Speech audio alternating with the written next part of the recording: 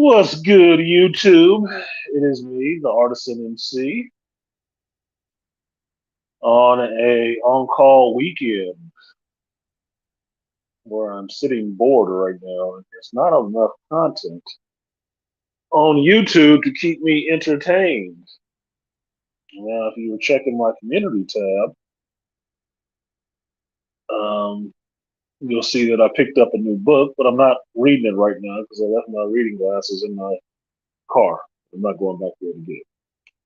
But if you can hear me clearly, please drop a one in the chat because I'm having some issues with my favorite headphones right now, and they're not connecting right. So I want to make sure that's working out correctly for that. So if you're sitting on the cloud, thank you for liking. Crowd participation is always beneficial. If you notice anything, I am multi-streaming right now. So I'm streaming on two platforms on YouTube. My main channel, Artisan MC, on YouTube, but the secondary channel, which is the Geek Elite Assembled channel, I'm also streaming on there because it needs content, just like my Patreon needs content. So, figuring it out, since I do a lot of stuff when I actually have the time and at random, figure out what content to put up there, I will. So it actually gives people something to pay for. What up, Double C? I see you in here. Now, this is not really me needing to say a whole bunch of stuff. I have a bunch of stuff I want to talk about, but I'm saving that for the stream tomorrow. But this will serve in lieu of, just in case I get interrupted when I'm on call and have to shut down the stream. I don't leave you guys hanging, in a sense, to where you're looking for a stream, you don't get a stream, and there's stuff you want to talk about and get off your chest, and that didn't happen. So I will drop the link in the said chat and make this a group conversation so you can join and have that conversation along with me. A new logo for the Geek Elite Assembled. I do. I need a new logo for that. As you know, I used to stream on both YouTube and Twitch at the same time, but I kept getting too many fucking sex bots on the Twitch side, which became really fucking irritating to me.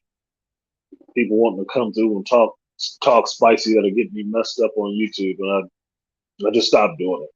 It's still on here to do it. I just stopped doing it. I just stopped going live on Twitch as well because I don't need that shit in the chat room where I can't delete it quickly enough, and the mods weren't necessarily seeing it to be able to delete it. So I just took it off of there.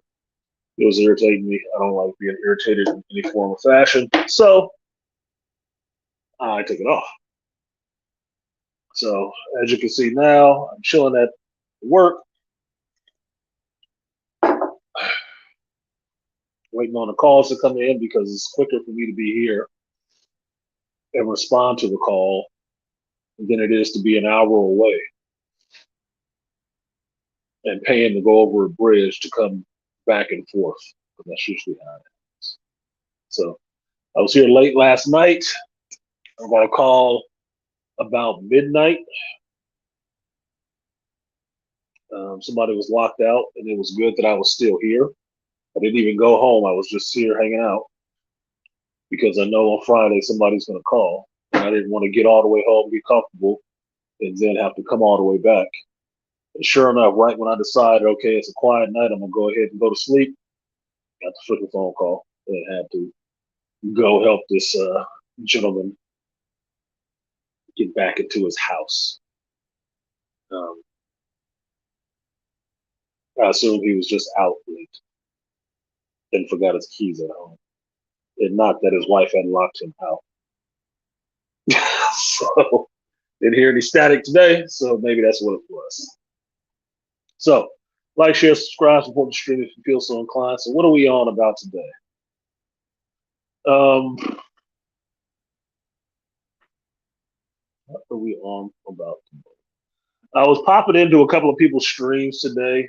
Popped in on Angry Man stream, caught the tail end of it, and then popped in on Underrated Darkness's stream, caught some of what he was saying. Cruising around Baltimore or BMO. And then caught some of what Roger was talking about on the wife training #3. And looked at some other little geek content and whatnot and saw what was going on in the space and just getting the lay of the land, which I usually do on a Saturday. Saturday is usually my cerebral state to where I just get into thinking about all of this stuff and putting it all together for myself. Everything that I've absorbed this week, putting it all together into what would be the show that comes on Sunday. So I'm just looking at all of this stuff and I'm really seeing a lack of people really having anything interesting to say, if you want to put it that way. And this is not to the other content creators or anything like that. It's just in general, there's not a lot of, I don't know, pertinent information out there about what's actually going on in the damn world.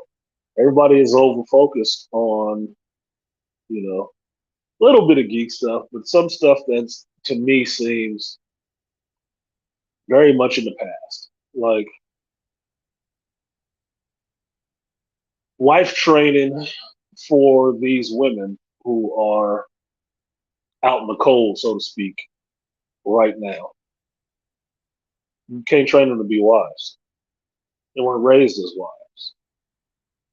And I've said this multiple times, which my cousin taught me, is that you leave them how you found them. You run up on a woman today, 20 to 50 years old, and she does not know how to be a wife, don't want to be a wife, it is not your goddamn job to train her to be a wife. That is not your job. That one is already ruined from the factory. Plain and simple. It's already ruined. Your job is to know how to be a husband. And how to be a husband, how to be a man, and how to pick a decent woman. If you're looking for a wife and you have to train her to be a wife, she ain't a wife. She's not. Look, I don't look for a car and then find an engineer, figure out how to teach him how to build a fucking car. That's stupid. Look, you either have a car to sell me or you don't. It's just that simple. So for me, I'm not necessarily for training a wife, right? Now here's the difference, right? What you can do with a woman is that you can train her to be your wife, but you cannot train her to be a wife. That's her father and her mother's job, primarily her mother or her grandmother's job, right? Deference to men, some respect for men, all that shit, how to do this, how to do that, how to read a man and understand what his mood is to give him some peace. That's what they're supposed to be teaching her. Maybe a little bit of her father, if she only grew up with her father. But it's not your job as the buying public going out there looking for a decent woman to marry to train her to be a wife. No, it's your job to train her to be your wife. How you get down. Because maybe you're the type of guy that loves Sunday dinner, but you can eat out Friday and Saturday. And she comes from a family where no, we gotta cook Friday and Saturday and kick back on a Sunday. She gonna have to learn how to be your wife in the fact that you don't cook on Fridays and Saturdays. You don't like that shit. You like to be out in the world. And on Sunday is family time. Day of rest my ass. That's the day that you give to the family after you've given 5 or 6 other ones in the week to everybody else. No, you give one day to the family. You give one day to the family at the very least, right? Get your 5 days at work to your job and all those responsibilities. You get your one day on Saturday, maybe to yourself or doing some stuff with the family. But that Sunday is where you bring it back all together and bring it back to the core, which is the family. And that's all about the family. If you sitting at home watching football with the family, you watching some game, just making fucking tacos and just hanging out and reading or laying up in the sun like the Eloy from the time machine, just getting fat and enjoying life, that's the day for the family. If that's how you roll as a man, she's going to have to learn that about you and learn to adapt herself to you. That is a wife's whole job, is learning her man. That's the number one thing they're supposed to do. They're supposed to know their man. And you learn that if you go through some courtship and shit like that, you gotta learn that shit. You figure out what it is, and if you can do it, then you move on to the step of actually, getting engaged and getting married because you're just doing more of the same stuff you've already been doing. You just do it more longer, you know, more intense, right? So it's not your job to train a wife. It's not. It's your job to train a woman to be a wife to you, but not to be a wife at all. That's that's somebody else's purview. That's why I don't get into that shit. What's up, Donnie Mac? I see it's like how job descriptions are written. Some credentials are preferred, others are required, but very few are OJT training for those credentials. Exactly, Donnie Mac. Exactly. And I think a lot of times in relationships that we get it mixed up with a corporate or work environment to try to make the analogy so people understand it. But look, if the shortest route to your brain is kicking you in the ass, then best believe most people are gonna kick you in the ass to talk to you. Okay. For modern women, the easiest way to explain anything that's post just standard of a relationship is to put it in a work sense because that's what they only seem to understand.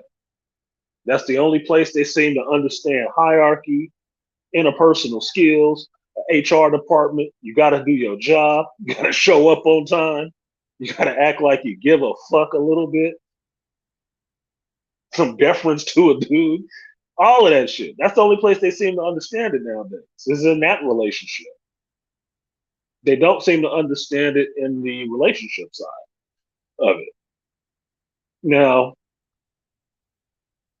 true enough, what's up? I'm listening. I saw you a minute ago. True enough, this is called a geek speak, right? This is all stuff I geek out on. That's why geek is so all encompassing to me. I geek out on relationships. So I told you I went to school for psychology. I have a degree in psychology. What was my goal when I was doing psychology? Marriage and family therapy. And no, I didn't just want an MFT. I wanted an actual doctorate in this shit because I want to help people get over their feelings, get over themselves a bit, and get to some real understanding of how you fix yourself so you can be good for other people. Get out of your own way so you can achieve that success that you want. That was my whole deal. Only thing that forestalled that is I got divorced and I started thinking I didn't need to be telling people about relationships. I just didn't think I needed to. Look, I need to work through this problem I'm having right now and understand what happened here before I start working on that side of I need to be sitting down with people talking about their relationships because the wrong stuff will come out then. The wrong stuff will come out. I'll be working out my own issues while I'm sitting there listening to somebody else's shit. That's not what's supposed to be happening. No, you're supposed to be the safe space, not the place they come into with the shields and armor up to see who gonna get flailed on. No, that's not. So I thought I did the logical thing, which is stepping back from that and getting into the more analytical side of it, as opposed I can do this without being emotional. So relationship stuff is something I've always thought about because the relationships between men and women excuse me, men and women, adults and children, children and adults is always important. It encompasses a lot more of our life than just who I chose to sleep with, who I chose not to sleep with, who the relationship worked on, and who it did. Everything is a relationship. Everything is a relationship. And for me, if you can excel in one form of relationship, which would be just your job context, then you should be able to learn how to excel in a romantic relationship if you have those basic concepts for one. Some of it should translate over to the other. Now, I'm thinking in my head when I'm saying this that I can get some pushback from the master teacher BGS on this one, that it's not necessarily the case. But look, in the cognitive sense, all behavior is modeled in some way, right? Cognitive sense, behavioral can be modeled. And if you understand behavior in one sense, in one place, and this other place is kind of the same, it requires the same things of you, you should understand the behavior on the other side. It's no different. You understand that your boss is your boss, be it a male or a female, because they have that position of higher rank above you. You have not been there as long as them. You don't know as much as them about the damn job. And when they hired you, you kind of acquiesced to the fact that they was the one in charge.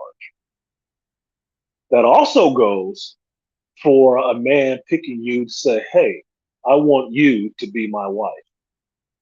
I've dated all these other bitches. I had a rotation, and out of the rotation, I picked you out of the rotation to say, I want you to be that one. Will you marry me? That the rotation was the job interview. The presentation and the proposal was the offer on the job. Seems like you fit all the description. You got these 2 years of these prerequisites. You understand how I like my damn coffee without asking. You know how to give me a little bit of peace. You know, we want to bring you onto our organization. How about you make it you and me incorporated? Are you willing to sign on the dotted line? You're understanding that I'm the one in the position to offer this relationship, to offer you a ring, and offer you the marriage and all the bells and whistles that come with just being with the dude that you assume that you liked anyway. I thought was a cut above any other man that you could have found. And you want to take him off the market so you don't let the other bitches in the rotation have him, and you sit your ass down with no seat when the music stops. You decide that that's the one for you.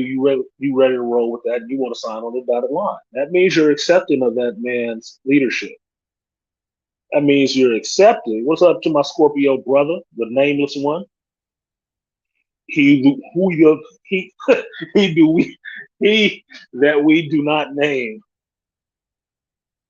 Oos. Thank you for spelling it correctly. I keep misspelling that shit. Chat and panel. Link is in the description, or no, the link is in the chat if you guys want to come up because this is open. But right now I'm just, spitballing and throwing some stuff out there about what was on my mind. So there you go. If anybody wants to come up and throw in on this. So in effect, that whole courting process and everything and the proposal, that was the job interview. That was, the sign-on package. And this is what you get signing on to me and you incorporated. You get all this shit exclusively. But you're also responsible for doing all this shit exclusively. If you don't want me eating out, then are you responsible to cook? If you want me working and get the benefits of me doing the work that I do, as long as I do it, as many hours as I do, and the amount of money I make, then you need to do these things for me. You want children, you need to do these things for me. If you want to have these cute babies with good hair and good features and a strong brain and a good father and shit, you got to do your part.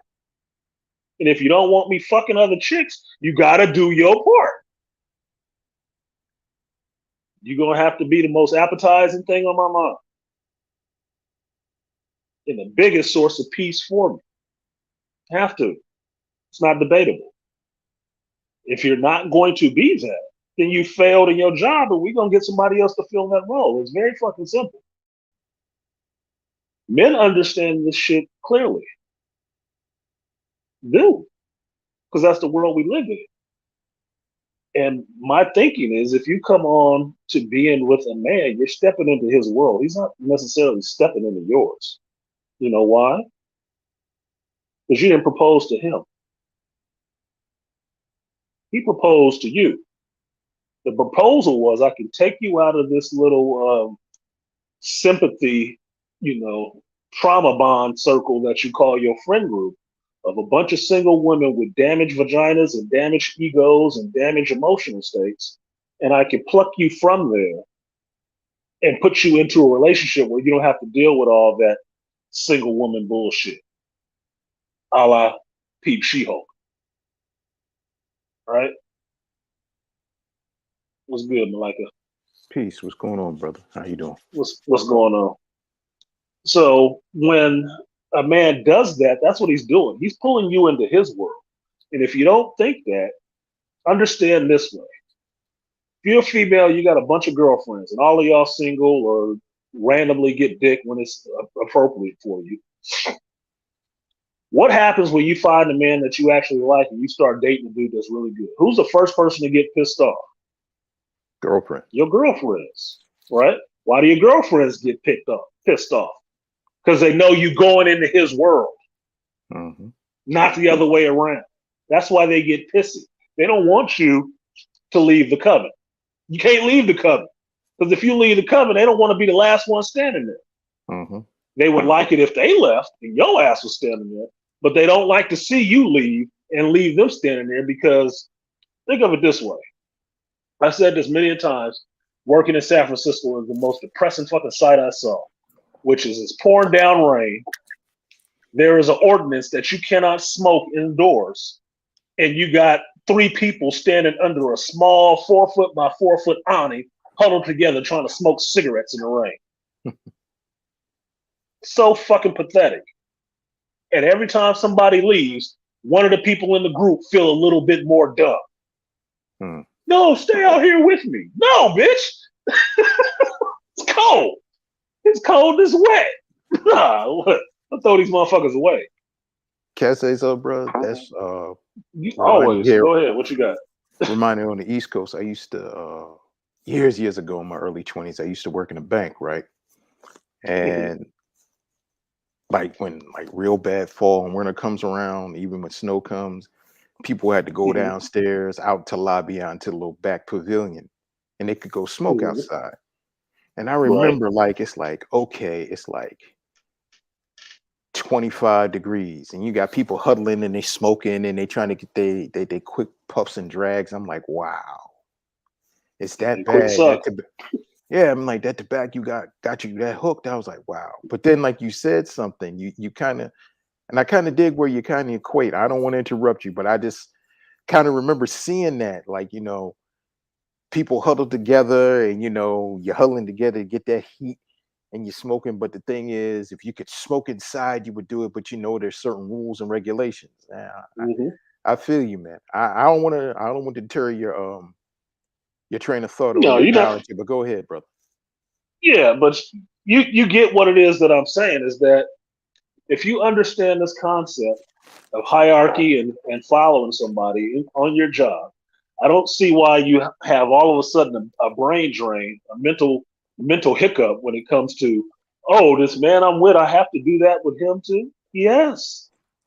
What you think? He gonna be following you? That's the dumbest fucking thing I've ever thought of with this modern woman shit. And I remember one of my exes, she hated hearing that modern woman shit.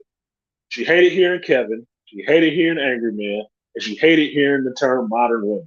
And what did you think I did? I played all 3 of those because I wasn't shutting it down.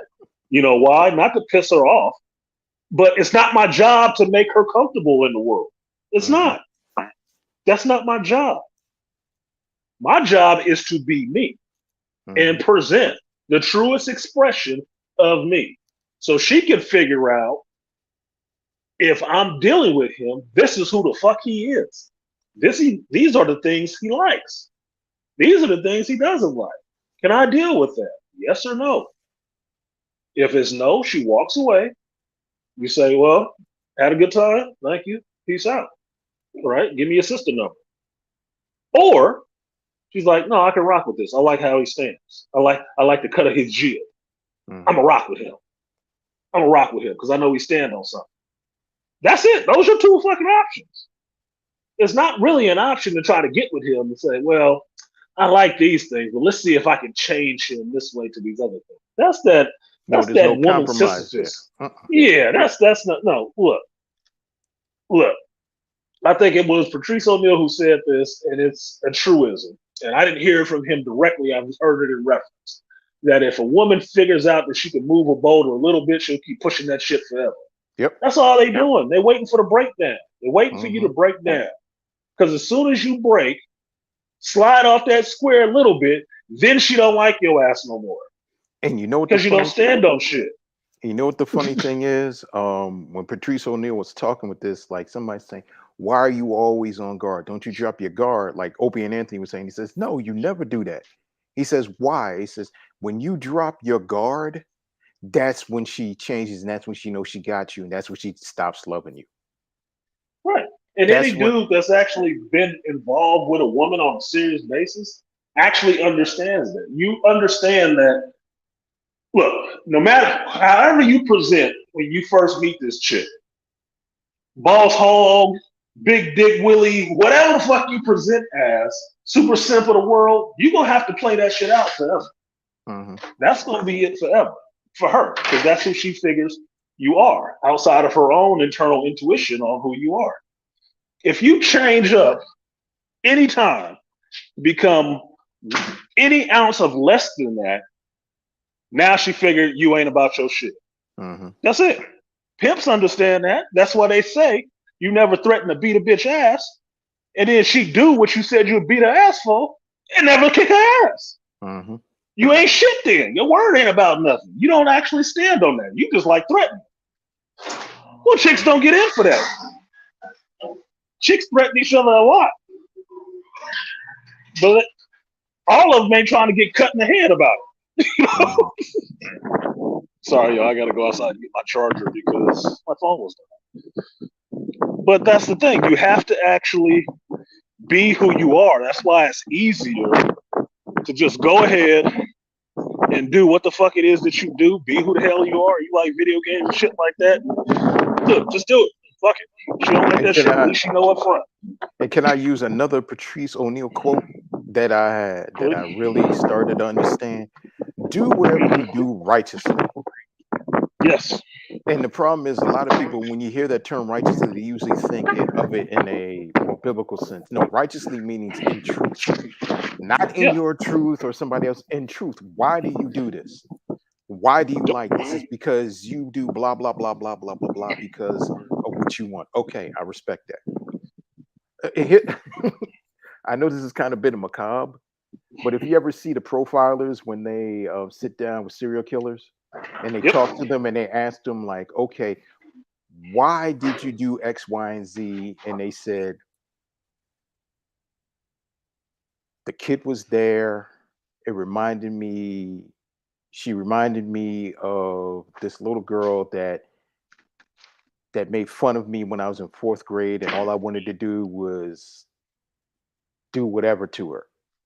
Mm-hmm. Now it's macabre, but at least he's honest and truthful, and he's righteous, and not righteous in a good way, but righteous and honest.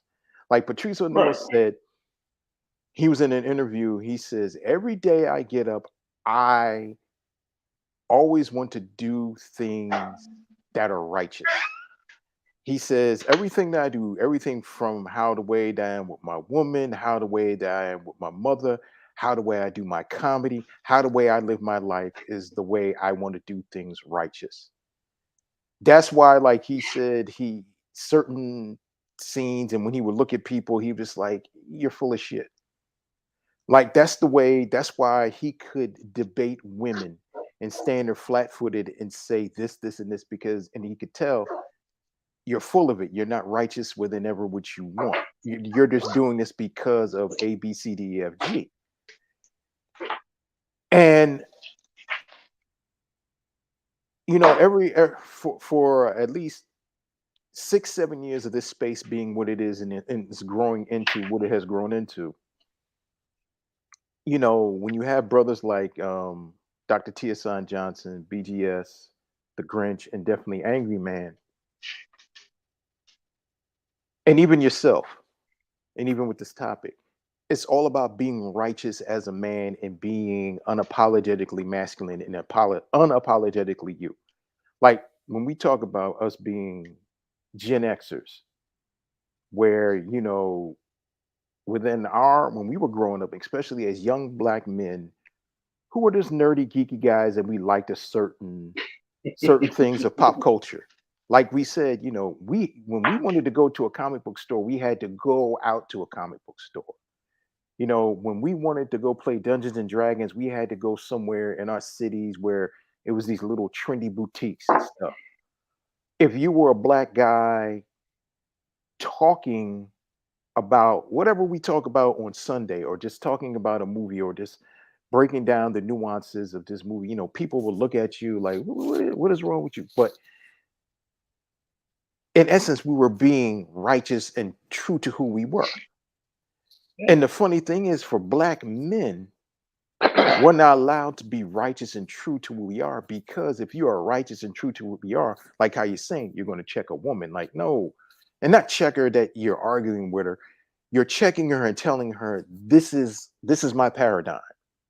And if you can fit into this paradigm, cool. If you cannot fit into this paradigm, cool.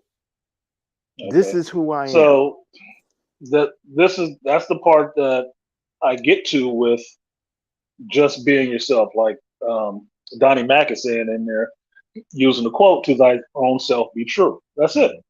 It's also the one for the Matrix. It's like, know thyself.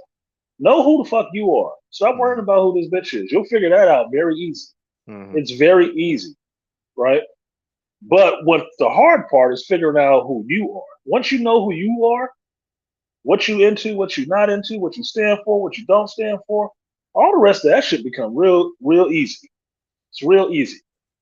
Because it doesn't matter. Because it never changes who you are. You change you. You can't let a bitch change you. Right? No. You can't let her do it. Let me finish real quick. You can't let her change you, in a sense. You need to know who you are. That's why one of the things that I came to after my divorce, which is like Malika is talking about being true, you have to be real with yourself. That's it. That's my whole mantra for finding balance in myself. Be true who I am. You don't like something, you don't like it. It's not about anybody's feelings who, well, you not liking it makes me feel bad. Well, I ain't got shit to do with what I like and don't like. That was not a consideration. It wasn't. The first consideration is, am I comfortable with what is going on? Am I not comfortable with what's going on? Am I okay with it, or am I not okay with it? That is the first concern. All that peripheral stuff that gets you, well, maybe I can just step off my square a little bit this time. That's all bullshit. That's bullshit. That's what gets you to being in a place to where you'll look back at yourself and think, I never used to be like this. Who the fuck am I? That's what that happens from. That happens from that one drop of water on the forehead over time, that you just start moving a little bit to the side and a little bit to the side and a little bit to the side. And eventually you completely off your fucking square. Completely. Because you never figured out, turn that goddamn water off. Get that shit off my head. You never said that. But that's how you end up off your square, little by little. And that's what they start doing from the first instant they meet you. They want to see how firmly you stand on what it is that you say. And Angry Man talked about this before, about, I think it was a woman who was loud talking him, and how that actually plays into her trying to see if she can get you off your square, if you will accept her dominance. Don't do that or I'll hit you. Who the hell are you talking to? And why do you think you can put your hands on me? You know there are grown men that don't put their fucking hands on me. You get that, right? Mm-hmm. You must be out of your goddamn mind saying that shit to a grown man. You must be. Or you must like getting beat up by men. Because the only women I know that talk like that are women who like fighting men. Mm-hmm. Or beating on children. Lord have mercy. Because you can't talk to no grown man like that. Grown men don't usually talk to grown men like that unless they really ready to go there. But remember, that's what he said. He said, why? He says, why from the rip are men kind of cordial and polite to each other? Because there's a risk of confrontation. Yep. Low key threat of violence. And you may not go home after that confrontation. Look, you could do that if you want to. You have a hard time getting to lunch. I'm just saying, you're gonna have a hard time eating lunch. Because somebody is gonna tear off in your ass about this shit. You can't go up to every man you meet disrespecting him, even as a man. Exactly. Dude, you can't do that shit in jail, let alone free. Why do this was making me laugh about this, thinking that women think that shit is okay. No, it's okay if that's your child and you can discipline them, but you ain't have no way of disciplining no grown man other than, like Angry Man was pointing out today, calling other grown men to do something to them. Exactly. And then they simps for doing that shit. Like, come on, man, you need to calm the fuck down. And that's don't start no shit you can't finish. And that's when he said, that's why black women, you don't really love black men. Because if any group of women that really love the man, like he says, I don't think as in general, as a group, you don't love us. He said, maybe on an individual basis that you've been around a man and you had that's something different. But as a group, no. Because why would you want to put another man's life in jeopardy? Especially for some bullshit that you started and you created. Get on my Malcolm X. And get on my old man shit so I can read these comments. And you had to you just literally if you're putting a man's life in danger, like you let your emotions get the best of you, but the problem is because now your feelings are hurt, you're embarrassed, and somehow you want some payback. So you're going to send me, AB, and Artisan, or either one of us to you go ain't sending do me. your dirty work. You ain't sending me. You ain't sending me. Don't put me in that fantasy. And somehow you're assuming that either one of us or all three of us are going to defend you because somehow it's that old fucking Peter Cetera song from Karate Kid. I'll fight for your honor, man. Come on. No, I'm thinking that what's that one from Robin Hood? Everything I do it for you. No, that sounded good back in the '90s.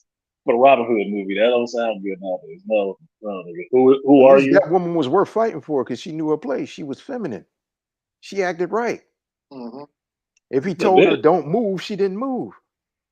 Yeah, but see, that's one of the things that comes up with this whole leadership thing. It's like, why I gotta follow him? Maybe he don't know how to lead. And my question is, who said you knew how to fucking lead? Did you have a father in your life? Did you? Did you have a father that ran your home? No. Then how the fuck you know what leadership is anyway? You just think you need to have a turn because everybody else had a turn. That's not what leadership is. It's a responsibility. It's not a right. Yep. It's not a name tag you put on yourself. Yeah, this shit ain't fun. What the fuck are you thinking? The funny thing is, they don't want to lead. Hold on, Malika. Hold on. Yeah, but that's the thing. Men don't die early deaths because leadership and responsibility is fucking fun. It's stressful, you dumbass. We get fat, we lose our hair, we have cardiac problems, all kind of shit. See, Coolio just died recently of some cardiac arrest. What do you think that was? He was just living his best life? No. Dude, people who have responsibility like that don't even talk about best life shit. You know what they talk about? Work-life balance. That's what they can talk about. But they don't talk about their best life shit. No. Their whole responsibility is making sure everybody else gets to lay on their ass and talk about having their best life and complain about shit. You never hear from me, Dad. Nigga, I'm out here working 80 hours a week so you can lay up in this house and have internet and jerk off in the middle of the night. You gotta shut the fuck up talking to me. That's when you get down to that business shit. Like, motherfucker, I'm not doing shit because I like you. It's a responsibility. And because I take care of my responsibility, you got all the rest of that shit that you take for granted. That somebody in some third world country would slit your throat and kick you in the ass to have. You complaining about it. Well, that don't matter while I'm on my iPhone 13. Man, if you don't shut up, so ungrateful. So ungrateful. What you got on this, AB? Oh, go ahead, Mike. I'm sorry, I didn't want me to cut from you, AB. I just wanted to say, like when you said learning how to just be comfortable with yourself and just be true to you. I didn't really start learning that until I got out of prison and I took a risk going back to school. And I didn't have any safety net, didn't have anybody around. I had to start over again. And I started doing something that I loved and I started realizing something good. But then after when I graduated, when I got my BFA, there was something in me. I said, I'm okay, I did something great, but there's something in me that I don't like. There's still something that I need to take care of. And then when I went to a therapist and started talking to her, and she told me, she said, there's nothing wrong with you. She said, you don't have any mental illness. She said, the thing is, she said, you're being too hard on yourself. And what you want is it's going to take time. It's just you're rebuilding yourself, you're reinventing. She broke down, she says, you're a hard worker, you're not a bum. You're intelligent, you have vision and insight. The thing is, you just got to keep believing in yourself and keep pushing and doing what you're doing. She said, she said that. She said, you're on the right path. Just going to take time and just relax. And if you have any other things, and we're in the psychology game, she gave me tools and she taught me tools how to do it. And it was just, that.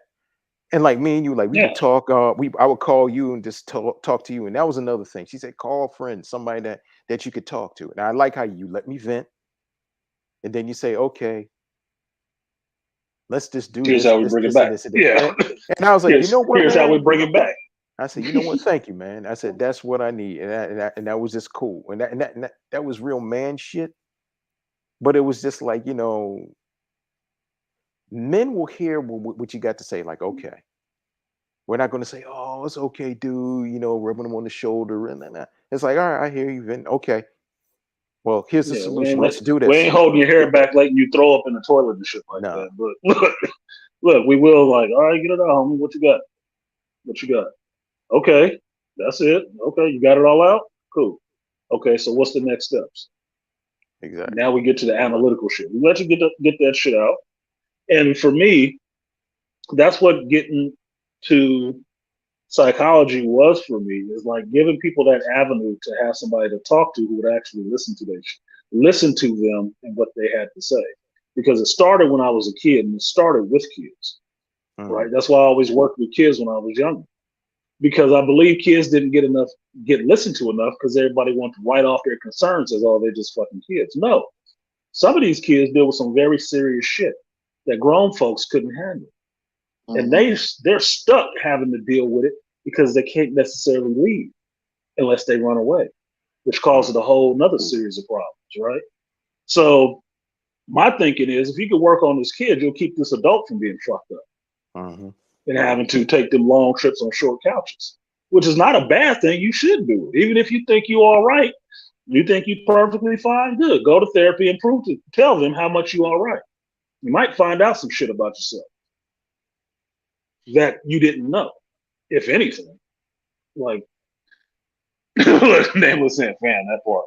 Look, even if you think you're the most well-adjusted person on earth, I'm not saying that everybody is screwed up, but everybody got something to work on. There ain't no perfect people in the gym.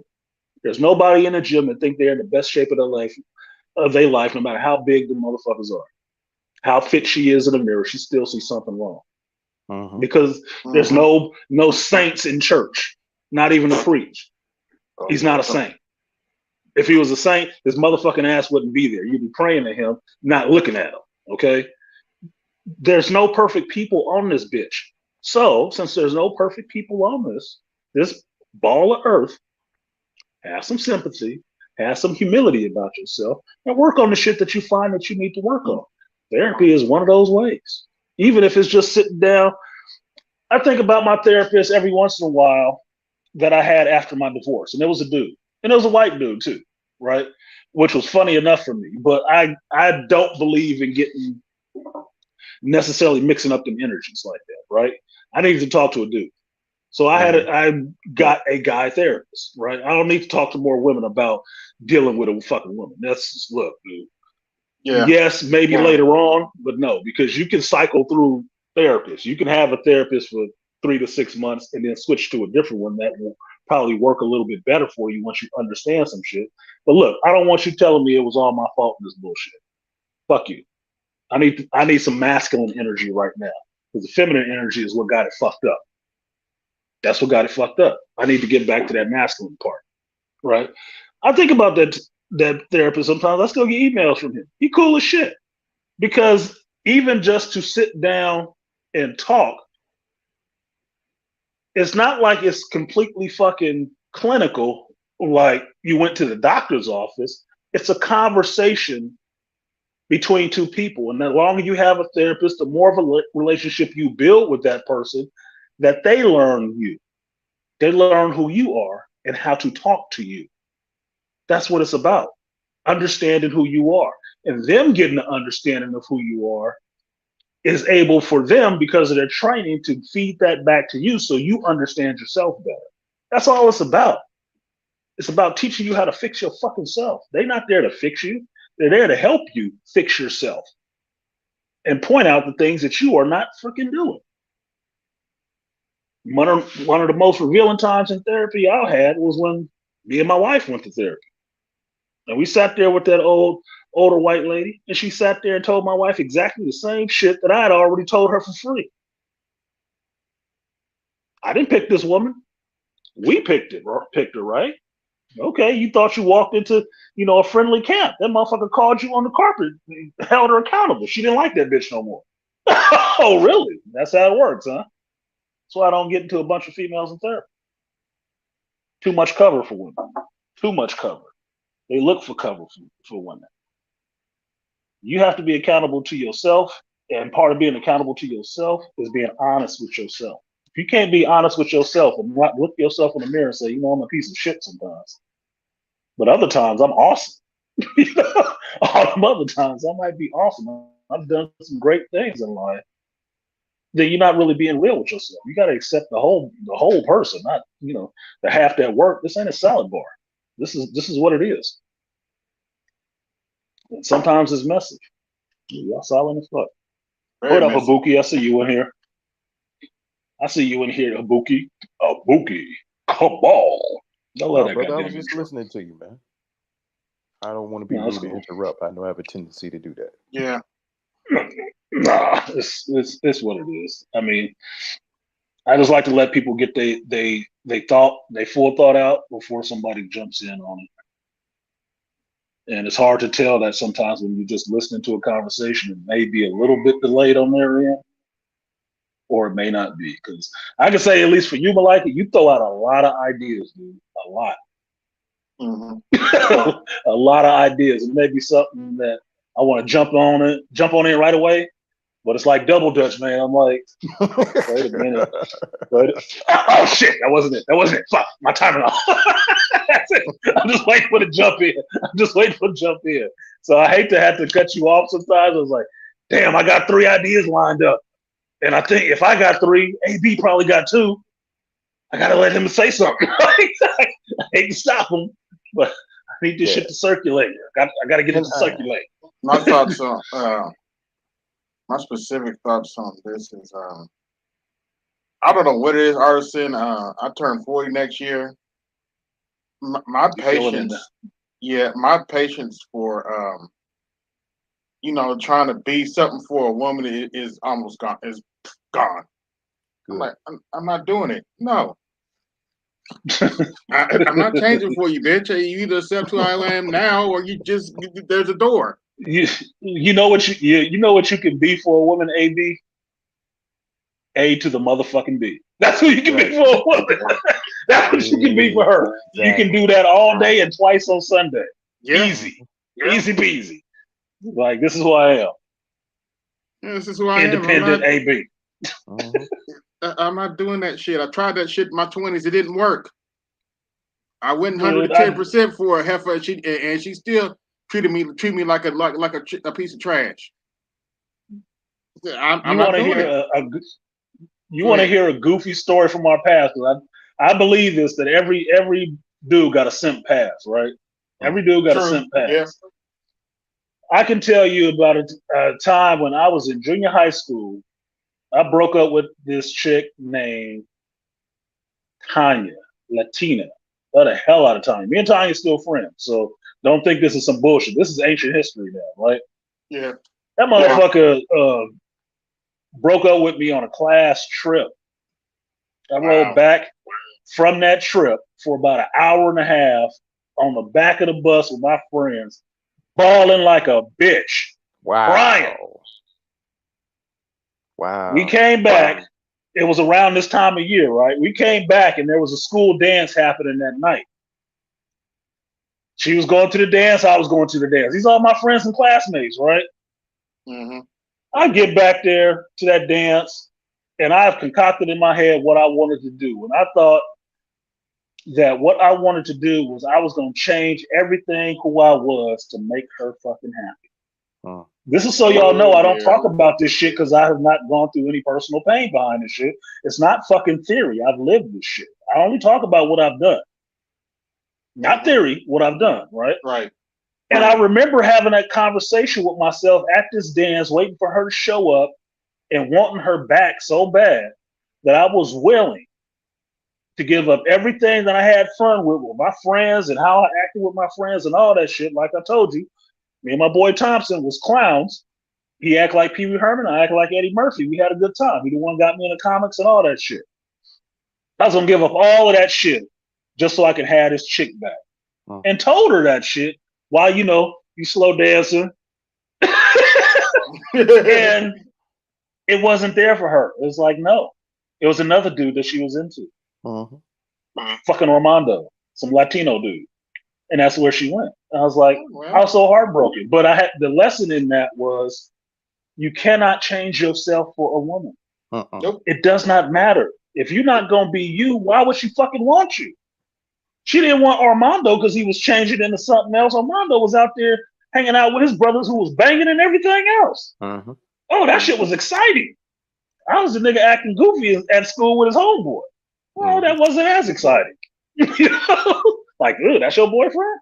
Well, fuck you, bitch. You fucking her? You know? But that was a lesson. That was a teaching moment that you always have to be true to yourself. I had to learn this at least 3 times in my life because how life works, it'll keep showing you shit until you finally learn the fucking lesson. The last time was the ex-wife. That was so many years later. And even that is 10 years hence for me. You have to learn this lesson. It doesn't come to you easily. It doesn't come to you quickly through your preteens, your 20s, your 30s, but you get to it. Like AB figuring out, I'm gonna be 40. I'm losing my patience. Motherfucker, I knew that when I hit like 30 something. I was like, look, I'm not gonna have no patience by the time I get to 40 something. Y'all heard me in my 40s. Get off my fucking lawn. Look, I'm already here. I've told this same story before, but I'm gonna tell it again. Again, in my 20s, I was how can you say this? A beta male orbiter for a chick. I admit it. I was a beta male orbiter for this chick, and that didn't change. She had a boyfriend, a long-time boyfriend that she still ain't married yet. As far as I know, she still ain't married him yet. But, we must know the same chick.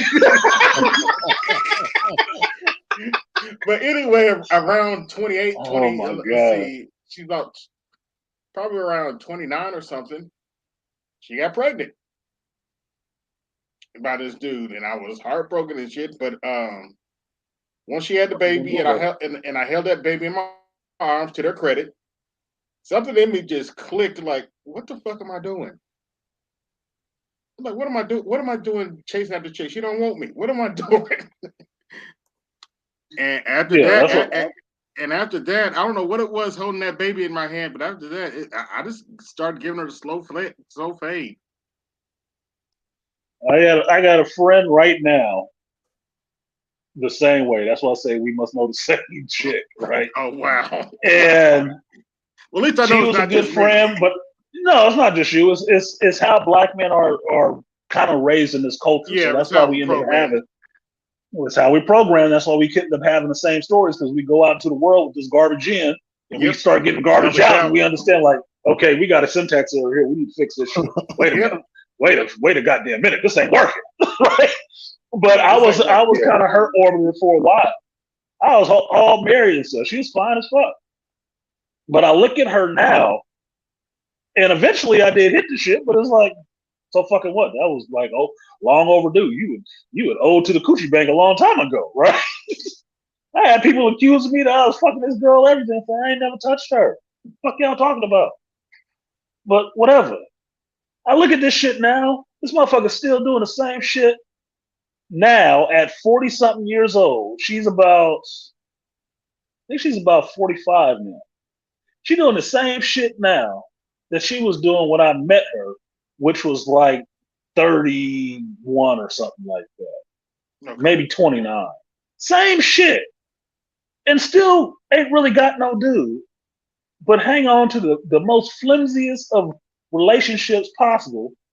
But just to be out there still cheesecaking herself up. I'm like, this is so fucking sad now. This is so fucking sad now. Like, no, you could have had somebody who actually wanted your ass, but you didn't want to do that because you want to be dancing out there and be the hot chick. Okay, you can only be the hot chick for so long. It's over. Yep. You still cute, but who wants you for what? 40, never married? Close, but you ran from it a couple of times? You fucked up. Look, you'd be lucky to get some dude that was still orbiting. You know what? Let me find that post. I shared this post on Twitter. It was hilarious about this 42-year-old. Oh my god, dude! That's what makes me sad. The other thing that makes me sad is knowing some chicks that are in their 40s and trying to jump back out there and date again with young children. I'm like, you out of your goddamn mind. Yeah. Ain't nobody picking that up. Nobody picking that up. They might smash it one time, but they ain't keeping it. Fucking crazy. If he did, I'd be looking at him sideways like, man, what the fuck is wrong with you? But anyway, I hit you in the head with a brick?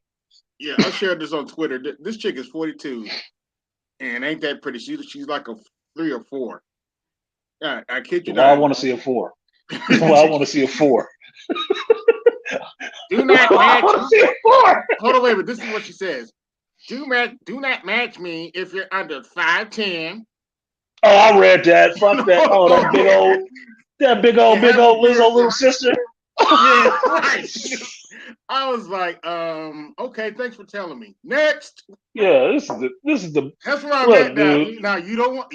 I don't qualify. Okay, thanks for telling me. Next.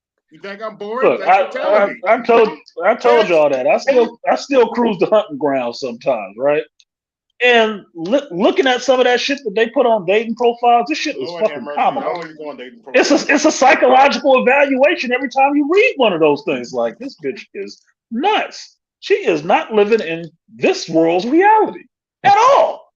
The fucking that picture you put up there, that shit with that big old chick sitting up there is like, you better be hoping somebody look at your ass first off. You know how black chicks get done on any fucking dating profile, so you must be on the lowest of the low already. Every dating profile, right? And in your profile, which you're supposed to be talking about, you saying all this shit the dude better not be. Yeah, pause. Wait a minute, who the fuck you talking to?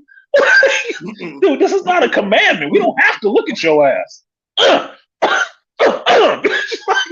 damn, get the fuck off my screen. No, that's absolutely, it's comical. That's the kind of stuff that you with your homeboys and they know you on that site, a site like that, you show them that shit to have a laugh on. And then you swipe. Oh, I shared it on Facebook and I have a whole bunch of comments from dudes like, yeah. I bet you did. I bet you did. Even some other dudes like, nah, that ain't happening. Nah, never. Look, dude. Look, there's a lot of shit. I'm a pretty decent dude when I date, right? I'm a pretty decent dude. I can be an asshole, but who can't be an asshole, right? Yeah. I'm a pretty decent dude. I wouldn't never come at somebody the way that chick writing in that post was coming at any potential man looking at it. Even a 6-figure man read that post. What the fuck do you think he'd say? Yeah, I think I want to see her. I want to see if I can get a date with her. Let's start a dialogue. No, nigga, the fuck out of here with all that attitude. You don't even know who the fuck looking at this. Nah, bye. I'm glad you mentioned the 6-figure man because I've talked to more than enough of them. They don't treat the 6-figure man right either. They don't treat none of them right. And when I hear these chicks talking about he need to be a 6-figure man, I tell the younger dudes, look, any chick talking about up front, she need a 6-figure man. She ain't gonna treat him right either. They kick her to the curb. Look, any chick talking about she need a 6-figure man, you already know she a broke bitch. She got blue. She got Kool-Aid money, caviar wishes, and Kool-Aid money. Look, you don't even need to be bothered. She the lowest tier of the lowest tier. Look, I've worked in retail. I worked in retail a lot of years. You know what every cashier talking about? A 6-figure man to come and rescue her from her life. You know what that sounds like to me? A fucking Cinderella fantasy. I'm just toiling away with the evil stepmothers and stuff. I wish a nice prince would ride in and take me away from all of this. Why don't you get a fucking education and work yourself out of it? Close your legs and stop popping out fucking babies, which slow you down. You know what? Maybe you can get somewhere. When you were talking about your ex, and what I noticed were a lot of women that suffer from arrested development, not even developing fully into adult, not even just women, but just adults with just sensible thinking, and all this other BS, My thing is you're giving a stipulation on a dating site of what you don't want. And I'm like, who are you talking to? Like, who is your audience? Who are you really talking to? And they could say anybody who I said, okay. Who starts a conversation like that? Exactly. Who starts a conversation like that? Mm-hmm. But the problem I saw this. Oh, go ahead, Michael. Go ahead. Sorry. The problem is in today's time, like how AM said, no one's checking these women to say for real. But like when Kevin was checking women before his untimely demise, he was saying, he's like, what are you talking about? What do you expect? And he was just and he was using very simple, clear English. Dress size. Yes. How much do you make? Dress size. Weight. What is your dress size? What is your weight? Well, what can I do? He said, last time you weighed yourself. Exactly. Yeah, eat less. Eat less. Last time you weighed yourself. Oh, I don't weigh myself. You don't weigh yourself. Exactly. Get the fuck out of here with that. Dude, says, now I know you're a liar too. Now I know you got to lose. You see yourself. Mm-hmm. 1 being the lowest, 10 being the highest, but you can't use 7 because everybody's going to use 7 as the balance and the basis. Mm-hmm. They're going to try to hit the middle, the high middle. And I love what he said. He says, okay, you're telling a man what you want. What can you do for a man? Gets cricket quiet and you start doing, what can you do for a man? What does he want? And he says, and I'm going to let you know something. It's not sex. We can get sex from anybody. Yep. What you have between your legs is common on every model that comes out. You can get sex from this. Yeah. I'm just saying. It's no different from women. You got DJ 1 and DJ 2. I mean, look, the sex is the easy part. The parts always fit. So if that's the easy part, what's the hard part? Dealing with your fucking personality. Dealing with their personality. Understanding how that shit can actually work together. Because believe me, I am for relationships. I like the idea of having relationships. I do. I'm not against marriage. I just don't think marriage is good at how it's practiced here in the US. So that's some bullshit. But if you can find somebody that ain't on that bullshit that want to rock with you, correctly, then y'all can get blood on the dance floor and get it going. If y'all like my Michael Jackson references, I told you I operate on many levels, right?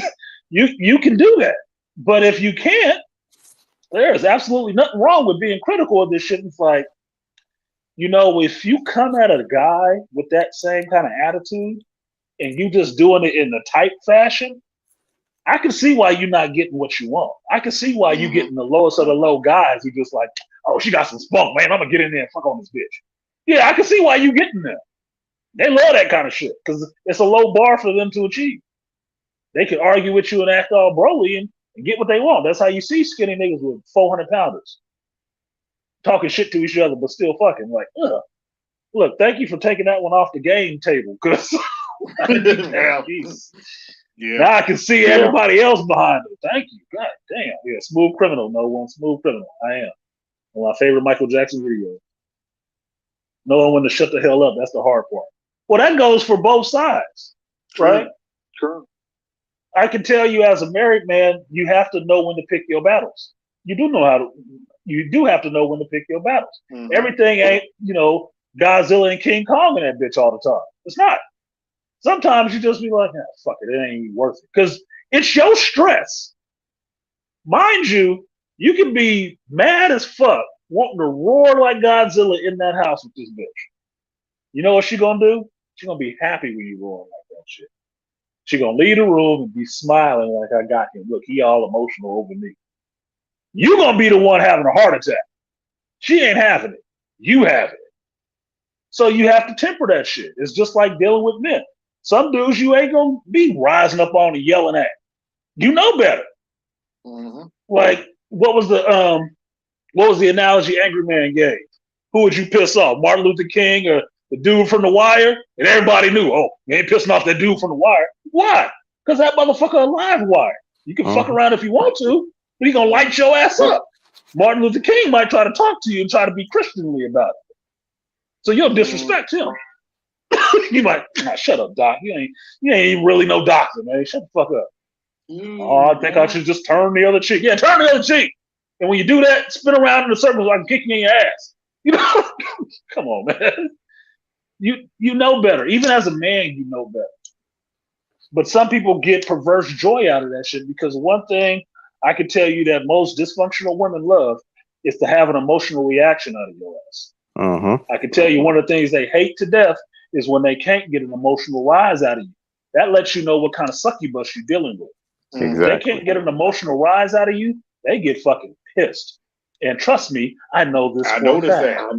I know this for a fact because I'm the unemotional person. They hate that shit. That shit will drive them to want to fucking punch you in your face because they need that emotional charge. That's how you know you're dealing with a fucking succubus. She needs that emotional charge. She's going to get it from somebody. She might want it from you, but she's going to get it from somebody. Like, you better go argue with your girlfriend. This is why, because I ain't going to lie, I'm still in church. This is why I do not talk to certain married women. Because when you tell them no, they get all busted. I'm like, heifer, I am not your husband. What the hell's wrong with you? Yeah, I ain't married to your ass. Yeah, but they'll try to get in your face and stuff. I'm like, am I supposed to be scared or something? I just give them that death stare like, am I supposed to be scared or something? You don't want to see the other side of me. That is not for another Michael Jackson reference, the other side of me. Oh, wow. You don't want to see that shit. You've been struck by. You've been snuck by a smooth criminal. Ain't gonna be no dance off. I'm not for hitting women. I'm for people keeping their goddamn hands to themselves. But look, I am too. But I'm from Generation X, where it was don't step up like a man. You ain't got to get knocked out like a man. I'm just saying, keep your fucking hands. That's why I say keep your motherfucking hands to yourself. That's all you need to do. Say whatever the hell you want to. Keep your motherfucking hands to yourself. I'm not responsible for you after that. Right. So you up somewhere acting a goddamn fool. You start swinging on the dude. I'll keep him from curb stomping you. How about that? But you should have known better. And I shouldn't be fucking with you if you would go pull some bullshit like that, which Angry Man was pointing out again, will get the man into some shit. I just mentioned this last night on the phone with a friend about people doing dumb shit and like, oh, I'm gonna send some people after you. Like, don't send nobody you care about. How about that? Mm-hmm. Don't send nobody you care about. And Because if you send them, it's proved that you don't care nothing about their goddamn life. Because you're gonna put them in a situation to get laid the fuck out. But knock yourself out. Knock yourself out. And quiet as it's kept, that's the real reason the crime rate is so high in the hood, because it's after some woman doing some stupid shit and sending her dude or one of her male relatives after her. Simping for her.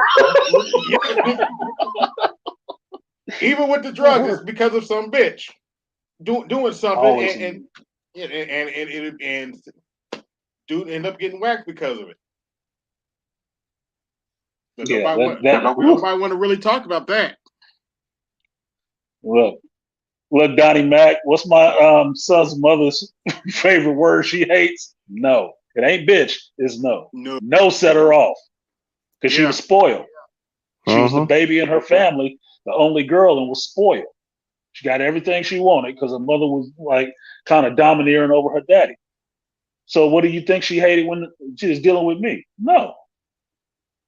I grew up with a single mother. I heard no a lot. No is only 2 letters. That's the most powerful ones in the English language, apparently. Because as soon as you say that shit, everybody have a reaction. Like, oh, no, yes, no. I remember I had to check my mom, right? Like, we were talking about something and she wanted something, and I said no. And then she tried to do the old shit she used to do to me back when I was a little kid. Like, well, I said, stop. I said, I am not a child. Your sign language will not work on me. Don't try to guilt me into whatever. I said, I'm a grown ass man. What do I need from you now? She had to think and was quiet. I said, yeah, chill out, be quiet. No. If you want it, go get it yourself. And it's just been go ahead, Malika. But the thing is,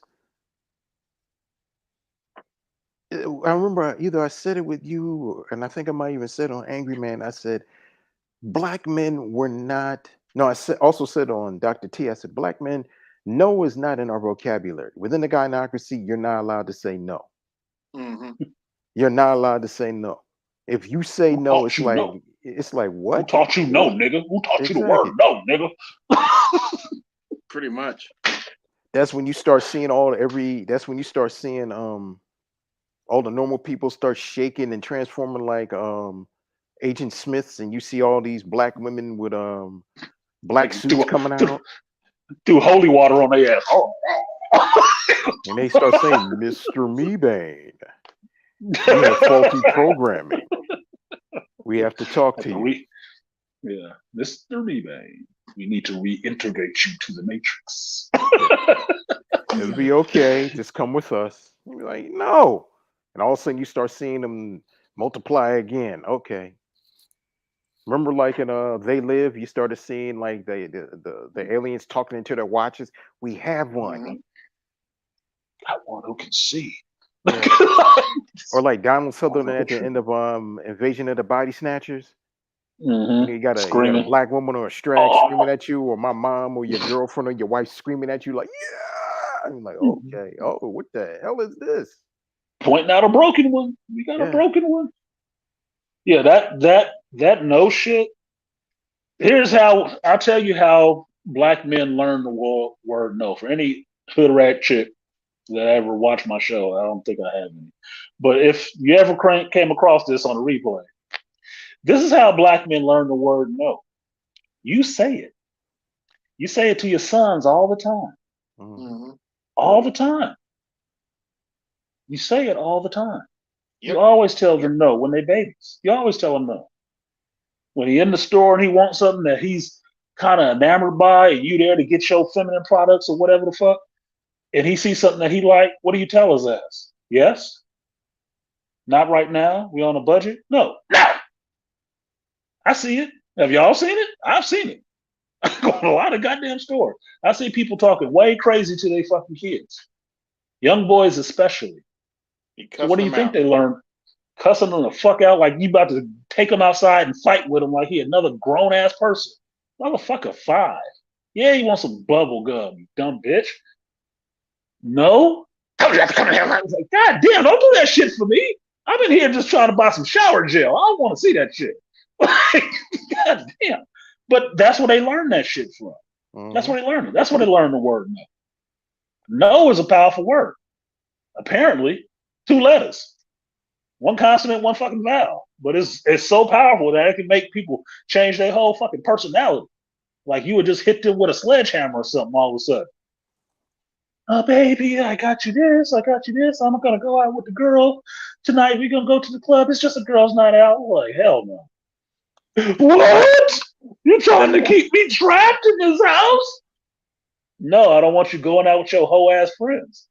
Especially that bitch that don't like me and that other one that was trying to slide me her number at the picnic the other day. No, I don't want you going out with them. They ain't got nothing good for our relationship in mind. So I don't. I'm so glad you said that, Artisan, because that's the other place I'm at. I don't give a shit what your friends think. I'll tell a chick up front. I'm up front with chicks now. I don't give a shit what your friends think. You don't like it? There's the door. Kick rocks. Fuck your friends. Unless you want me fucking your friends. If you don't want me fucking your friends, fuck your friends. Look, Kevin was right when he coined the term "single women keep women single." This is a truism. That's true. Right? BGS is also right that you do have to care a little bit about what her friends think because she is going to get her talking points from her friend. This is also true. 2 things can be true at the same time. But here's my mood on this shit. I don't give a fuck about your friends. I don't give a fuck about your damn family. I am too old for that shit now. Some of this shit ages out. Now, if in my age group, which is the Gen X, like an older Xer now, the late 40 age group, if I'm still giving a fuck about what your friends think, I need to be going to high school with the rest of these goddamn people. I'm not in high school. I don't give a fuck about what your friends think. I don't give a fuck about what your family think. You know why? Because I'm a grown ass married. man. I've been divorced. I got grown children and a grandchild. I have no time to give a fuck about what your friends think. If your friends' view on men is so goddamn important, show me they men or go fuck your goddamn friends. Why are you out here heterosexually dating? Go fuck with them. Since they know it all, they should be having the success that you could be having. If they not, and for sign language, that means shut up, don't talk to me. I don't care. Family don't matter either. What? I need your father to approve of me? For what? The nigga about to be dead. Look, he should be happy somebody taking you off your hands. If he still got you on his hands at this age, he fucked up. I don't need your approval, homeboy. I'm good. Can I add a caveat to that? I'm cordial to your family. But here's another thing. I don't want your mama asking me 1,000,001 questions, or your girlfriend's asking me 1,000,001 questions of whatever is this, of what is on it. If you're a woman around my age and your girlfriends and your mama asking me a question of what are my intentions, I'm like, what? Don't you got kids and a grandkids? Like you sitting on a virgin. By the way, I'll tell you a story after this. I'll tell you a story after that. I'll wait till you get finished. Go ahead. But my thing is, like, you're questioning me. Well, what are my intentions? My intentions is my intentions. If you really want, and I don't want to say, do you really want to know what my intentions are? Look into my eye. Yes, I want to fuck her. I said, you really want to ask me what the intentions is if when I'm fucking? Do you know what type of hoe that your daughter or your mama is? Do you know what the shit that bitch do? No. No, they don't know. I said, you gonna ask me, do I know what my intentions are? My intentions is for her to fuck me the way she's been fucking me before. Look at no one. No one ain't shit. That's your second ain't shit moment. No one. I intend to bust her down. Yes, that's facts. I intend to continue to bust her down the way I intend to continue to bust her down the way I've been busting her down because she's been fucking me the way she like it. Yeah, the way she like it. I'm just saying. Around? Like, what the fuck? It's none of your fucking business. What I'm doing. I'm glad y'all said that funny story. The chick I was talking about, and this is after I did the slow fade. Her mother tried that shit. I just looked at her like, I'm like, what the hell are you asking me questions for? I'm not trying to fuck her anymore. What are you doing? What? I would try your younger daughter, but she goes the other way. But no, I ain't like. What did you ask me these questions for? And the only reason she go the other way because she ain't never seen a real man through there, so she wouldn't know the difference. Yeah, that's She didn't true. think there was any difference. So here's the short story. This is another ex, right? This is the ex I was with for a minute. We was living together. Could have gotten married if she was patient, but she got girlfriends in her ear, and her older single sister Oh who Lord. blew up and just hate men. Now, when I first got with this chick came on to me, fine as fuck, right? She came on to me, wanted me to be with her. I actually agreed at some point, and so we were together. And then I'm over her house, and her older sister wants to come over and try to talk to me. Now, mind you, we all grown. I'm in my fucking 40s. This bitch is trying to sit there and come talk to me and play the masculine role at me like I'm 15. Yeah, exactly. Right. So I sat there and entertained that shit because no, we ain't going. Now wait a look, minute. I'm at her house and her sister want to come over there and talk and have a conversation with me like she being a man in some situation because she had a failed marriage with a brother, so she got her saltiness with brothers. That ain't got shit to do with me. I wasn't fucking you, and I wouldn't have fucked you. So that's your problem, right? But I entertain this shit because part of being this person that I am, I get into the psychology of shit. I want to see people act the fuck out and do what they do, so I can sit there and analyze you. Like, oh really? Yeah, well, yeah, really. This is what you're gonna do.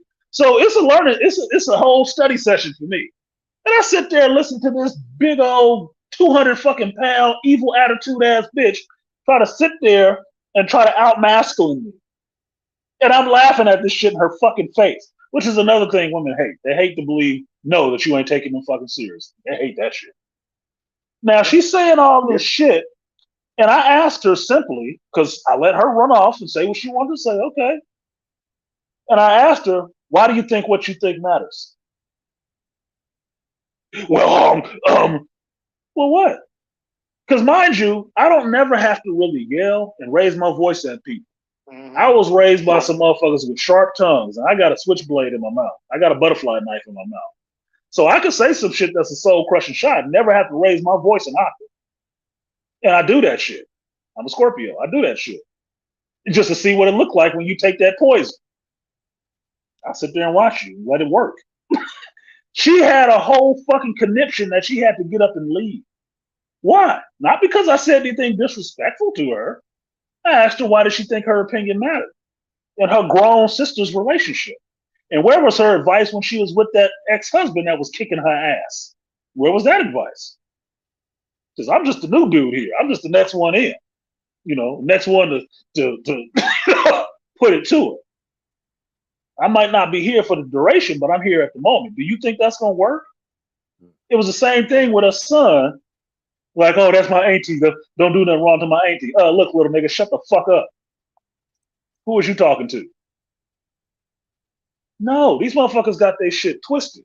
But that's also how the boys get twisted when they living with a bitter ass mama, trying to train him how to be a man. You don't come to know another grown ass man as a 20-year-old boy trying to tell him what he need to do and not do with your auntie. Look, nigga, your auntie gonna keep taking it in the ass like she been taking it. You're gonna keep sucking his dick. Now, what you got to say about that shit? You ain't telling me to do shit. Oh, we family. Nigga, we all got family. As far as I know, ain't none of us orphans in this bitch. So what are you saying, young motherfucker? And I told her, get your goddamn nephew before I hurt him. Get your nephew. What did he say? I don't matter what he said, but he keep talking like that, somebody else is gonna fuck him up. Yep. You want to believe that shit? You can be single believing that shit with them. Still trying to figure out why didn't it work? Your family fucked up. That's why. Mind you, that's the other one whose father was racist too. He didn't like niggas. He wanted to put me out of his house on Thanksgiving with my daughter. Just saying, family fucked up and color struck. So they got their issues. But that's the kind of shit you get into when you start just dealing with some of these people and understanding what their whole problem and their deal is. And it's individual. But That I'm just saying. That reminds me of my prom date. I should have known it was going to be a bad day because when I went to that heifer's house, there were 4 chicks living in that house. There wasn't no man in sight. I should have known no man in sight. No man's land. So you about found the cover. Day, like, holy shit. So about midday, doing the prom and stuff, she tells me, I'm gonna date a whole bunch of other dudes before I get to you. After that date was over and I went to sleep on her ass in the limo, I didn't even want to fuck her. She didn't see me for another 12 years. Last sister I dealt with tried to pull that shit on me. She was nice. We was having a good time dating and shit like that. She had some culture about her ass. She was kind of cool. And she tried to introduce that shit like, well, I was gonna go out on a date with some shit. It's like, oh really? Oh, so you think you about to try to give me some sloppy seconds so some nigga gonna be skipping me in line? Mm-hmm. Nah. Well, you went out with such and such, so fucking what? So? But you gonna let look, dude, I'm not doing sloppy seconds, so have at it. Have fun with that shit. No, that's not what I'm no, have fun with it. Have fun with it. No, that's not what I'm doing. No, that's not what I'm doing. Shoot, my late uncle got a divorce. I think he had 4 or 5 girlfriends before he died. I was like, look, I don't blame him. Well, here's the thing. And his ex-wife they say it's a double. Shut the fuck up. Look, they say it's a double standard. It is a double standard. Yeah, it is. It is. So fucking what? Yeah. Look, a dude. Look, I would think you would rather have a guy who picked you out of all the choices he had than a guy who picked you because he had no options. Look, man. Look. One is a decision under duress. Like there were no other choices, so he just had to pick me. Like, no, that's not a pick, then. That's not a choice, motherfucker. It's like you want the lethal injection or you want, the electric chair. Well, am I still on death row? Yes. Well, fuck, does it matter? Yeah. No, dude, that's not a choice. People who have, to quote Kevin, men who have options, if they pick you, they wanted you. You won out of all them bitches. You actually won out. It must be something about you that he really wants and he really accepts. But the problem is women never accept themselves, so they can't see that in the guy. You don't love me. Obviously he does. He's willing to pick you out of all the rest of the chicks he's fucking with. That's why they hate seeing the pictures of your exes and shit. Because it gives them further validation where they fit in that scale. And now they have to mentally measure themselves up to all those chicks. Like BGF says, all these chicks know where they rank. They know where they rank socially. They all know where they rank socially. That's why she don't want to see none of them pictures of them old bitches. None of them. Better hope she don't find them because she's going to be looking for them too. So if you got any raunchy pictures of your old ex and she was out there sexy and stuff like that, she don't want to see that shit. Unless you tell her that chick is a lesbian and she's thinking of dipping out one night. She don't want to see that shit because it makes her lose her own sense of self. Like, well, why did he pick me and she's so much finer than me? Because obviously her being fine wasn't enough. It wasn't. Yeah, she was fine, but that might have been just it. I never forget this shit. One Thanksgiving while I was married, my brother-in-law brought this girl over that he had been seeing for a while. Right, from Texas. Fine chick. I'm like, damn, how the fuck did he meet her? He in California, she in Texas. He like flying back every 2 weekends to go see her ass, right? Brought her ass over to the house on Thanksgiving and we doing like potluck. It's the holidays. Everybody cooking something. I shit you not, the bitch could not boil water. She could not, she didn't know how to boil water. She did not know how to boil water. She didn't know how to do nothing domestic. That's I'm like, oh shit, so she only a face. Nigga, there's blow-up dolls like that. That's a human blow-up doll to me. Like, wait a minute. She don't know how to boil water. She ain't got nothing to talk about. She just look cute. Nigga, that's a sex doll. That's all it is. I know chicks like that. I do, unfortunately. And they have the nerve to turn their nose up and he's like, yeah, you're not worth anything, baby. Go over there. Bye. Can't make toast. I'm like, oh, come on. Look, Can't Make Toast was funny. Not being able to boil water was sad. She lost. She lost stock. She lost stock in that kitchen immediately. Immediately, she lost fucking stock. Like, oh yeah, she's fine. Oh, she's nice and good. She can't boil water. Nigga, what you gonna eat? You don't cook for shit. Oh no, this ain't gonna work. I don't think she's gonna be here long. Nope. Yeah, she set her back there and put a lampshade on her because she's just pretty lit up. That's about it. No, there ain't nothing else going on. No, didn't work. But that same brother-in-law, his wife, the woman he ended up marrying, she's pretty, she's industrious, she got a good ass job, she's smart, articulate, travel. Oh, so you came up. Shit.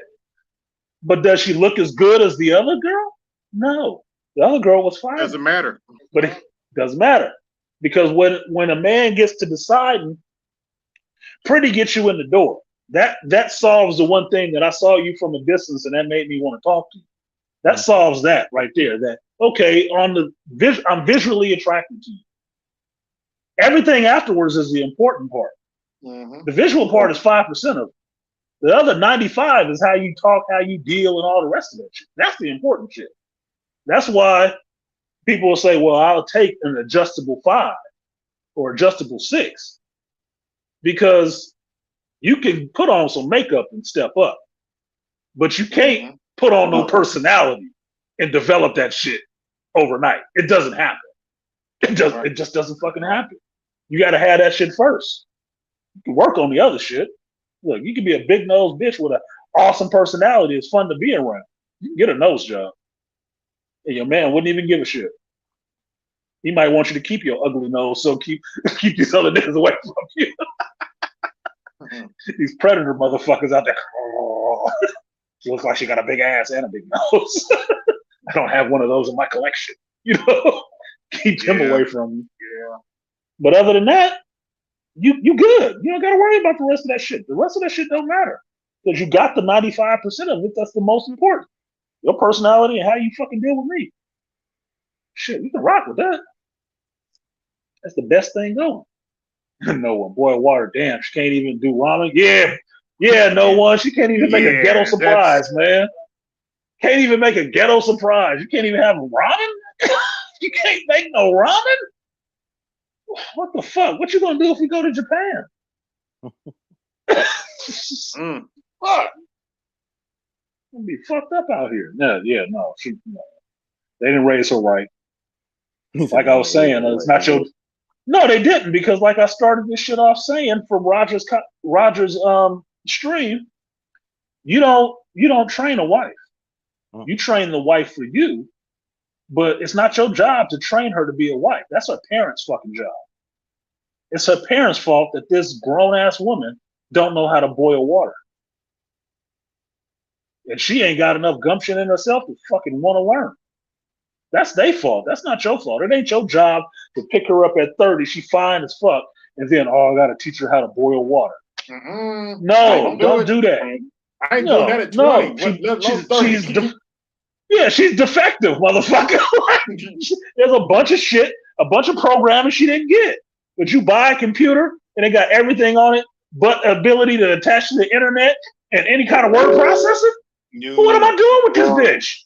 It only had, it's a computer. It got everything you want, 4 terabytes and everything, but it don't have a keyboard. Then what the fuck am I gonna do with it? I can't even use it. No. It's not your job to train wives. You train your wife. You don't train women to be wives. You train women who have been trained to be wives to be your wife. That's what you train. That if she ain't trained to be a wife, that ain't your fault. That's her parents' fault. Because they didn't put nothing out there on the market that would be willing to be picked up and bought. They put out a defective product. Missing shit. Looking for the updates. Fuck you. I'll wait on the PlayStation update. I ain't waiting on an update for a female. I'm not going to live that long. I'm not going to live that long. I was looking at this chick on Facebook that I knew growing up, and she said her own father told her that you're gonna be single for the rest of your life. I'm like, oh shit, oh you got to live, bye, you got to live. Oh shit, it's like nope. You're like, no, daddy told you that. I'm done. I'm out. I'm out. Because daddy's got to be real with you. We have to be real with our daughters. If we want them to be about shit, we have to be real with them. We have to give them the hard facts from a man's perspective.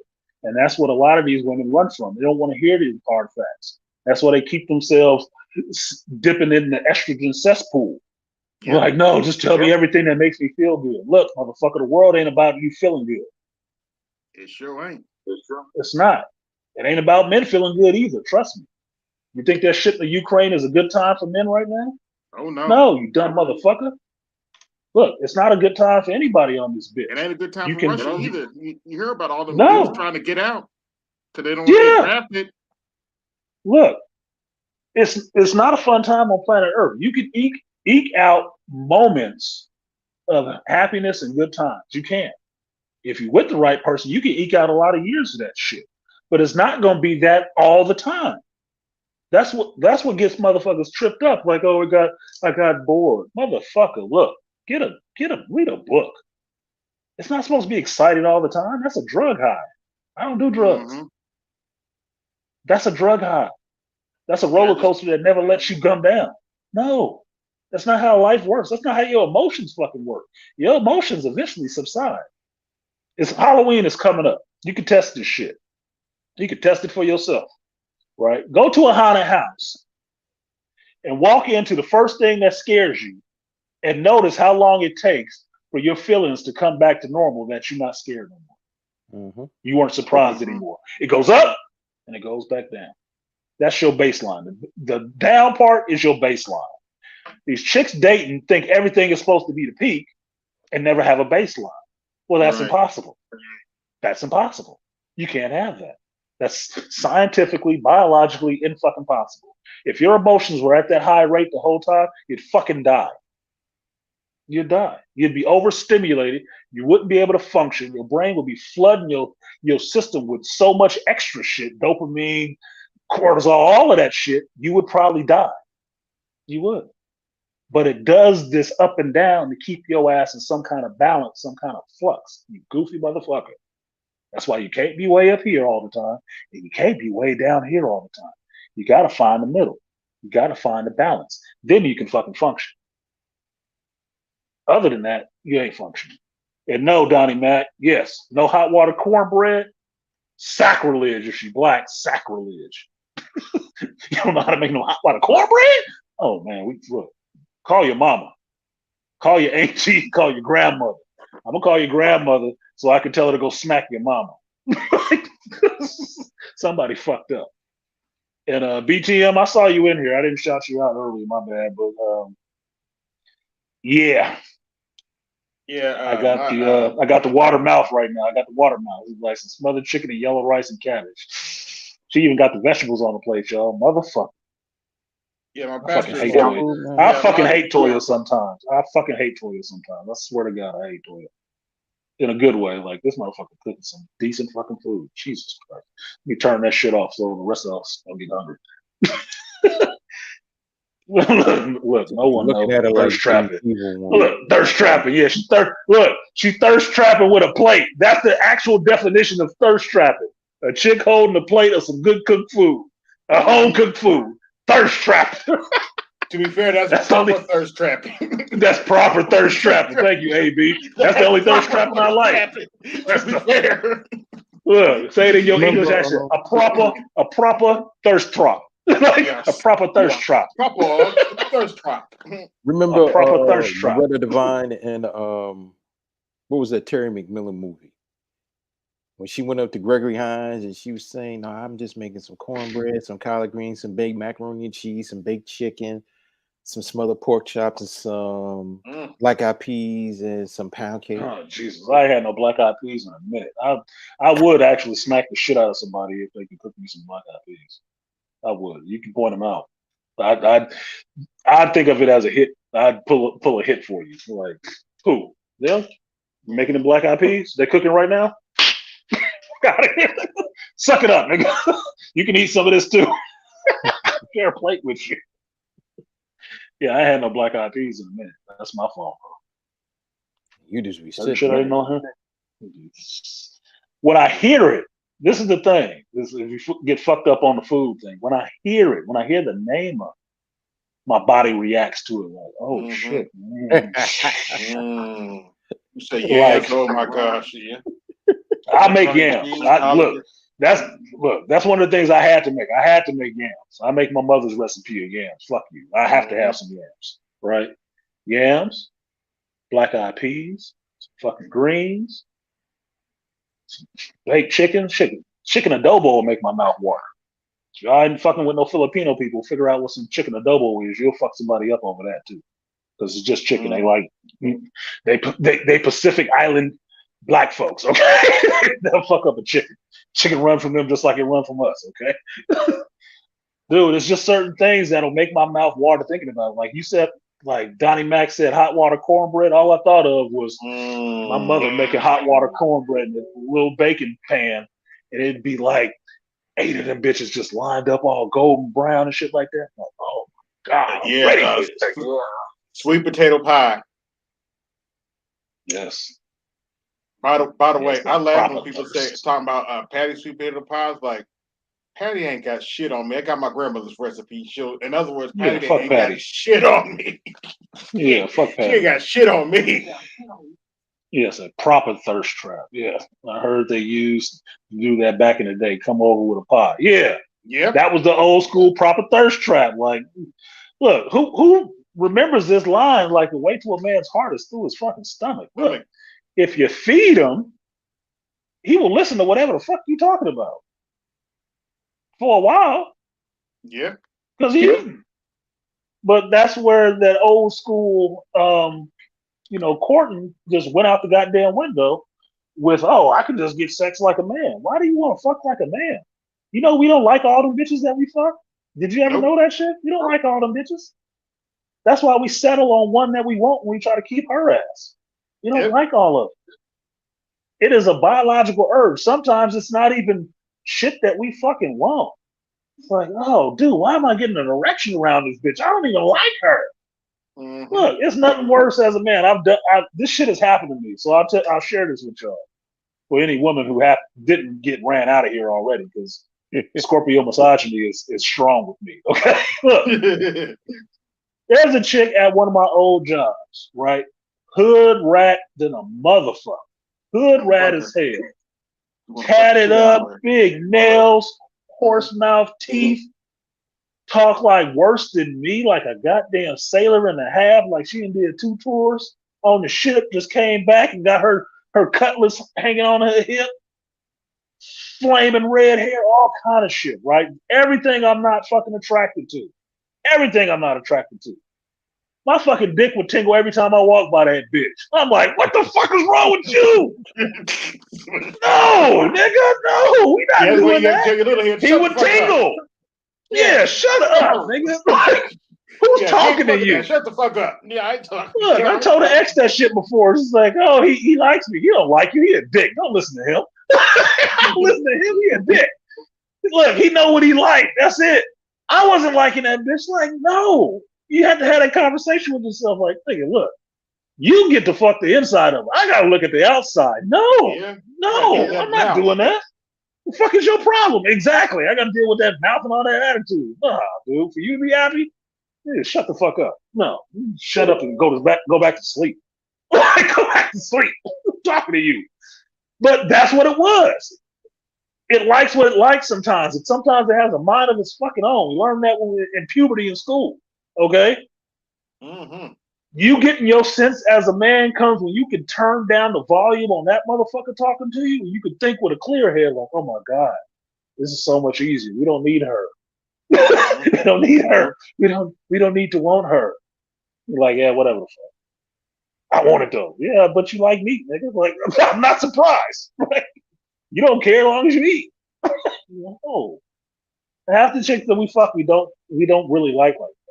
It's an attraction. It's a sexual attraction, and that's the ones I count for the biology. Those will go on the list for the biology. That's all it is. Like, that's not a notch for me. That's a notch for biology. Biology proved that there was a sexual attraction, and that's why we did the shit. Other than that, it wasn't nothing interesting. Mm-hmm. So I don't count that one. That was all on him. These was all on me. She said that's Toya said that sounds rough. Yeah, it is. I've explained this shit to my daughter before, talking to her about what it means to be a man.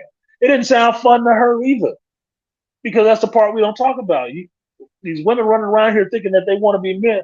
You don't want these problems. You don't No, want to you be don't. a fucking man. Are you fucking crazy? Look, ask one of these transformer females how badly they didn't want to be a fucking man. Ask them. They so shook about being a man, they went to turn themselves into a whole fucking woman. A whole woman. To still date women. Yep. Ask them. It ain't easy, motherfucker. Yeah, it is not easy. It is not a fun time. Yeah, you get some leeway, yeah, but a one-legged man get to, win a sack race. What the fuck? Look, it's benefits and it's drawbacks. Okay? There are drawbacks to being a man. Nobody gives a fuck about us. Women, most people are fucking sent for you. You gotta look like Shamari Moore or something to get women to sent for a man. You gotta have money wrapped around your neck. Yep. Like, oh, they'll send for you. I throw all this pussy at you. Like, oh my God, that's what it took. That shit turns men's stomach, especially normal dudes. R. Kelly had the pick of the litter of young chicks, and everybody wanted to fuck his ass. I had a classmate in college who wanted to fuck R. Kelly. And I told her, I was like, you're too old for him, right? She didn't give a shit. She didn't give a shit. She would be more willing to throw him a piece than to throw me a piece. And I'm sitting right next to her.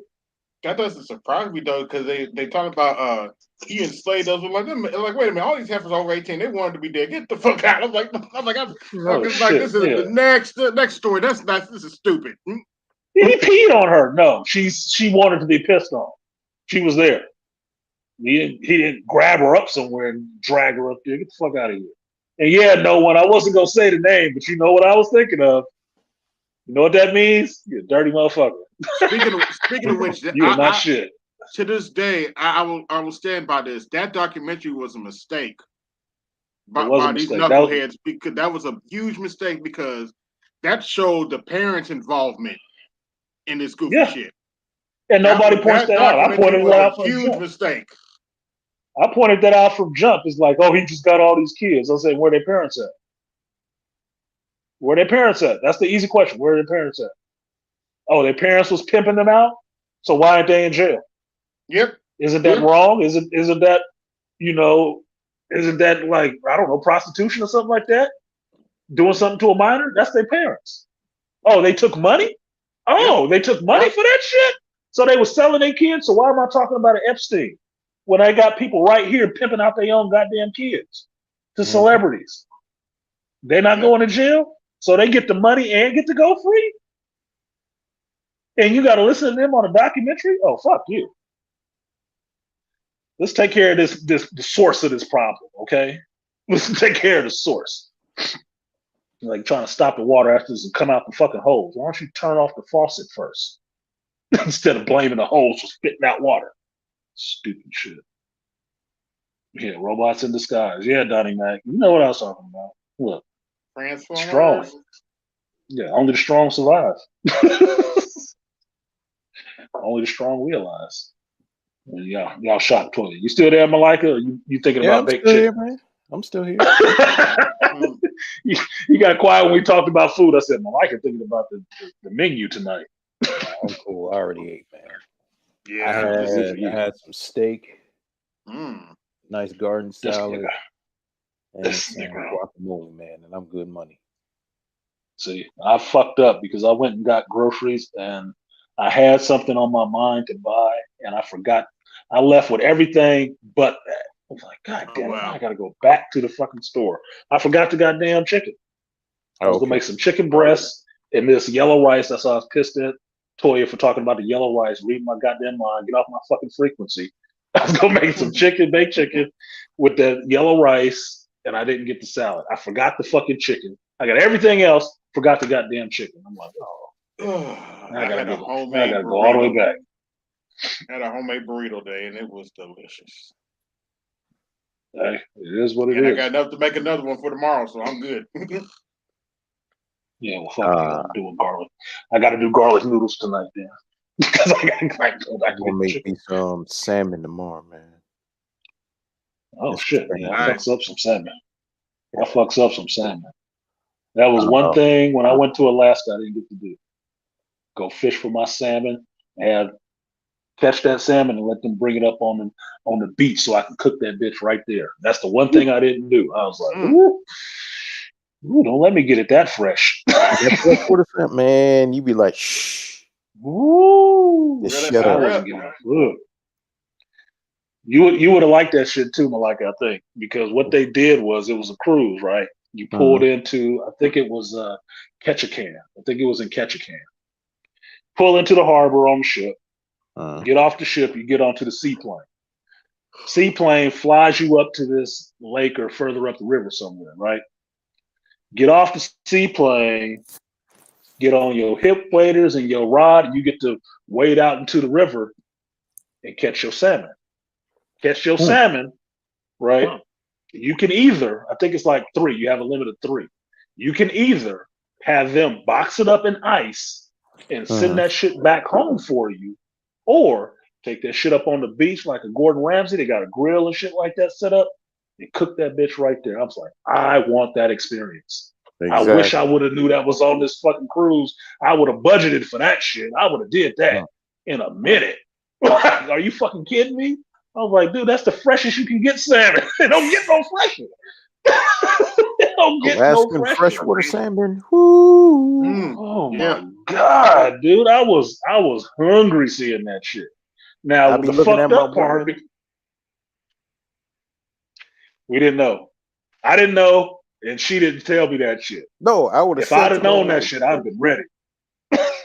I mean, if I got there and her and I eating this and we'd be like, ooh, and I'm looking at her and said, this is the second best thing to fucking you.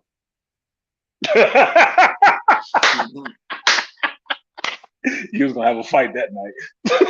She was gonna put it on you to make sure second best, son, nigga. Huh? Second best. No, I said the salmon is second best to you, man. I said you ain't second best to the salmon. I said you second best to the salmon. Shoot. Okay. I mean, the salmon is second best to her. I said this is second best to you. Woo. Second best to you. Yeah, that. Look, I was with my lady at the time. We went. I didn't know about that shit. I didn't know about this shit. I wish I would have known about that shit before I got on that goddamn cruise, because it was a last minute cruise because the place we were trying to go had a fucking hurricane, so we couldn't go there. So we hadn't had as much research on this cruise as was the other one that we were trying to go on. But I wish I would have knew that shit before then. And Toya sitting in here talking about she don't like fresh salmon. But the canned stuff, that's a fucking sacrilege. That's like saying Taco Bell is real Mexican food. What the fuck is wrong with you, Toya? Where did you grow up that you hate fresh salmon? That's like saying you like fake hair. Like saying you like Wookiee weaves more than growing it out your own scalp. Toya, what the fuck? I don't know, sister. Okay. Everybody got their thing. I'm not judging. I'm just like, yeesh. Not when a woman can't cook. Safe space to be heard. You're welcome. Yeah, no, I wish I would have known about that. I would have did that shit in a heartbeat, because that was too much fucking fun. And I'm California born. We're on the Pacific. I like seafood, fresh stuff. The fresher the better.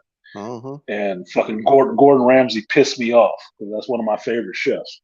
But that motherfucker pissed me off. They were on, I think it was English Channel or something like that. They went spear fishing for some fucking fish they have there. Looked like a fucking eel. He went spear fishing and came up on that rocky beach and hooked that whole motherfucker up on the beach with an open fire, a little grill, some lemon and some shit. I'm like, this motherfucker is a genius. He the Mozart of cooking, ain't he? He cooked that whole damn thing up with a little bit of tinfoil and stuff like that, hooked it up, threw it in there, cooked that shit in like 15 minutes. I'm like, God damn, this is too fucking easy, dude. That shit made my mouth water. That's why I don't watch a lot of cooking shows. I love cooking shows, but I can't stand watching them because I just be hungry the whole fucking time. Sitting there with my chef's knife, like, what we cooking? What is it? Do I got this in the kitchen right now? I think I got this right now, Gordon. Hold on, nigga. That shit be making me hungry. He did that shit, cooked it right on the beach. I said, you don't need much, man. It's like, this is perfect. You don't. You should be watching this show. So I said, motherfuckers should be watching this show. It's only the British that get this show. This needs to be the show for the fucking Nintendo. Everything got to be immediate generation. Nah, 15 minutes, motherfucker. Man. The time you spend in line waiting on In-N-Out Burger, you could have actually made you a whole fucking meal. Yeah, That's freshly caught the fish beauty. and crab is awesome. Yeah, that's the beauty of the shit. It's already there. She ain't much into seafood. That's good, Toya. You know what that means? You're not a lesbian.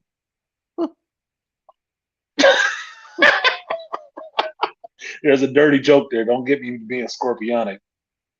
Just say she a meat eater. Yeah, get on some. I made it. My bad. Go ahead, AB. Get on some geek stuff. You got me. I downloaded the anniversary edition of Skyrim. You know, all that extra content because you got me interested with that vampire. I was like, man, it's like what? Like what? I was like, I thought about it before. I'm like, man, wait a minute. He got the anniversary edition. I need to check that shit out. Yeah, so my shit got updated. I started. Yeah, my shit got updated. Okay. I started a new Redguard playthrough. Okay. Yeah, this one, all that anniversary stuff updated on mine because I'd had the one on PS4 for a while, right? And then it updated with all that new stuff. And something that just happened that kind of pissed me off, even though it does look cool, is that my character contracted vampirism. Oh. And I didn't know what was happening because I never did the vampire shit. The motherfucker turned into a whole vampire right now. And I can't change him back because I save over the same save file. So I don't have a later save file where he's not a vampire. I'm like, fuck. But my character does look cool because he's a black elf, right? Mm-hmm. And he got these glowing yellow eyes. I'm like, that does look cool because I'm wearing all my ebony armor and my vampire hood and shit. And you got these yellow eyes peeking out from under there. I'm like, okay, he looks cool, but it's like, nigga, I didn't want him to be a vampire. Now every time I walk in town, people gonna have to get fucked up. I don't want that shit. That's not what I wanted. I was trying to do the Dawn Guard stuff, and I ended up turning into a fucking vampire. I'm like, shit. Now you fucked up my game. Now I gotta play through and do something else. Which is why whenever I deal with vampires, I always take a cure disease around. If I know I'm dealing with vampires, I always have a cure disease around. I did it once when it said that you got the sanguine thing. I took I always check your always check your active effects because that'll tell you if you have a disease. Yeah, I took it, but then the vampirism came back, and I wasn't paying attention to what was happening. Right, it was late, and I was tired, and I was still playing. I wasn't paying attention to what the fuck happened. So I think it happened when I fell asleep, and he just ended up fucking turning to a vampire because I fell asleep with the game on. So that's why it happened. It's like, oh, fuck. So now I'm stuck as a vampire. I don't want this shit.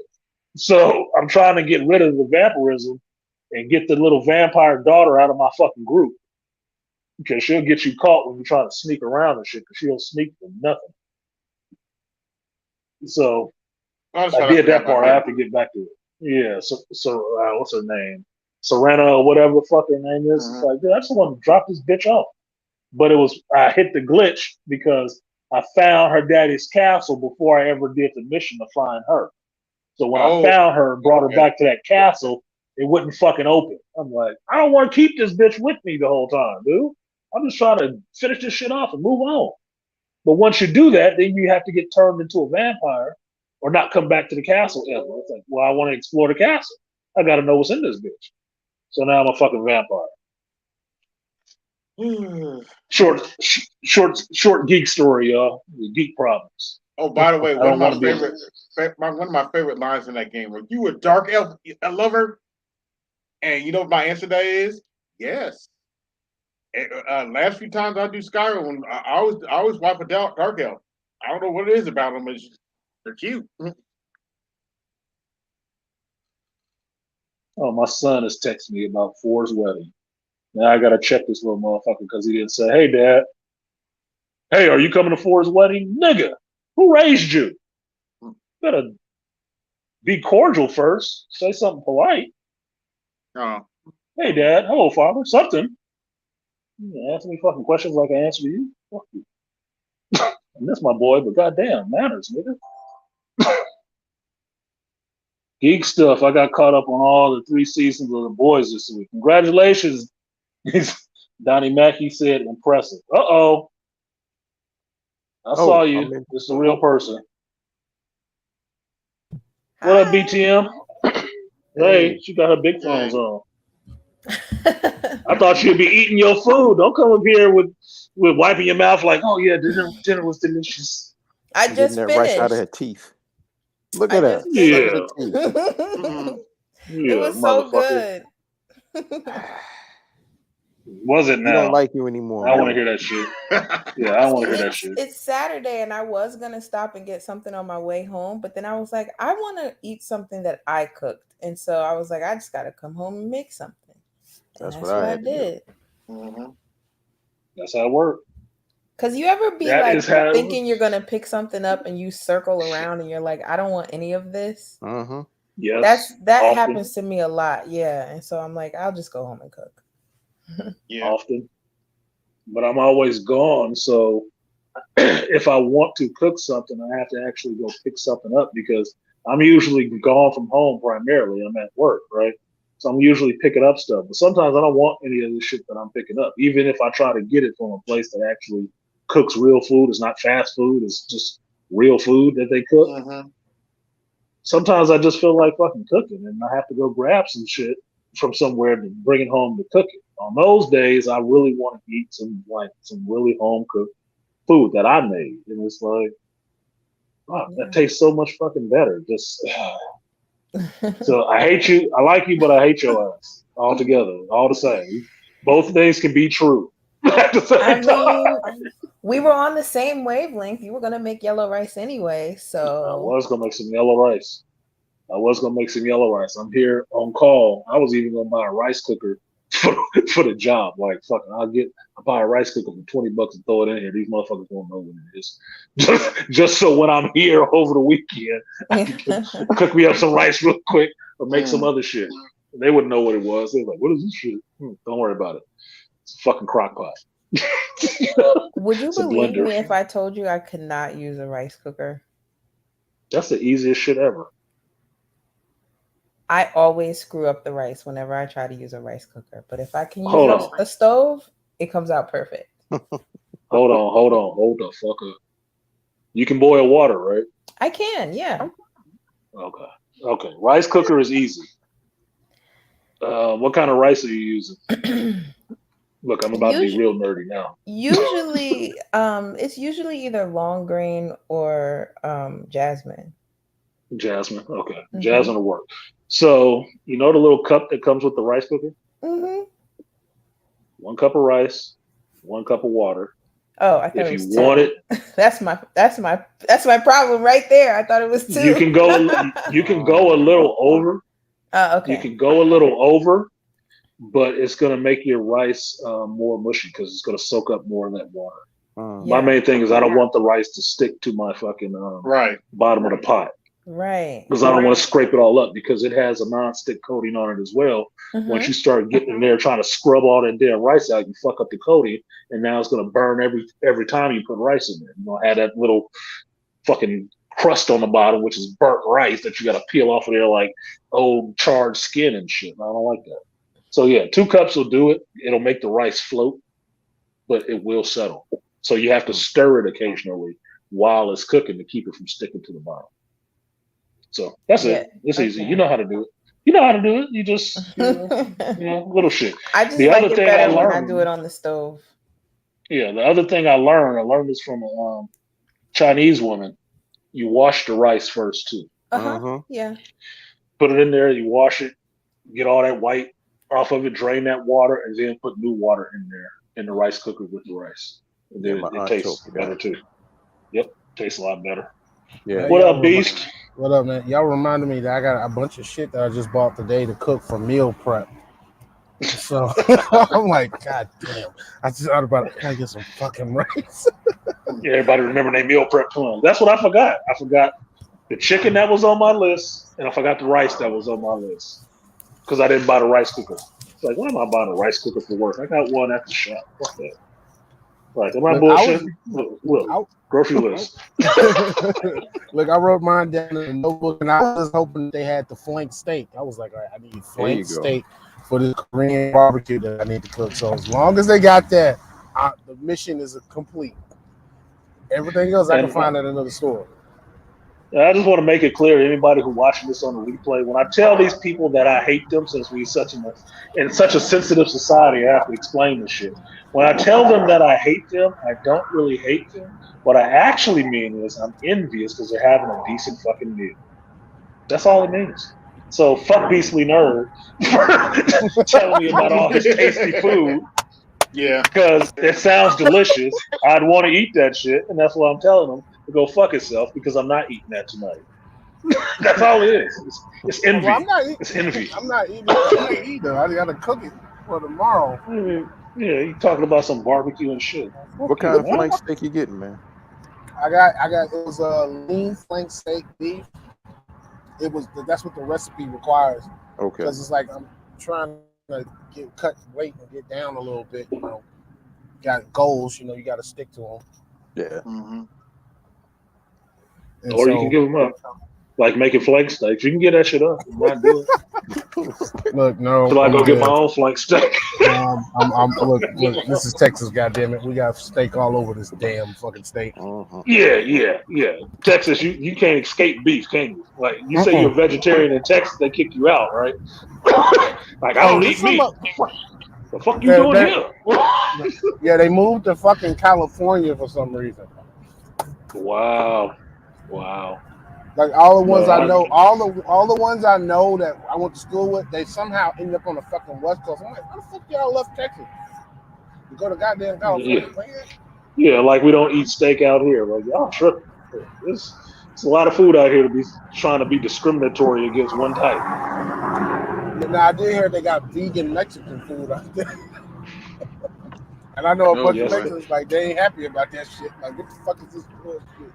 California has some shit. I don't know if they have it everywhere, but California has this thing they call fusions, right?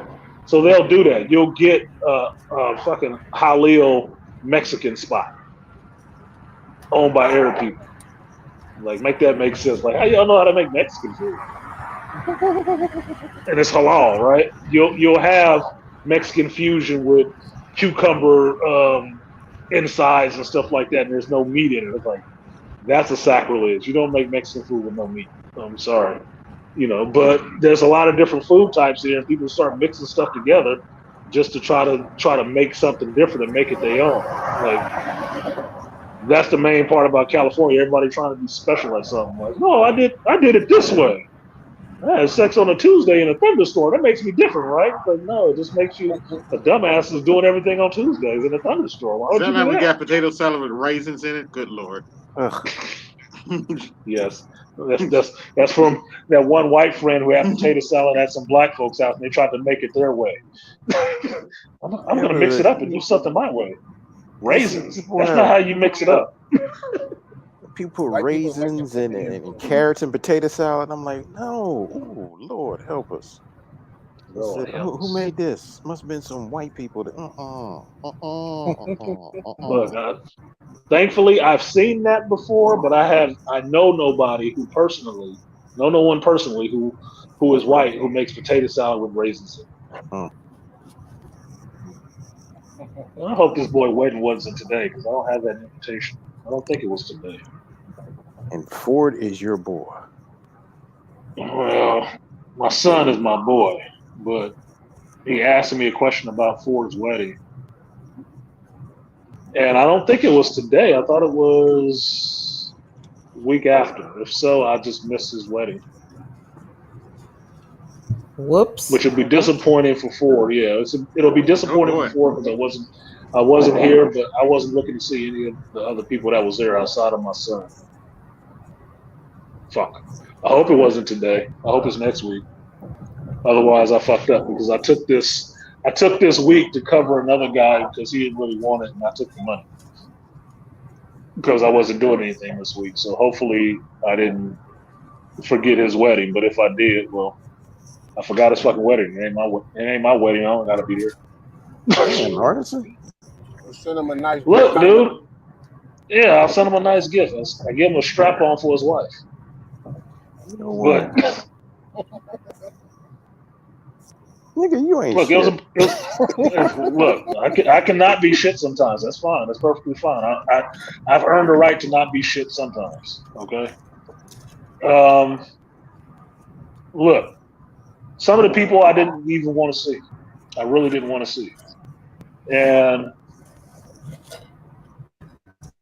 yeah, let's just put it in that. Some people I didn't really want to see and didn't want to have to talk to. I did want to be there for Ford's wedding because I did want to see that. But it didn't rise to the level of I couldn't miss it. I wasn't trying not to miss it. I was planning on being there because he invited me. But if I missed it, there's nothing I can do about that shit. I missed it. It is what it is. I'm at work and he's at his job. Yeah, I'm at work. He's at his job. He knows what's going on the outside, so he'll understand why I was at work. Not at his goddamn wedding. There's nobody paying me to be there. What shit is I missing? Today, everybody in my family is out of town with the exception of 2 other fucking people. They're in New Orleans right now. Yeah, it's 6-something right now. I hope this wasn't today. Because that's going to be awkward as fuck. But maybe this boy will return my call and my son's going to be in his feelings because I just responded to his question with just, hey, son, to reinforce cordial responses. I'm talking to a person, not a machine. Let's get that part out the way first, and then I'll start answering fucking questions. So we'll see. But what else y'all got on some of this bullshit we was talking about? We got Toya up here, so you got something to say for the women stuff? Because you like one of the bravest women to be in here just listening to me talk. Got to be one of the bravest. Got to be a cut above. I enjoy listening to you go off. I really do. That wasn't even going off. No, I know, but I'm saying in general, I do. And it's really good for me while I'm cooking, so I appreciate it. Oh wow! Yeah, I'm the placeholder. It is what the fuck it is, man. You don't pick these roles in life, and you just fall into it. So what's good about hearing me rant on fucking relationships for you while you're cooking? Listen, like all of what you were saying earlier today is true. We don't like to be laughed at. We don't like to be told no. All of those things are true. It's just listening to you talk about them and being able to identify with it. Nice reality check. Does some of it strike you as to me? Some of the stuff is entertaining. That's why I laugh about some of it because it could seem really serious if you take it in a serious fashion, but otherwise it just seems like silly stuff because you could not do that and get everything you want, right? So to me, it seems funny. Oh, great, my battery's down now. What do you think about that shit? Is it serious? Does it seem silly to you, or what? I have to leave the open-ended response. I mean, it is silly because it's a choice. And if you know what the outcome is going to be based on whatever choice you make, then make better choices. That's really all it boils down to. And, as women, a lot of times we get in our own way because we allow our emotions to make us impulsive and we do things that we end up regretting. Now, to what you just said, I could say this is where I changed a little bit for myself. I had the problem of trying to get women to tamp down their emotions shit, right?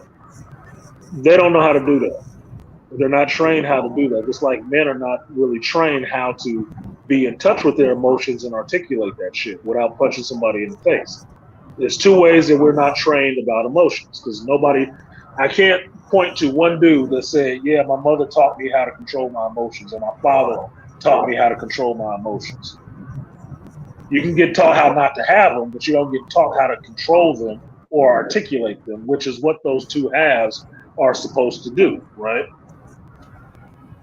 Well, how I changed is I stopped trying to teach women how to control their emotions. Let them have their fucking emotions. I just want them to try to contain it and articulate it a little bit. Stop putting it all over the place like you paint and just throwing paint everywhere. Look, give me a couple of broad strokes on what's going on, and we can get there. Well, I'll start to see the picture, and we can put it together from there. Because part of being in this space and understanding, there's a certain amount of dealing with a woman's emotions you're going to have to do. Beasley, mute up for a second because you got road noise. I thought that was. There you go. A certain amount of dealing with a woman's emotions you're going to have to do as a man. Even pimps understand that. You have to manage her emotions a little bit. And it doesn't mean teach her not to have them. It's teach her to contain it a little bit so you can calm it down a little bit. The same way a good woman can calm you down if you about to go 0 to 100 and she's like Angry Man was talking about, put her hand on your arm and like, calm down, baby, it's good. You don't have to go Megaton in here. It's good. I'm okay. It's like, all right, everybody in here gonna get, like, calm down. Everybody don't need to get it tonight. let's just chill and enjoy the comedy show. Okay? That's what she's good for, is learning how to tamp that man's emotions down. Like, music calms the savage beast. Well, a woman's voice can be melodic if she's in her feminine. It does sound melodic, and that does calm down that rage in you if you about to snap the fuck out. It does. It's really easy. It seems like it's really easy to fucking do, right? Men do that for women too. When they're going, it is all this, and this bitch is this, like, hey, calm down. Look, we can go smack her up later. Just calm down so we understand what's happening. What you need, some wine or something? Here, drink this wine, and now you can tell me what's going on. Let me hear this for a minute. Then they calm down a little bit because then they understand somebody will want to listen to what they have to say. We'll let them get that off a little bit. And that's part of your job in a relationship. You got to let her get some of this shit off. They can't just walk around holding all this emotion and frustration inside and never actually speak to you about it. That's not how women work, dude. They're going to have to get it off with somebody. Thank you so much for saying that. Oh my God. Thank you for saying that. Well, it's just an observation, right? If she's not getting it off with you, if she ain't getting it off with her girlfriends who ain't about shit that you don't want her talking to, do you want her talking to that motherfucker that's trying to get in her pants somewhere? Do you want her sharing that with him? Because that's how women bond. She gonna bond through giving you that shit. Every time she opens herself up like that and is pouring that emotional, what most people would say is emotional vomit out on you, some of that carries strings to her fucking heart. And that's where she's making her connection with you, because you know that shit. You know that shit about her. You know her weak points. That's part of that trust thing.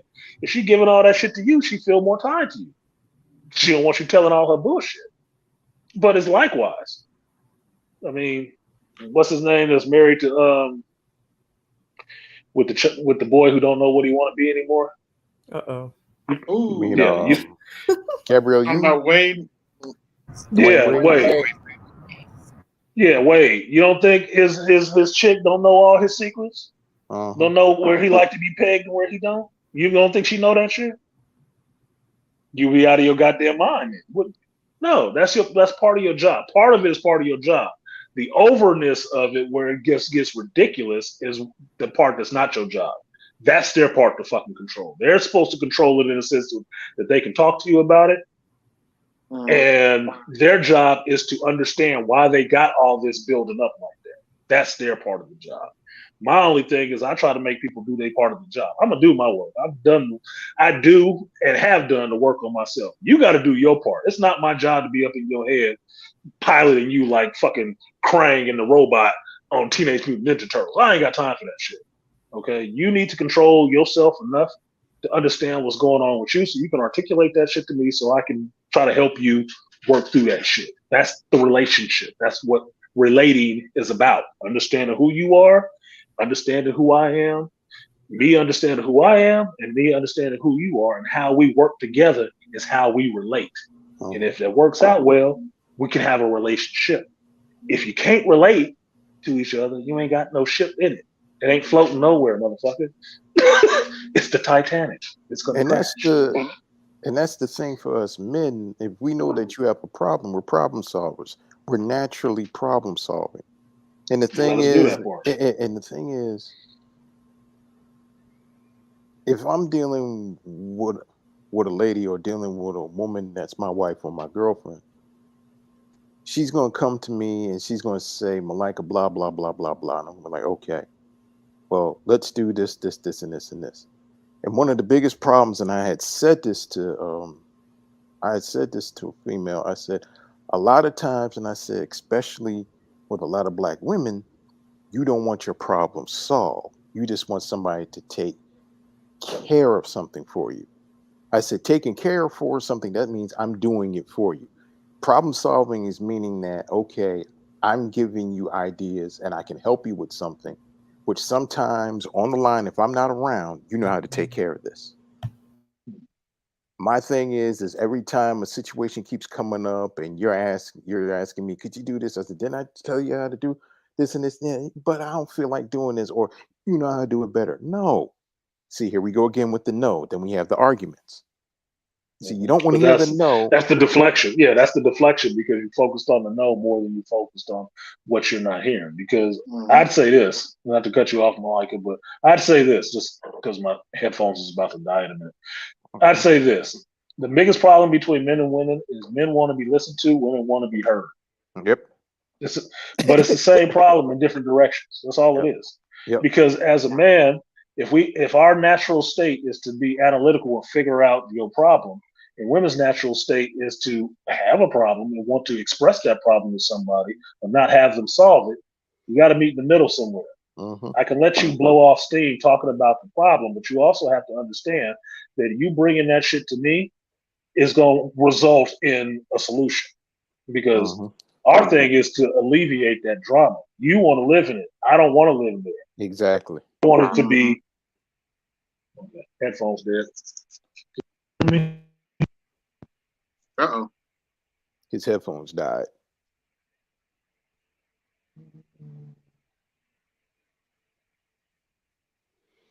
Yeah, that's true. And that was something All right, I you guys had hear to me? learn. Yeah, you're good. Yep. Go ahead, Malika. I'm sorry. Headphones died. That was something I kind of had a revelation and epiphany, because a lot of times within girlfriends, and also, you know, when I was in my simp era, I would always try to, hey, let's do this, do that, do that, until when I was in the police department, a friend pulled me aside. He said, you know, she don't want the problem solved. I said, what do you mean? They keep saying this. She said, what she says is one thing, but her actions is another. He said, if she asks you for some help or whatever it is, just scale back. And I remember one of my exes, she was talking about her daughter. And this is when her daughter was a teenager. And she was just saying, you know, her daughter didn't, you know, kids, you know, they're teenagers, you give them amounts, they don't know the value of money. They just want to go spend, spend, spend. And I get this call at 12 midnight. I'm waking up. I'm like, hey, what's up? Everything all right? And she says, I just had a fight with Jay. I was like, okay. As a man, lay it on me. What's going on? Give me the facts. So she tells me this, and I said, okay, do you want me to pander to you, or do you want me to give you the truth? And she laughed. I said, don't laugh. I said, do you want me to pander to you, or do you want me to give you the advice and tell you the truth? And she's like, tell me the truth. And I said, no. You don't want me to tell you the truth. She's like, yes, I do. Yes, I do. I said, no, you don't, because you had that sigh. Because you know I'm going to tell you which you really don't want to hear. You don't want this problem solved. She's like, just tell me. And I told her what it was. She says, yeah, but I said, see, stop the year, but you don't want me to problem solve for you.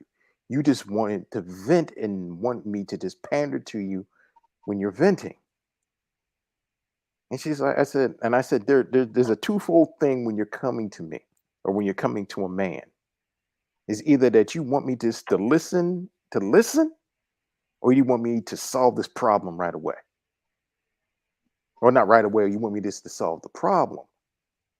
I said, I'll listen to you. I'll keep my mouth shut. Because if I open my mouth, I'm going to problem solve. I know me. I will problem solve and you won't like what I got to say. I'll just listen.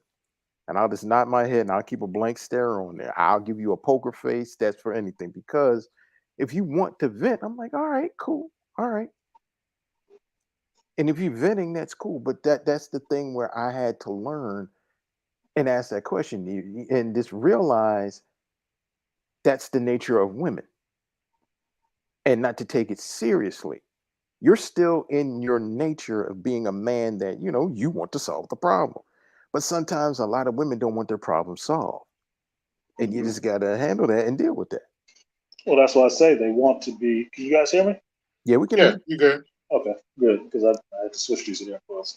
But that's why I say that women want to be heard. One of the biggest complaints, because I've been big brother and man next to the female on some chicks that I end up having real conversations with.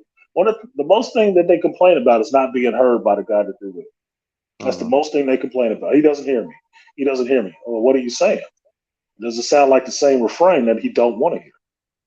I said, because most of the time I can tell them and be honest with them like I'm their damn brother. Like, most of the time when you're telling me shit, you don't take any of the solutions that are offered and you just want me to hear you vent all the stuff out. Well, most guys, even if you have a sex with you, don't want to hear all this shit. He wants to be able to help you in some kind of way. But if you batten down every solution that he gives you for your problem, then what is he in the conversation for? What are you coming to him for? Just a dump truck? That's what your girlfriends are for. But if you want a solution, bring him a Rubik's Cube and don't want him to solve it. That's stupid.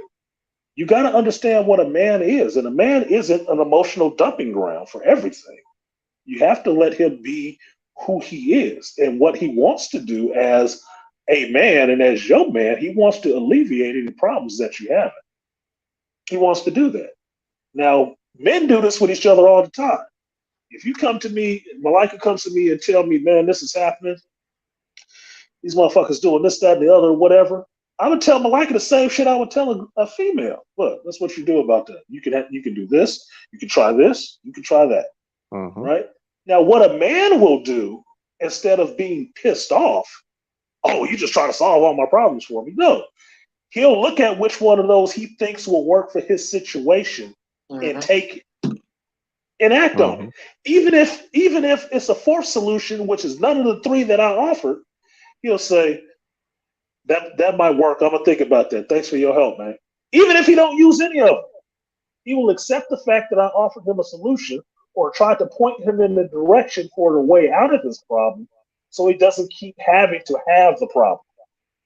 Women at times don't seem to want to solve the problem because they like the feeling of something is persecuting them, that drama is comfortable for them.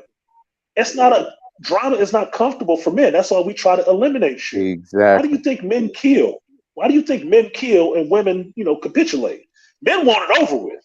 We want it done. I don't never want to have to look at this shit again. Because that's how you eliminate threats and stress. It has to be gone. It has to be done with. If you just want to live with it for a while and just, this is how life is, it's just kind of rough. Yeah, fuck all that. No, look, life can be peaceful if you eliminate the stress. That's what we want to do. So you have to understand that as a female. Look, your man is going to try to help you. He is. It's biologically in his DNA and his training to try to help you if you bring him a problem. If you want that shit to work out with you two, Listen to what he tells you and see if any of those will work. And even if none of them will work for your situation, thank him for offering it because he didn't have to. Because, like I'm saying, women want to be heard. He listened to you, but men also want to be listened to, which means we want you to follow some of our directions.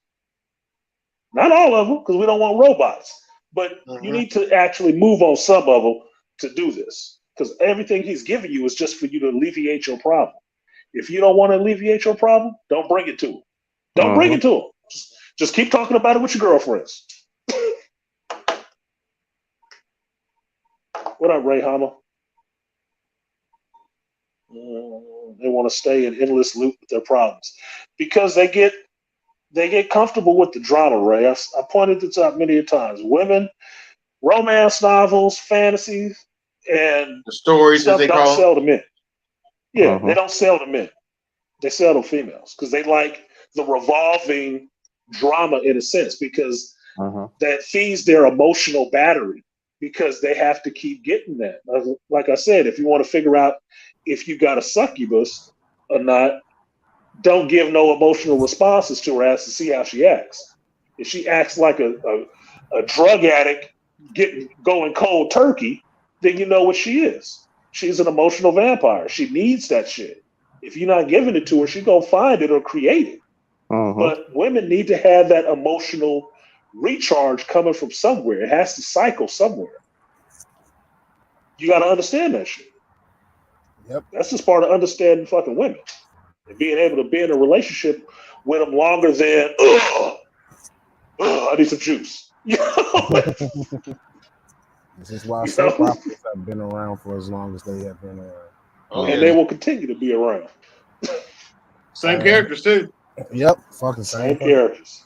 What's his name from Young and the Wrestling? Young and the Wrestling? I don't remember. Not that I don't know. I just don't remember. I forget that. I'm glad you said that, BC, because somebody mentioned Brooke. Like Brooke is still alive. Brooke was on when my mama. Like Brooke, my mama used to talk about Brooke all the time. Can I ask? I tell you who I do remember. Robert Scorpio. That was my dude. Robert Scorpio. Robert Scorpio. That was my fucking dude. The British dude. He might have been a spy. You don't know. Like, Robert Scorpio was a motherfucker. I got a question to ask Toya. If she's still here. I am. Oh, she's still here. She didn't drop down. Have you? She's sitting back there eating food.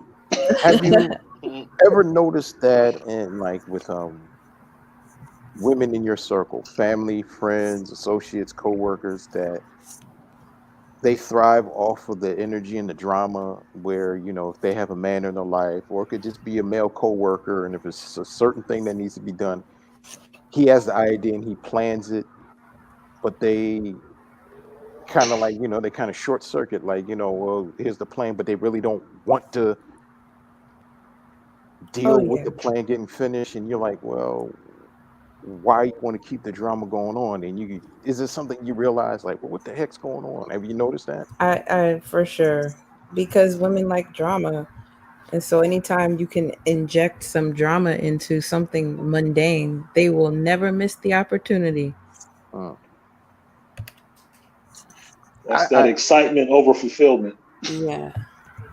It's frustrating for me because I'm a results-driven person, and so you know, I tend not to really be into that. Like, even just listening to my female friends sometimes is annoying because I'm like, all right, get to it.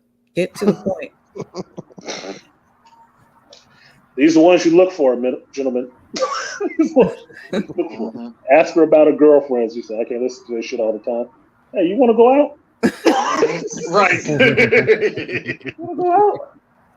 We can talk. My social battery runs out because it's like, man, after an hour or two of listening to a few different stories, I'm like, man, who listens to you when I'm not listening to you? Yeah. And here's the tough part, though, as a man. You would want a woman to come to you when she has a problem. You want her to come to you when she has a problem because, like, no one is mentioning in the chat, sometimes she needs that emotional download with you because she wants that masculine energy. That's a good thing, right? But That's why I say she has to understand how to focus that shit. Can't bring you everything. Mm-hmm.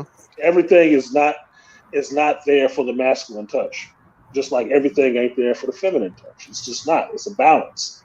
It's a balance to that shit. So you want her coming to you because that means she's relying on you and your leadership more than she's relying on her girlfriend's leadership of how she needs to be handling the situation.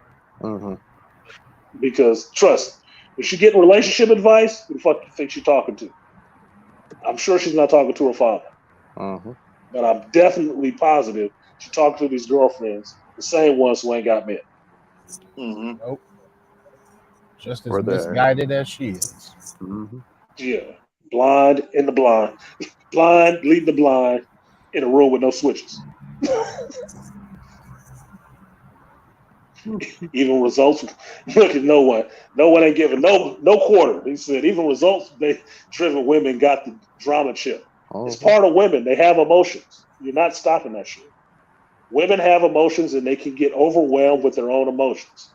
Yep. One of my things, I had an ex I used to tell her emotions would get out of control because she had a terrible fucking mother. I think I mentioned her on the stream before, right? Her mother was a lightweight hoe. So she never taught her daughter how to be comfortable with herself and manage her own emotions. Mm. That's what any guy that was going to be with her would have to do. Have to learn her, in a sense, to get her to calm down and take all that rage and fire and calm it down a little bit and put it in the fireplace. Okay. And that's the analogy I would use for her is like, look, I got my fireproof drawers on. I'm good. But you need to contain that shit a little bit. You just can't be all out here forest firing this shit. Let's put it in a fire pit and we can roast some marshmallows over this shit. But we can't let you burn down the whole fucking house. Okay, that's not what's gonna happen. I'm not gonna allow you to burn down the whole house. I will let you burn, but you ain't burning everything. So Right. Yeah. you got some I would. spot. You got your spot. I'm listening, but you ain't gonna I'm not letting this shit get out of control. And that's me trying to lead her and manage her fucking emotions a little bit. Because after that, she learned, okay, I need to calm down a little bit. Yes, you do. Let's tone it down a little bit. Good, you're learning. I'm gonna give you something good for that. And who would better to lead a woman, will teach a woman how to control her emotions than a man? Because us as men, one thing that women keep failing to realize is that we have to master our emotions. Because I always say an emotional man is a dangerous man. You don't Yeah. want a Yes. motherfucking emotional man. So when women today are trying to get, well, you need to be more emotional. I said, no, you don't. You don't want that. Mm-hmm. I said, why do you, Mm-hmm. I simply put it, I said, why do you think you keep having these damn school shootings? I Mm-hmm. said, you have an Emotional. emotional fucking man, dude, who has not been taught to control his emotions. And what does he do? He gets emotional and lashes out violently. I always say they Exactly. either implode or they Explode. explode. Mm-hmm. Implode, they take out themselves, they take out everybody else. So you Yep. don't want these emotional ass men. You want a man who is a master of his emotion, who can control himself to basically lead and guide you to teach you how to control your emotions. That's where the balance between this whole man and woman thing is supposed to come into play. And Exactly. also, it depends on the That's woman if exactly she right, wants to DC. be led. Like Mm. Angry Man said today, he said Jada Pinkett don't love Will Smith because any good woman Hell no. would not allow Will to go up there Exactly. and smack Chris Rock. Like he Right. No. said, like She Angry Man liked the said, drama. exactly. And she knew how, and she knows how to push his buttons in order for him to do stuff like that. And like how you said, she gets off on it, how the way it is, and how the way he's acting, reacting. And the thing is, it doesn't matter that he's embarrassing himself and the whole family in front of billions of people. She just got off on it because he reacted because he jumped because I wanted him he did what I wanted him to do, which is a very selfish and narcissistic thing. Threw him under the But like bus when too. AM said when he said his wife said, I would have never done that to you. She said, if you got up, she said, I would have put my hand on your arm and said, no, stop, relax. I remember with my ex, we were in Vegas and we were in a lounge, right? And it was this weird dude just staring at us. And I'm looking at her, and she looked at me, and she shrugged her shoulders, and he kind of moved close, and not close, but like he kind of moved maybe a foot over, and he kept staring. And I put my hands up like, "Can I help you?" And he just kept staring, and I got up, and she pulled me back, and she said, "Come on, let's go." And I was like, I didn't get it until later on when Angry Man said that. I was like, "Oh, she was a good. That was a good. She didn't want no drama. Don't want anything to do that." But I mean, when you have a woman that cares about your safety, no matter whatever the circumstances, situation, she cares about your safety. She's not going to let somebody else's emotions or your emotions or even her emotions to try to hurt you or hurt the whole family or hurt anybody else. That's when you know that's a good. She's a keeper. You know, if she's saying stop, slow down, I don't want you to do X, Y, and Z to hurt yourself. And I'm not trying to say she's trying for you to stop every fight. You're like, hold up, that dude need his ass kicked. No, I gotta go handle this. No, but I mean, but also every time something jumps off, she ain't trying to say, pointing the finger, go attack. Yeah, It, no, it, it, you don't need no chick holding your leash. Not yeah, like that. I mean, what you do in your private life is your business, but Mm. not in the sense where you are her attack dog. That's where you don't want to be. That's what a son is for, but not what you are for. And just to answer Aria's point right here, she says she advises her daughters against emotional men. Would you tell your daughters not to date Prince if he was still alive? Prince is an emotional man. You can have an emotional man. You don't want a man that's ruled by his fucking emotions. exactly. Mhm. He Level of has to have control. that masculinity, yeah, with no control, like Beasley was saying. He can be emotional, but he has to know how to control that shit. That's the problem. Men don't are not taught how to control their emotions if they don't have a man around who's actually had to do that shit.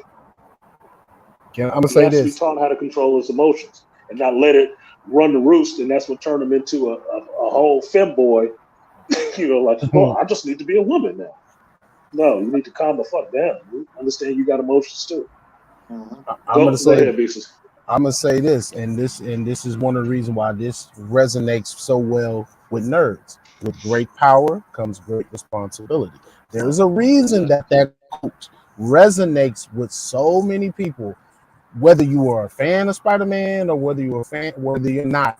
That quote is not just something Uncle Ben told Peter because before he became Spider-Man. It was simply talking to a man, talking to a young boy. Listen, you have a lot of power within you, and it's going to come with a level of responsibility.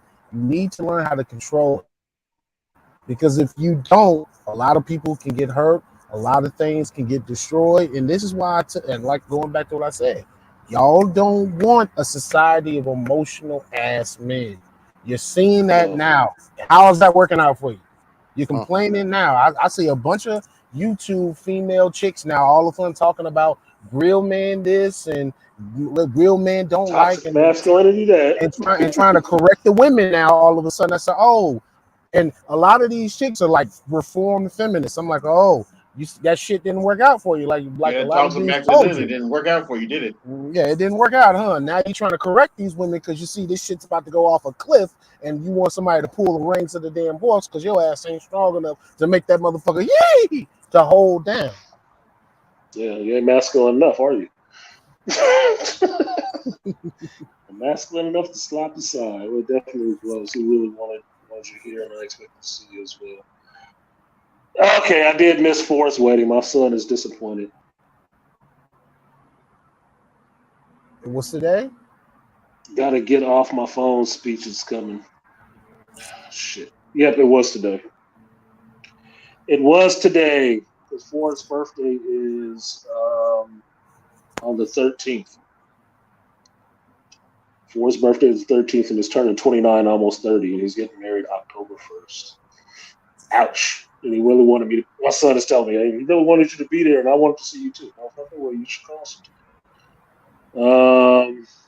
I'd already told him I had to apologize to them, but sorry I missed you. We both work too goddamn much. My son worked like I do, which is good and bad at the same time because that means we constantly miss each other. He constantly got his ass with his nose to the grindstone and not learning the lesson I was trying to teach him is like you got to put that shit in perspective and take time with your family. Make sure you spend the most time with your family. Get the most out of the time you spend with your family. Don't just work for the sake of being at work all the goddamn time. Sorry, I have a speech.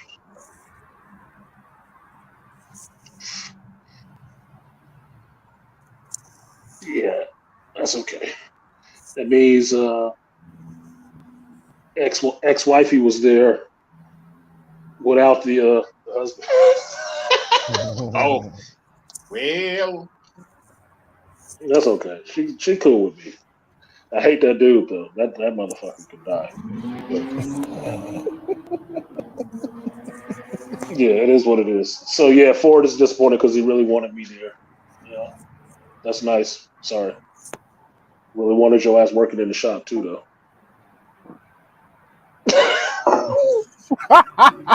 Damn. Get what the fuck you get. Get what the fuck you get, nigga. Look, this is what I mean by being real with yourself. I could be petty if I wanted to. There's a lot of shit I don't say. As much as I do say, there's a lot of stuff I don't say. He really wanted me somewhere. I really wanted his ass somewhere. He disappointed me long before I disappointed him right at this moment right now. Now, it wasn't intentional. I wanted to be there at his wedding because I wanted to be there to see that shit. But I missed it. I missed it. I really wanted his ass working in that shop. And since March, when he just decided to quit all of a sudden for no reason, barely a 2-week notice and shit, what did I do? It fucked up my whole time span, money, and time and shit. That's why I was working 7 days a fucking week. You left me fucking stuck, nigga. So I could be petty if I wanted to, but I'm not. I didn't do this shit on purpose. But you ain't got no right to be upset at me either. Shit. You are working. So there is a valid excuse. And as men, we understand that. Duty comes first a lot of times. Duty does come first. And if I would have remembered that shit, like it's my fault that I did not remember that his wedding was this weekend. Because funny enough, a part about it, 2 weeks ago, I thought his wedding was that weekend, and I was already passed on some shit, and it wasn't that weekend. So my mind was ahead. I thought it already. I still had another week. My bad. I forgot. So there's nothing I can do about it. But like I said, that's what comes with being real with yourself. Being real with yourself means I can be fucked up if I wanted to. I'm not. I'm choosing not to be fucked up at this time. But something fucked up happened. Well, stuff happens sometimes. It was not intentional. So, and with my son, he wanted to see me. Okay, motherfucker, you can call me any day of the week. Pretty much, I work like he does, but like I said, it gets a little difficult. But okay, yeah, fucked up. Take some pictures for me. All the rest of the motherfuckers that was there, I don't want to see their ass. Same motherfuckers that left me high and dry with doing the shop shit. So why would I want to see them? I could be pissy if I wanted to, but that's not what I'm doing. So that just comes with living and understanding. Yeah, I can be fucked up, and it's usually to people who deserve it. Yeah, Usually the people who deserve it. I'm about to be now. All right, AB. Yeah. All right, AB. Need a damn sound effect. I'm getting the sound effect for AB. Oh, you gonna get one? Yeah, I gotta get it for him. Hung that shit on him. He used it everywhere now. It's like, oh, I got to give him a sound effect. You gotta have a whole intro when AB show up now. I'll give it to him so he can use it on his own strings. But yeah, that's fucked up. I didn't want to miss that shit. I did want to see it. Too late now. So my son was going up to do his speech because I guess he's one of the best men. Like his brother from another mother. So he there. That's important. Good. So tough, but that's life. Sometimes you miss shit. This is the part of being a man that's not fun. Sometimes you're gonna have to account for some shit. Like, look, I was doing what I needed to do at the time, but everybody else was like, "Oh, but I needed you here to do this part." I wasn't there to be able to be there for that part. Well, I'm disappointed in you. But, put it on the list. Guess you're Yeah, just gonna have to be disappointed then. nothing I can do about it now. Nothing I can do about it. That's the hard part of being a man, and definitely being a father. Sometimes you try not to have it happen and mitigate it as much as you can, but sometimes you will disappoint people, and you have to live with that shit. They can have attitudes with you all day long about that shit, but what can you do? You weren't there for my birthday because I was at work paying for your birthday.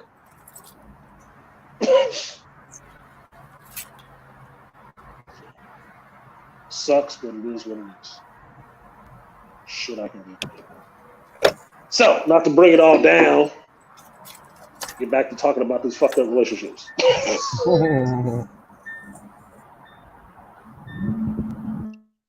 Because this, in its fashion, this is a relationship too. So what I'm thinking about now is how this act affects the relationship with Ford and myself and Lauren, Ford and his father, me and my son, and who else could actually be pissed off? Like, nigga, you was just supposed to be there regardless of everything. Probably two other people I ain't even fucking thinking of. It affects how they want to see me. This is why you have to actually learn not to give a fuck about what people think. You have your reasons. You know why you do what you do. You know what, brother? I just started learning that.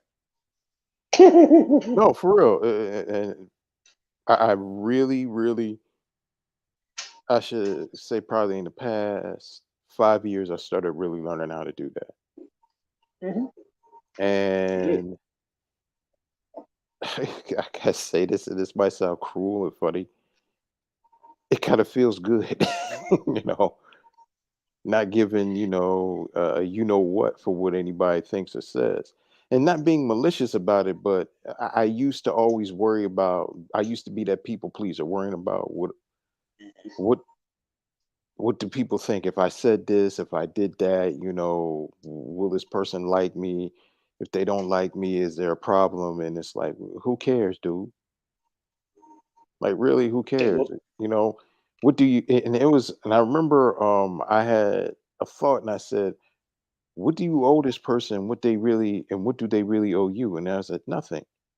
And the thing is, like I said, being myself, learning how to be comfortable with me, being unapologetically me. And that's one thing I learned from AM.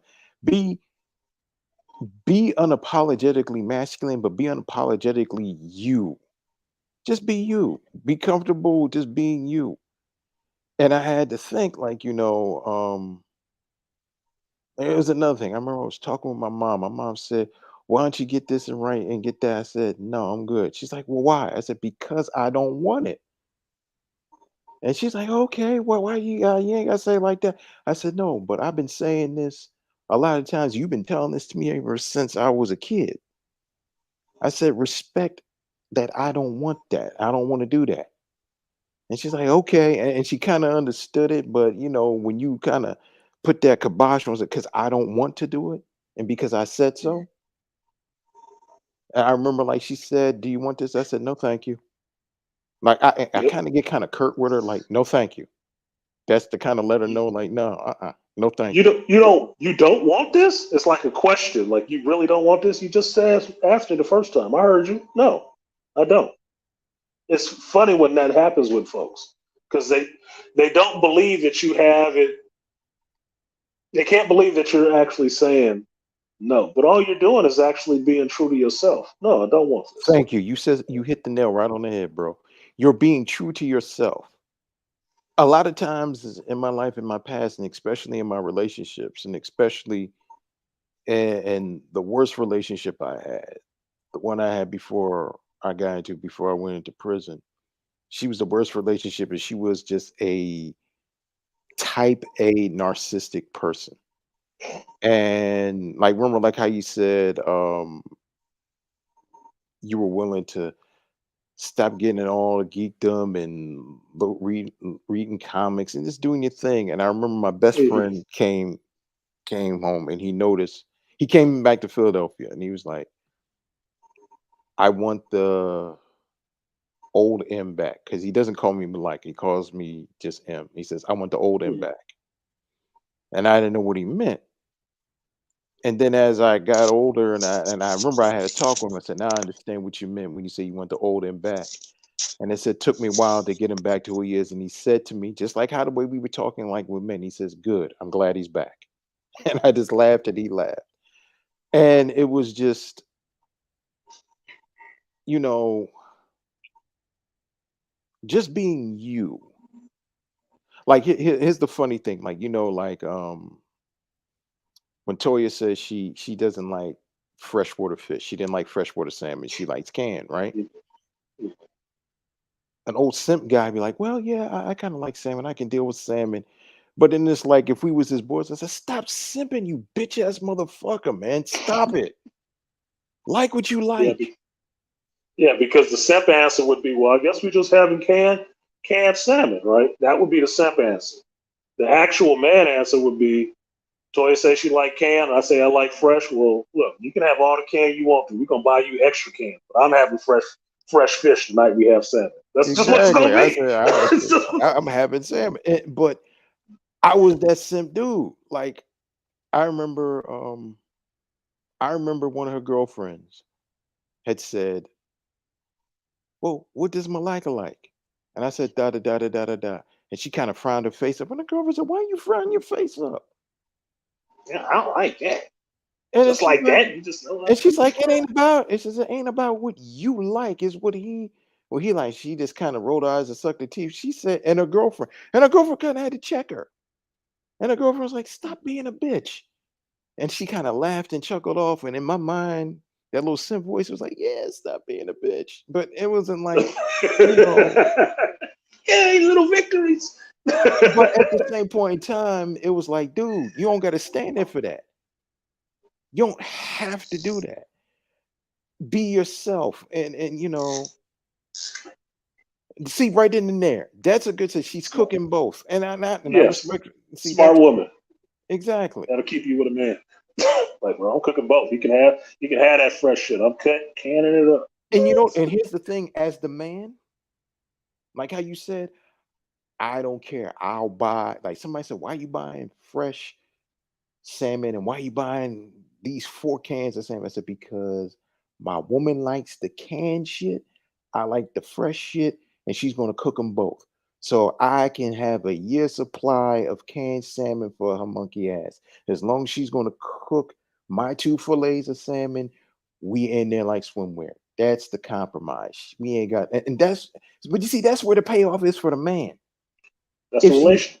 if she's willing to do that, you ain't got nothing to worry about." I'm like, there you go, my No, woman, my because girl. that's the relationship part. That's the relating part. Understanding that you can like something that they don't like, and it's perfectly okay. And they both can exist. Hmm. Like I remember, chick I had was asking me about why I bought the type of ice cream I like, because she didn't like that. Why you buy that one? I don't even like that. Why you buy that one? I said, because I like it. Why don't you Hmm. buy the one that you like? I don't like that. Yes, motherfucker. Why am I not going to buy the stuff that I like? What are you really trying to tell me? That I can't have what I like because you don't like it? Look, I've been me a lot longer than you've been with me. And I'm going to continue to be me way after you not with me. And So I like this. you know what If that you is? like something different, that's cool. I ain't trying to change you. But you know what that They is? both can exist. That's what Patrice O'Neill said. Like, that's where a woman, like, where she's trying to see where she can try to control you, punk you. Because I remember he said, if he's at dinner, and like if he orders steak and he wants rice with the steak, but then the waiter brings fries, and the woman screams out, he ordered rice. He didn't order fries," and he gets mad at the woman. He says, "Look, You do not have to go and yell at the dude and tell him what I ordered. I can manage my own carbohydrates. But he said it's not the fact that she's trying to help you out, it's the fact that she's trying to monitor and see what you can do. Just like the fact that if she's not liking what you like, that's not the ice cream I like. She's trying to check and see, like, oh, well, what ice cream do you like? I'm getting what I want to get. Yeah, I'm eating tell what me I which one want. you like. I'll bring that one from the store too. Yeah, But or I'm like, still going to have this one I like. and it was just You can have both. but it's the fact of like you should be thinking. No, I do think, but I'm thinking for myself first. The thing is, you should be putting her first, or I'm gonna see what you're gonna do. No, And like how you said, that's Yeah. where you get to the point of where you're not allowing this person to let you be you. Mm-hmm. Yeah. No, I broke down my crazy ex about that priority situation, and tried to point out to her the silliness of it. It's like, you want to be first. Yes, I said. So how can you be first if a man has to take care of himself first? Uh-huh. Is a man if he can't take care of himself? Well, no. Okay, then. So you can't be first. How is he going to take care of himself? Well, hopefully he got a job. Well, that also means you're not first. His first priority is going to be to take care of himself, which means his first priority when coming to take care of himself is him doing his damn job. Does he have kids? At this age, he already has kids. Then you ain't coming first. You in the hierarchy, but you can't be the first one, because if you're the first one, he's not doing the other ones. So he's supposed to forsake himself, his job, and taking care of his kids just so you can get, the big piece of chicken first. What kind of sense does that make? But you're not going to put him up there. You're going to look after yourself, your mama, your kids, your girlfriends, your sister, everybody else before him. He'd rank up as number 10. You want him to put you at number 1 on his list. That's not even practically feasible. It's not even practically feasible. Look, be happy with being in the top 5. And don't think that it's you losing out if the other 4 are himself, his job, his kids. You still in there. You the first after everything else. Because if you don't have his kids, he ain't got no legacy. So it makes no difference if you his girl for a minute. It makes no difference. He's gaining nothing.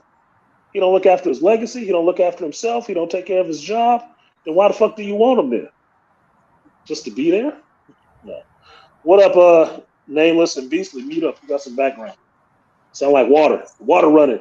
Gonna make me have to pee on myself. That's the freeway. My bad. That's the freeway. My bad. The dealership it's right next to a freeway. Okay. Sorry. Okay. It was like, damn, it's water running. I keep thinking of streams and oceans. Yeah, it's not late enough for these assholes to be asleep right now, because in like another hour or two, that's when the city's gonna go to fucking sleep. And that's when the freak and mind you, I'm in the part of the fucking city where the prostitutes are like a couple of streets over. So I should be some fucking street walkers walking down this damn, like, okay, here we go with this goofy shit again. Yeah, should be some night stalkers out. Unlike last Sunday with the fat chick that was in the fucking middle of the street. Oh, Malika, I don't know if you heard me when I pulled into work last Sunday, I was on the stream with these dudes, and it was some fat chick that was like blah in a bra and panties standing in the middle of the fucking street. Oh Lord. I'm glad She's selling it. Winter was here. Got an ice troll out there. It's hard out here. Ice troll out there trying to catch. I was like, you know what that was, man? That was Lizzo doing her latest video, brother. Oh God! Stop it! Stop it! Blowing on the crystal icicle. Yeah. Look, we had. I was impressed. I was like, can she play a flute? She can play a flute, but okay, I'm not. She's doing the concrete coochie. Yeah, she's a trained flautist, as Tommy said. Flutist, like a flutist. Yeah, that's what Tommy Sotomayor was pointing out. She was like, she's a trained flautist. Why are we not talking about that shit? Instead we talking about her with her ass out at the damn. What game was she show? What game did she show with her ass out? The Lakers game. Yeah. Like that's what I said. That actually got some respect from me. I said, "Oh, she could play the flute." I mean, she holding it kind of funky, like she's scared to break it, but she can actually play the flute. It's like, oh, I'm impressed. I'm not impressed with all the rest of that shit you do, but that actually gets some respect out of me. Like, oh, she can play a flute. I can't play the flute. You got a I skill. worked on the trumpet. Yeah. Oh, you actually have a skill. Yeah, exactly. It's like, you got a skill. Instead of making a fucking ass of yourself. Like, oh, why don't you just try being a flutist? Exactly. I think the catch to that is the fact that the song she was playing was based on the dude that helped create the Three-Fifths Compromise. How ironic it is that she's out here playing some shit that set us up. You know what? I'm gonna leave that alone. I mean, it's just irony within irony. Irony within irony. It's irony inception. But the funny thing irony. The hard shit is Nameless is trying to put the logic and the history together with Stragdom, and it's just it's bad. It's totally bad. It's just bad, man. You're just gonna go crazy, man. You're just gonna burst into flames, and you're like, it's gonna be called the Lizzo effect, man. And we don't need that on you. I don't know, fam. Like real talk, man. I've been processing a lot of shit lately. I guess you guys probably saw my breakdown I'm doing of Hive Theory.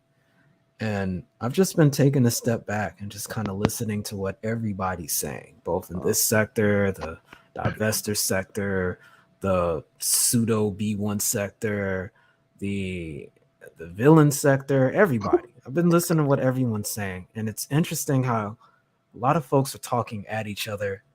Everyone is just bankrupt of the currency of trust. And I don't think anyone has any clue how people are actually doing. They're just heaping on presupposition on top of presupposition. I'm just thinking, not so much how to fix it, but again, this word irony and how it's uniquely created to have its own body weight, support the very fuckery that's providing the energy to continue having this happen in an endless feedback loop.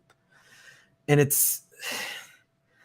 I can't say I'm so much as frustrated, but it's interesting to see that it would be solved if people just were honest about what actually has happened and simultaneously looked at everything all at once. Like when I see people charging each other for the things that they're charging each other for, it's like they have a perception of it all that while it may be correct in the anecdote, those things didn't happen independently in and of themselves. So the question becomes, where do you select the starting point? And so if the impetus of action is somewhere very far outside of your ability to perceive it, every action looks personal that occurs to you, even though it by definition is a reaction. It's a literal butterfly effect. It's the butterfly's freaking fault. But this hurricane that's happening here, in the meantime, no one's thinking about a damn butterfly. Right. So if we're stuck in the conversation of how do I get compensatory action, I don't know how you can solve that now because you can't hold a hurricane responsible for anything. It's the last point of contact, right? But is it really the cause? How do you define cause? And if you can't define cause, there's no way you can get justice or compensation. All you can do is just find the nearest available entity, blame it on that, and here we go with the feedback loop. You're right. See, that's why. Thank you for coming up here too, Nameless. Scorpios got y'all niggas now. But that's the part I get to is like breaking stuff down to get back to the origin of where it actually comes from. Forget all the hot air and the flapping and stuff like that. How do you get back to the root of the problem and stop it from there? But here's the problem, Art. Yeah. Here's the problem, Art. Like, maybe it's because of the way we look at solving problems. We like going straight to the root. It's why we don't buy things like rising signs. Like, I don't care. What's your moon sign? Let me understand what animates your movement, right? That's how we think. But most people, they look at that like, okay, why is it that when we're trying to come up to a solution, we can't look at what's going on presently? Because the way they process it, if you look at anything that goes beyond the immediate presence, to them it appears as though it's an excuse. I don't think there's the nuance available to distinguish between causal data that can be used as a status report to solve a problem and an excuse, because the two can be synonymous with each other if you don't have context. You see the difficulty here? Mm-hmm. And I think this is more of a human condition problem, but it's the biggest frustration I have. And it's the idea of showing causal linkage is a big reason why I talk about the things I talk about. But it's why I always have to preface it by saying status reports aren't excuses, nor are they writs of defeat and resignation. You know, they are data being presented so that people can use it in the spirit of problem solving. I don't know how to spread this idea or how to identify this issue of thinking and looking at issues, because there's this anecdotal collapse that happens every time a problem's talked about in general. You know what I'm saying? I hear you. But then it kind of goes back to what we were saying a lot of times with women, especially black women. People don't want a certain group of people, and I'm not just saying black women or women in general, just certain people in public don't want the problem solved. Like how you're saying, we just had this big natural disaster just happened last week. And you're dealing with people, and the same thing with COVID that happened for the past 2 years. And people, do this, do that, handle this, handle that, but people don't want to deal with the problems being solved. Do this, do that, take care of this, take care of that. I think, like how you said, it's a part of the social conditioning that you have a large group of people that really do not want to have a lot of their problems solved. We can go to we can go straight into our family. You could tell somebody within your family or a friend, somebody that's close to you, do A, B, C, D, and E, F, G. And they could shake their head and they go, but then they come back and they're still in the same fucking situation. That I had to learn and realize, well, why is it? I'm sorry. I take the George Carlin approach. The world is composed of two people. A whole lot of fucking losers and very few winners. and the thing is, like, nameless, you have a big brain and you're always thinking and you're always analyzing. You're Brainiac 5 from Legion of Superheroes. You're always trying to figure that one thing out. You're like Karnak from the Inhumans. He's forever looking at the cracks and say, oh, that's a beautiful thing. There's that flaw there. And that's you. But the thing is, I used to think like that until I realized, and no offense, I'm like, fuck them. You know the irony in that, Malika? I'm nothing like that. I'm actually far more like Professor X. Okay. I am probably 1% rational thought and 99% emotion. Okay. And I don't think people understand the nature of that, but Artisan knows what I'm talking about. Mm-hmm. And the issue I see is that I understand the duplicity in that modality, and that I can simultaneously let me put it to you like this. I've gone through the fuck it stage already. But there's something that happens when you travel through the abyss long enough. You come to a realization that abyss really is temporary. You really only have two pathways. Either the pathway of control animated by fear, or the pathway of acceptance that is animated by love. And what I find is that at the end of the day, if you can sustain yourself on your own volition and have a measure of self-acceptance that's deep enough, you sort of don't need that from others. It becomes a lot easier to operate on love. And in the way you feel about yourself can spill over in excess to others around you. So it's actually not costing me anything to give a damn. So it becomes more kind of like, it's like being in the abyss, but you can travel in that abyss to observe. And your question becomes, what's animating this person? What's animating this idea? Because 9 times out of 10, you see over and over again that most of their actions is out of fear, and that fear is rooted in needs not being met. And it's not that you're trying to solve all of the problems. It's just that it becomes, again, I'm going to keep using this word, ironic, that people are getting in their own way of solving them. And sometimes you can show people how to get out of their own way. And it's useful to present these to other people because sometimes they see things that you can't, because we can all look at the same issue, but because of the unique things we've been through, we can provide that one piece that's missing for it to just click right into place. So that's where I find value in conversation and presenting these things. It is in the form of problem solving, but it's not in the form of trying to take control. It's to assist in my acceptance of the entirety of the situation. Does that make sense? No, definitely. It definitely makes sense.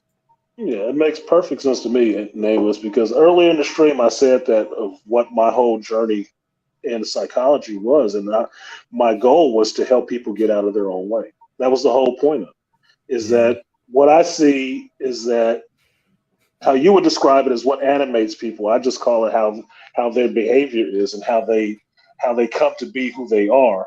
A lot of it is a mess. And when I look at it, I see it as a picture or words or whatever. And I just start unjumbling this stuff, seeing how it can actually work together and actually be better for them. Like cutting the fat off a steak, fuck you, beastly nerd, cutting the fat off a steak so you can get the most protein, the most that you need out of it, that's the most beneficial for you. That's how I see everything, right? So when I come to a situation, that's what I give. Not like you're saying, not to be in control of it, just to add another perspective to it that you may not have seen yourself. Because we all experience this shit. We just don't all see it the same way. Well, here's my perspective on it. What I'm dropping off can help you, or it can't. You either take it in or you leave it. It's your choice. Or maybe you haven't gone through the requisite experience to make use of that just yet, which I find is more often the case. That's a lot of the time the case, and that's what I tell it to my kids. It's like it's just another tool in your toolbox. When you find the key that door fits, then it will be useful for you. But until then, it's just another key for you. A key for a door that you have not found yet. It's fine. So when you talk about going through the abyss and not caring, this is the secret to me. This is the secret to Scorpios, is that while you guys heard me saying some stuff about forged weapons and stuff like that sounded really insensitive and stuff like that, like damn, you don't give a fuck. I actually do care a lot about Ford. I do. Because it comes from a place of love. I don't hate Ford, but I realize just truthfully with, pragmatic sense, not emotional, it's fucked up and it didn't happen. Okay. That's just the analytics of it. Analytics is not emotional. So it sounds really cold. It's not cold. I'm disappointed that I wasn't there for him, but shit, it happened. So, but I know that from having gone through a time when I was emotionally fucking shut down, dwelling in that darkness, in that dark place. And I really did not care. And that's why I tell people, you don't necessarily want to be black pill. Stop acting like that's you won the platinum, you went triple platinum, nigga. That's not where you want to be. You don't want to dwell there forever. You want a summer house in the abyss that you visit. Yeah, you want a summer house. When it's required. Yeah, when it's required, you can go and visit. I took the retreat. I went there, hung out in my cabin, and then when I got my shit back together, I came back out of here. You don't want to dwell there. Right. That's not the place that you want to be. And that's what I got pissed when I saw everybody. No, I'm like you. Nigga, you ain't. Shut up. Okay, just shut up. Just be blue and be happy you got a little bit to a lighter shade of. Okay, just stop it. Everybody can't be it. Anybody that says that shit to me is just like, no, you just need to get the fuck out of the house. Turn off the fucking computer screen and go outside. Exactly. Still wet behind the ear. Yeah, and go. I said, you ain't experienced shit. Like, what the fuck are you talking about? Like, how many countries have you been to? Like, well, I haven't. Well, then how the hell are you black people? You don't know what the fuck the world has to offer. You sitting behind a desk all damn day, mad at the fucking world because the chicks you want don't want you. Hey, you know what? Why don't you go talk to them? It's enough people telling you what the fuck to do. Why don't you go do it and quit with this damn woe is me? I can't find. I'm like, yo, you're never gonna find her behind a damn computer desk. Exactly. Well, You it comes actually down to got that part, DC. It comes down to this one word. To me, what I found, it comes down to this one word only: told. It comes down to told. Because somebody told them, they don't want to do it. It don't matter if it will save their life. They don't want to do it because somebody told them to, and they don't like to be told shit. So that's why I said, okay, fine. I'm suggesting something to you. I propose an idea to you. Any other way other than saying, I fucking told you to do this. Because told implies some mastery or some authority over them. And that's what they buck against, especially if they, single mother raised. They're going to buck against that harder than anything. Harder than slavery or racism. They're going to buck against that shit. So I make suggestions. This is a suggestion. This is what I see. This is my perspective. So then maybe it takes the sting off of it a little bit for them. It's still the same shit. Just whatever you do, just fucking do it. But fine, I didn't tell you. I just offered you a suggestion. Because it has to get through their filter first. And their first filter is, Mom, didn't nobody tell Mama what to do. Can't nobody tell me what to do. You ain't my daddy, you ain't my mama. Okay, goddamn. Did you listen to your boss? Did you listen to your boss? Mm-hmm. Did your mamas tell you to come to work today? Listen to somebody. Well, I would actually just say then that means there needs to be some deprogramming that has to happen. That's why I say a lot of these fucking dudes don't really need the red pill just yet. They need to actually just sit and have somebody talk and work out their issues first, then come back and get the pill. Well, I think it's a combination of both. I don't think you're wrong, Beastly, but I also think that people get snagged at different parts of it all. Like they take the red pill, right? But there's no guidance through the initiation process. That's the problem. Exactly. Yes. So yes, that's like, what's it. Taking the red pill is an initiation. It is both a deprogramming and an initiation. And the problem is if the coping mechanisms that you have, which I think is what you're describing, Beastly, are rooted in something that is fundamentally false, there's kind of this paradox you get stuck in. And so people default to the lowest aspects of their nature, which is what I describe with my verbal martial art as being the demon gate. They rely on the lower parts of their nature because when all else fails, that's still the last nuclear option. So if people are falling back to their lower natures, and in and of itself, it requires the consumption of others around them in order to get what they need, generally speaking, kind of like a vampiric sort of way of operating. If they don't have anyone else around them and they can't consume themselves, what do? It's like a self-destruct model. So the only other option is find others to attack, which the nearest point of attack is going to be other women. If you don't have that, then you just revert. And this is where you get this arrested progression where there's nothing there to assist in the initiation process because the conversation has gone on so long that there's just an assumption that people should have already been past this already, when that isn't necessarily the case. People are still going through the grief process. And that's kind of why I try to help give some content to help fill that blind spot, because it's very easy to be dismissive of it, because for some of us, we were already going through that process before we got here. So it's very easy to, do the last little bits. You get a little bit of confirmation. There's a little bit of a brotherhood that's established. Boom, you can transition over. But if you don't have that and everybody expects you to just figure it out, most people are just going to patch themselves up to be functional, and they're left with all these wounds that are actually infecting and harming them over time. And it comes out whenever someone shows up. You get a chick on the panel or something happens, and, it occurs reflexively, or they revert to older defense mechanisms like withdrawal, and this is where you get this. You know what I'm saying? Yeah.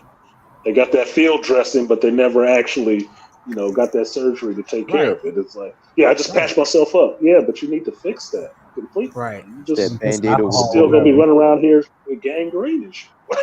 Well, that's what's happening. And then you got some goofy folks that show it as a sign of, accomplishment. Like, I got more gangrene than you do, cuz. Like, okay. Yeah, exactly. That's where we at. That's not where we at. That's not where we at. That's not how we get. I agree with you right there, Nameless, because I think this touched on a conversation that I had with BGS and Dr. T before about the same conversations going on in the manosphere over and over again.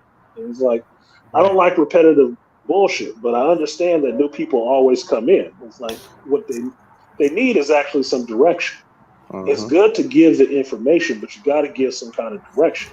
It's like the conversation we have with tearing somebody's paradigm down.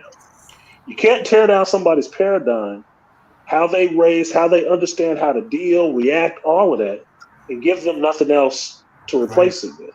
Right. They're going to revert.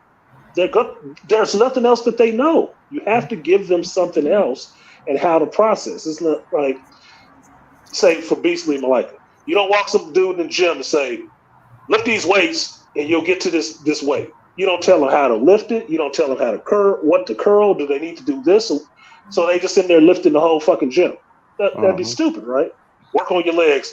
Use these weights. That's you have to give them some direction. Yes, it's good that you got them into place. It's good that they're here.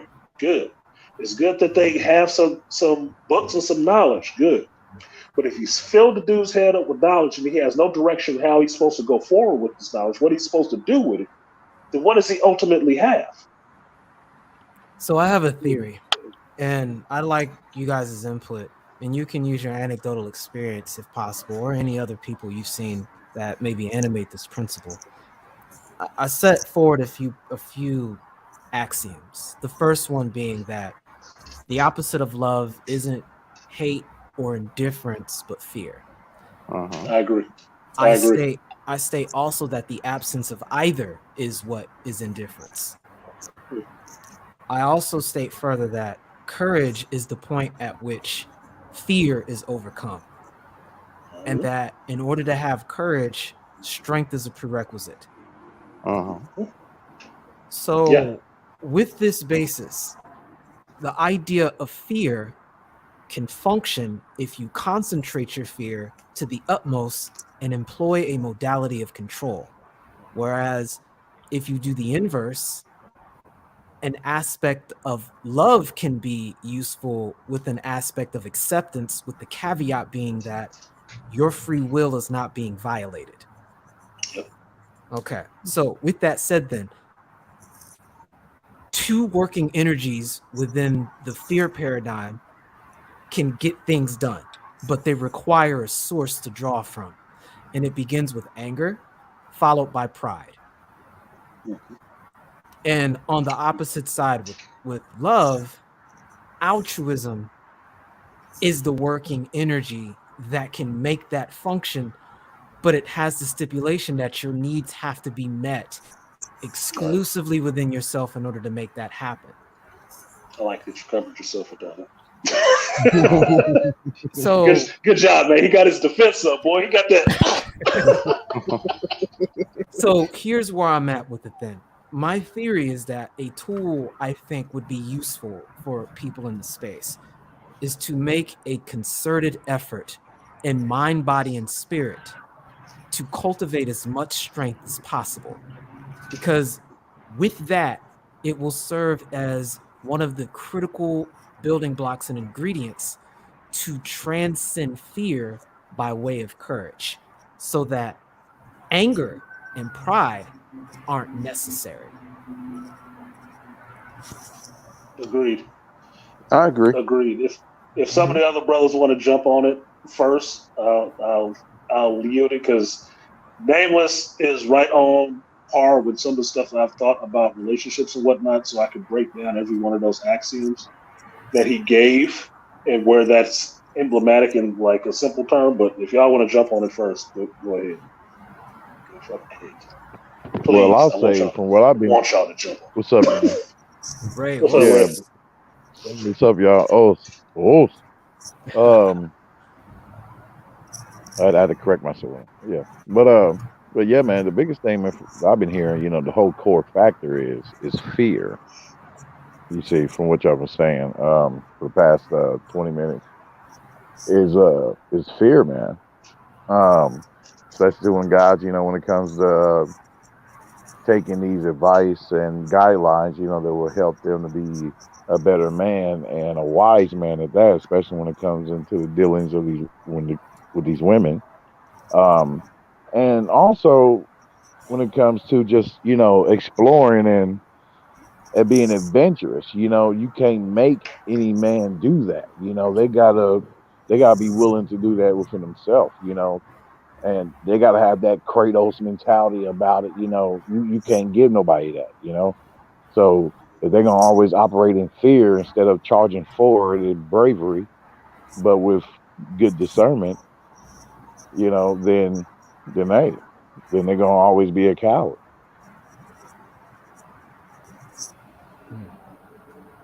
because you're always worried about, you're always in fear of what others say or think.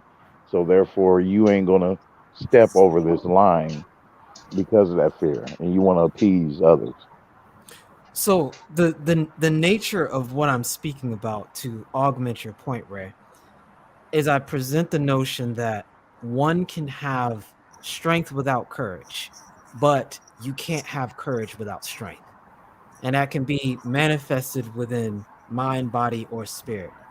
And I think each of those demonstrates and requires a measure of strength and resilience to cultivate, or a modality to cultivate, uniquely to in and of itself, but it also has a synergetic effect where, they can amplify the effect of the other if you have one of these. So I want to set that premise there, that strength isn't everything, but it's a requirement for courage.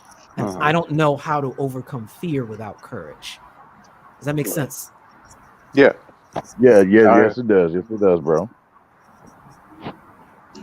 What you got on it, Beastly? Yeah, I'm I'm meditating on it. Okay.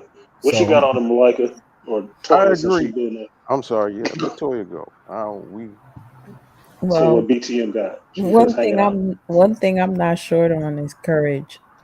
Being a lion and all. No, here we go. Came in with the main flashing like, Came yeah. in. Yeah, that's me.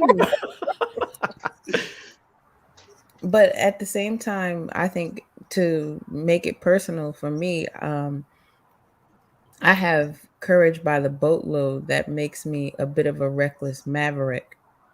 Um, and sometimes, I take the leap before I look. Yeah, yeah, yeah. But rather than admit that it was a wrong move, I'll just do whatever I have to pivot and get myself out of it. See that. What you got on it, Malika? um one thing I think, especially for the space, when it originally started, it was a proving ground for black men to come to speak, to compare notes, but also a way of building courage. Not just being like how, like Namus said, it's not just having strength, it's courage. Sometimes, just like therapy, you're talking about something, you're getting things off your chest, you're dealing with a lot of things. Because a lot of guys, and I even put myself into this, I did not really focus on having a lot of mental and spiritual courage. I thought I did if I went to church or if I went anywhere here and there, but I didn't really learn about it until I had to face my fears and realizing of past making mistakes, things that was, and realizing, okay, you weren't alone.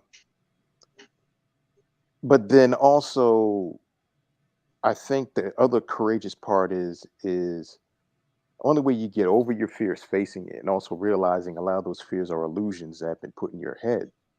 Just like, the gynocracy in and of itself, it's real, but it's a lot of illusionary things where, like you say, you're voting with your feet, SYSBM.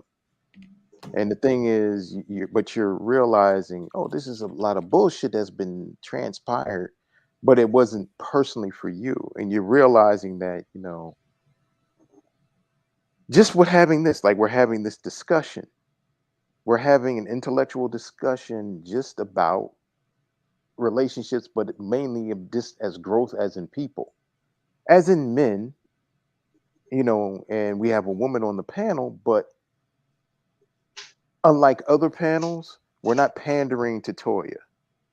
Toya is not trying to divert the conversation to what she feels is right. We're just having a conversation that is really dealing with relationships. Like you said, it's dealing with relationships, but then Nameless puts his spin on it. But how can we grow as people to have better connections in relationships?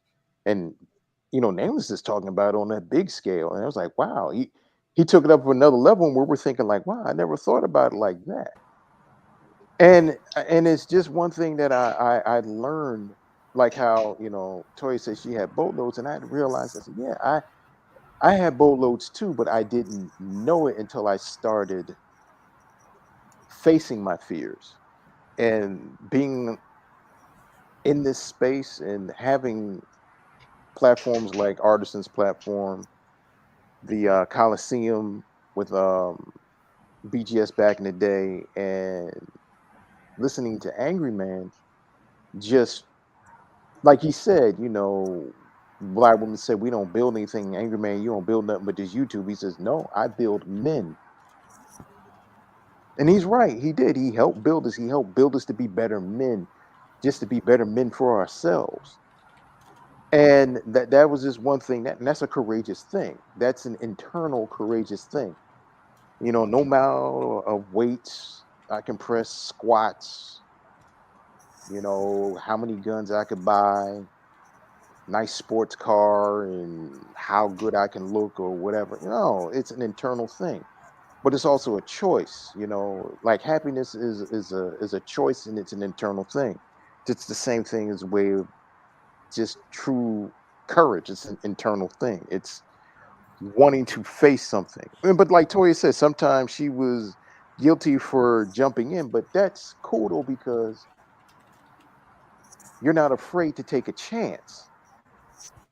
You're not afraid to take a risk, and you're like, okay, well, come with me. I'm just going to do what I need to do. And is it going to go good? No, I don't know. Is it going to go bad? I don't know. Well, I'm just going to see what I need to do. Years ago, I couldn't do that. I'd be afraid. Well, what am I going to do? I need a plan B. I need a plan C.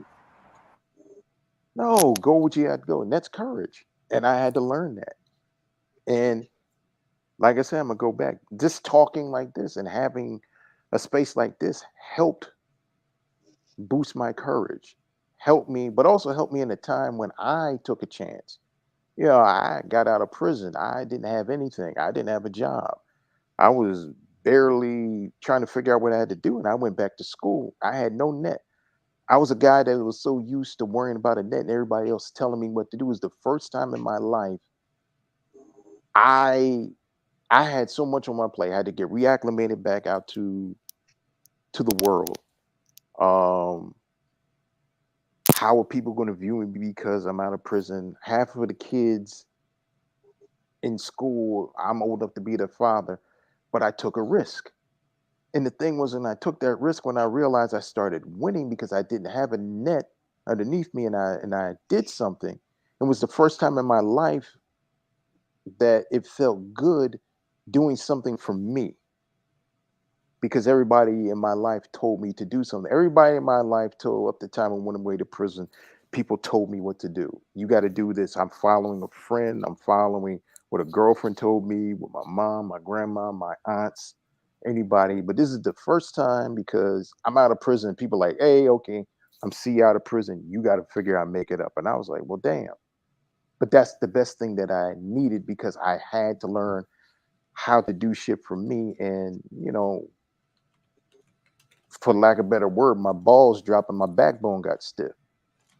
And I liked winning. And it wasn't just getting a degree or getting 2 degrees.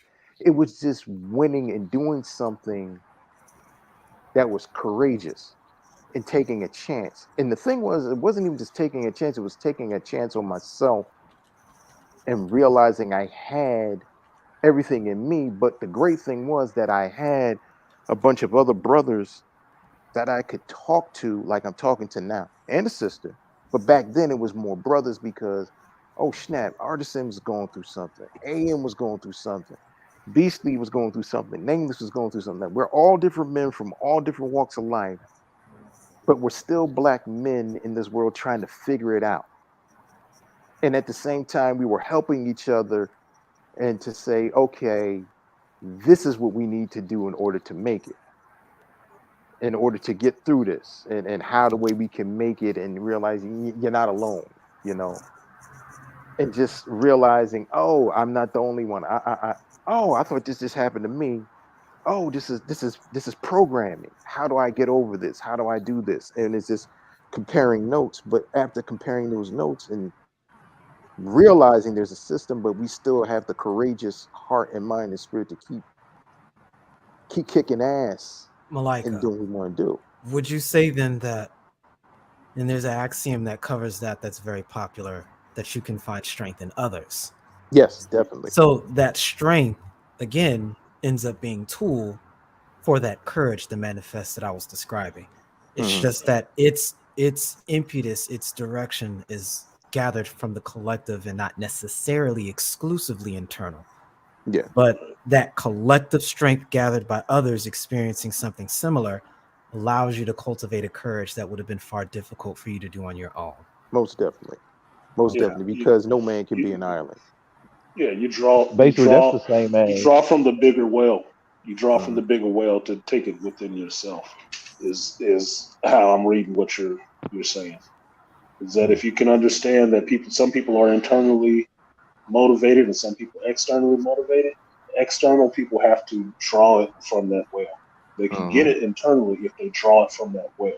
Some internally motivated people can pull it from themselves. They can get it up out of themselves and not need the rest of the group necessarily to find it themselves. Some people do need the group to find it in themselves. So they learn how to find it in themselves. That's an important distinction to Mm. make. But you just You said wanted so. to say something real quick, Ray, so I can say the piece that I wanted to say? I think it was Beastly that said something. No, I didn't say Oh, anything. It was Ray. okay. well, nah. I was gonna say, well, that's basically the same thing as a commander. You know, as you already know, I'm watching Kingdom. You know, the depiction of the warring times. You know, of China. So yeah, that's the same as a commander. You know, giving a powerful, charismatic speech that will rile up his 50,000 man troops. You know, and yeah, like giving them that courage. You know, that they wouldn't be able to obtain on their own. Yeah, so it's just exactly what y'all said. So yeah, so one can, find that courage and that willpower, through others. Let me ask a critical question before I divert to or pass that to I want to Artisan. jump in there. Yeah. Go Do ahead. you think that in the Ado social complex of everything we're describing is actually frowned upon? Yes. Yeah. Yes. And do you I'll think tell it's you a why. conscious, do you think it's conscious that it's frowned upon or unconscious? Unconscious. It's consciously done, but it's unconscious as the reason to why they do it. Yeah, that's what I was gonna say. It was some. I was gonna say it was a bit of both. Yeah, it's 50-50 for I mean, yeah, I would say, yeah, 50-50, but within that 50-50, like I said, it's fear. It's fear of them wanting to step over that line because of the worry about what others say or do. They've never been taught. A lot of men and women never been taught to be of no mind, not to care of, all the negative shit of what other people want them to do, and also to be able to have the discernment to tell if they are being manipulated by others, for their own gain. uh-huh. I think I bring that up because I'm gonna leave this alone after that because I want to present these ideas for people to do a little introspection on, and maybe we can talk about it even more in the future because I think it's a good direction to kind of start steering towards when we're having conversations with each other throughout the space. But I wonder how much of this was learned behavior on the plantation. And that's what I'll say with regards to that. And you can see why that would proliferate on a cultural basis. So with that, I'll go ahead and pass it back to you guys. But I just wanted to Well, I make mean, that yeah, I'll say a So observation. lot of it. you I'll just say a lot of it is learned behavior, though. I'll say. Go ahead. Oh, go ahead, brother. I don't want to run my mouth. This is your show, man. No. Go ahead. I just said go ahead. Just go ahead and say what you're gonna say. I'll get back to it. I think a lot of it, like you're saying, plantation behavior, it's that psychological ingrainment which happens to become generational. Just like you said, the fear. A lot of our fear has been placed on psychological fear. Idea of black men, you need to stay with your women even if she's emasculating, because you're supposed to be with her, but she can go and be with anybody she wants. But then you realize there's some cognitive dissonance there. But then you just say, well, it's right because your mama black, or this is certain things. Just and just the action of, okay, if you're making a certain amount of money and you want to move out of the neighborhood because you don't want to be around niggas. And people are like, oh, you change, you a sellout. No, I just don't want to be around niggas. Like the situation that happened with the young rapper that got killed in Roscoe's Chicken and Waffles. All these other rappers that are being killed, and Angry Man did these shows about this. He says, you need to not go back. But we have this psychological thing that we want to go back. We got to go back to our people. Nipsey having his store still in Crenshaw, but not realizing that he's a target. This is still the slave mindset that we got to go help our people and be there. But there's no law that's saying that you can't help your people from a distance. And that's what Grinch was saying in his book, a lot of plantation politics that's been going on, and that still goes on to this day with us. What I mean when I make mention of that is more so along the lines of what was said, a subconscious realization that if we encourage each other, those who are capable of doing it, and I'll use that term to highlight the locus of modality that I want to present. Encouragement to distill fear, or rather dispel fear. I'm asking, do you believe that there's a cultural component to discourage that amongst black men amongst our own volition? Yes. Meaning, when that point of origin to make that decision originates from black men and not from the gynocracy or higher authority within this hierarchy in America, do you think there's a cultural effort to discourage that? That's what I'm trying to highlight here. Yes. Okay. Yes, I would agree, because if you take it back to the plantation, right? What is more useful on a plantation, a fearful slave or a fearless slave? A fearful slave. Fearful slave is not going to try to leave. He's not going to try to hurt master. He ain't going to try to do shit with his job on that plantation. A fearless slave is going to look master in his face and say, when you go to sleep tonight, that's going to be the last time you sleep. Or I'll be out of here as soon as you turn your back. I'm gone. That is a cultural aspect. If you take it back to the plantation, is to stay safe, you need to be fearful. You need to be afraid of everything around you to stay safe, so you can be okay on this plantation. But if you act fearless, you buck up, you can be killed.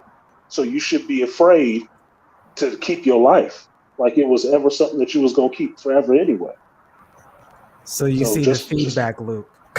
It's a feedback loop, right? And it is based. That's why I wanted to get to this point and wanted everybody to jump in on it first, was about that fear, because that's one of the things I hit on a lot of the times, even in my way going through geekdom to get to people about it.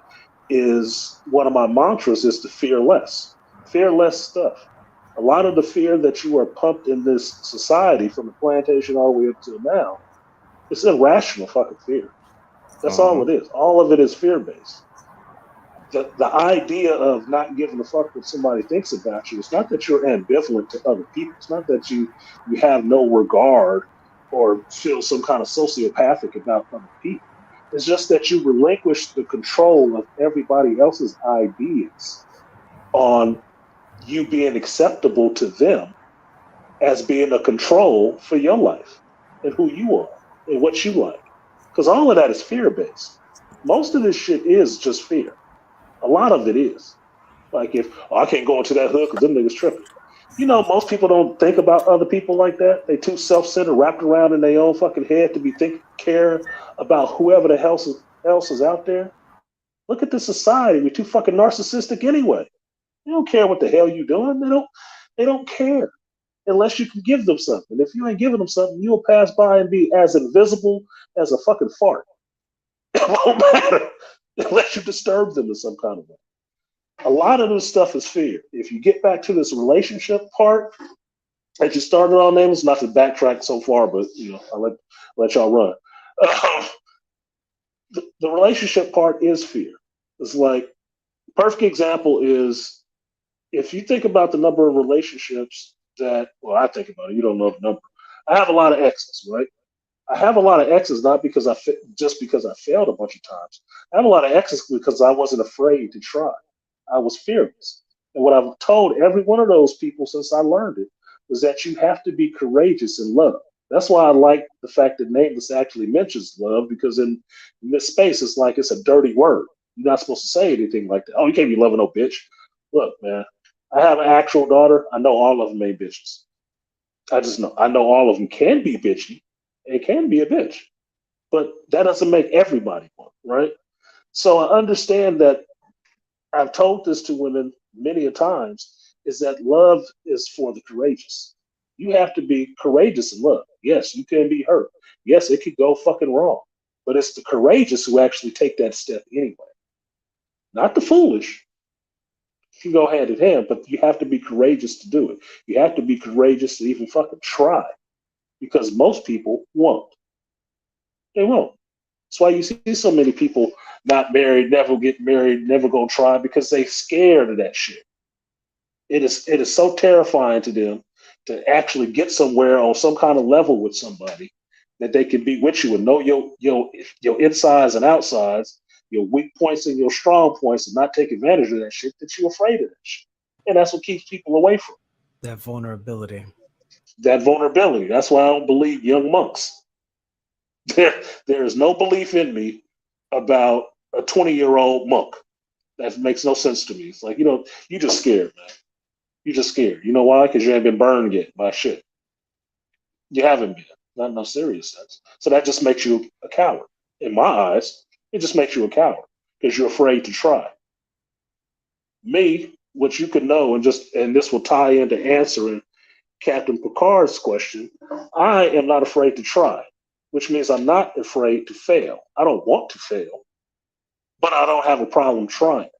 That is one thing I know I am courageous at. I will try and give it everything I got. So how the shop's doing? I failed.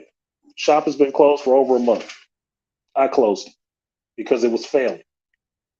And it wasn't making the amount of money that it needed to keep itself afloat. And I'm working like I'm working now to pay off everything else in the shop. But I wasn't afraid to do that shit, which most people wouldn't even try. Given the circumstances, they wouldn't try. That's why I said earlier, if I wanted to be shitty about it, be petty about not showing up to a wedding, I could be. Because everybody else that was showing up to that wedding didn't help. They left me hanging. And these are people that are supposed to be friends of mine. See how petty that shit can be? But that's because I wasn't afraid. They were. And that's why they ran from that shit. They would just rather see shit burn down to get a bucket of water that they standing next to and try to put it out. Or reach into their fucking pocket and say, hey, let's keep this shit going. They want to benefit, they don't want to try. To me, that makes them cowards. That's why I have that kind of on off, which you hear with my feelings, because I get to that point where I resent that shit. I don't like cowardice. Cowardice makes me upset. Uh-huh. It's a part of me in some areas, and a large part is not. And I resent that shit. I understand that I do resent that shit in some ways. I do. I really do resent Some people in that artisan would say Oh, why are you playing tit for tat? It's not tit for tat, nigga. You did something. I know me going out here into the world, I'm not intentionally or unintentionally sitting here doing fucked up shit to people or leaving people in fucked up positions where they can get messed up. I'm not doing that. I look at what I do in the world as trying to leave positive ripples on the pond. Like Nameless is talking about, I was trying to actually put something out there where people can pick it up and use it and give them a direction to go in. That is love. That is me showing love for this community, showing love for these people in this world, showing love for the people around me to actually try to put positivity out there into their life and do something that will help them. I'm not trying to do shit to be fucking up nobody else doing anything. I don't care what it is that you're doing.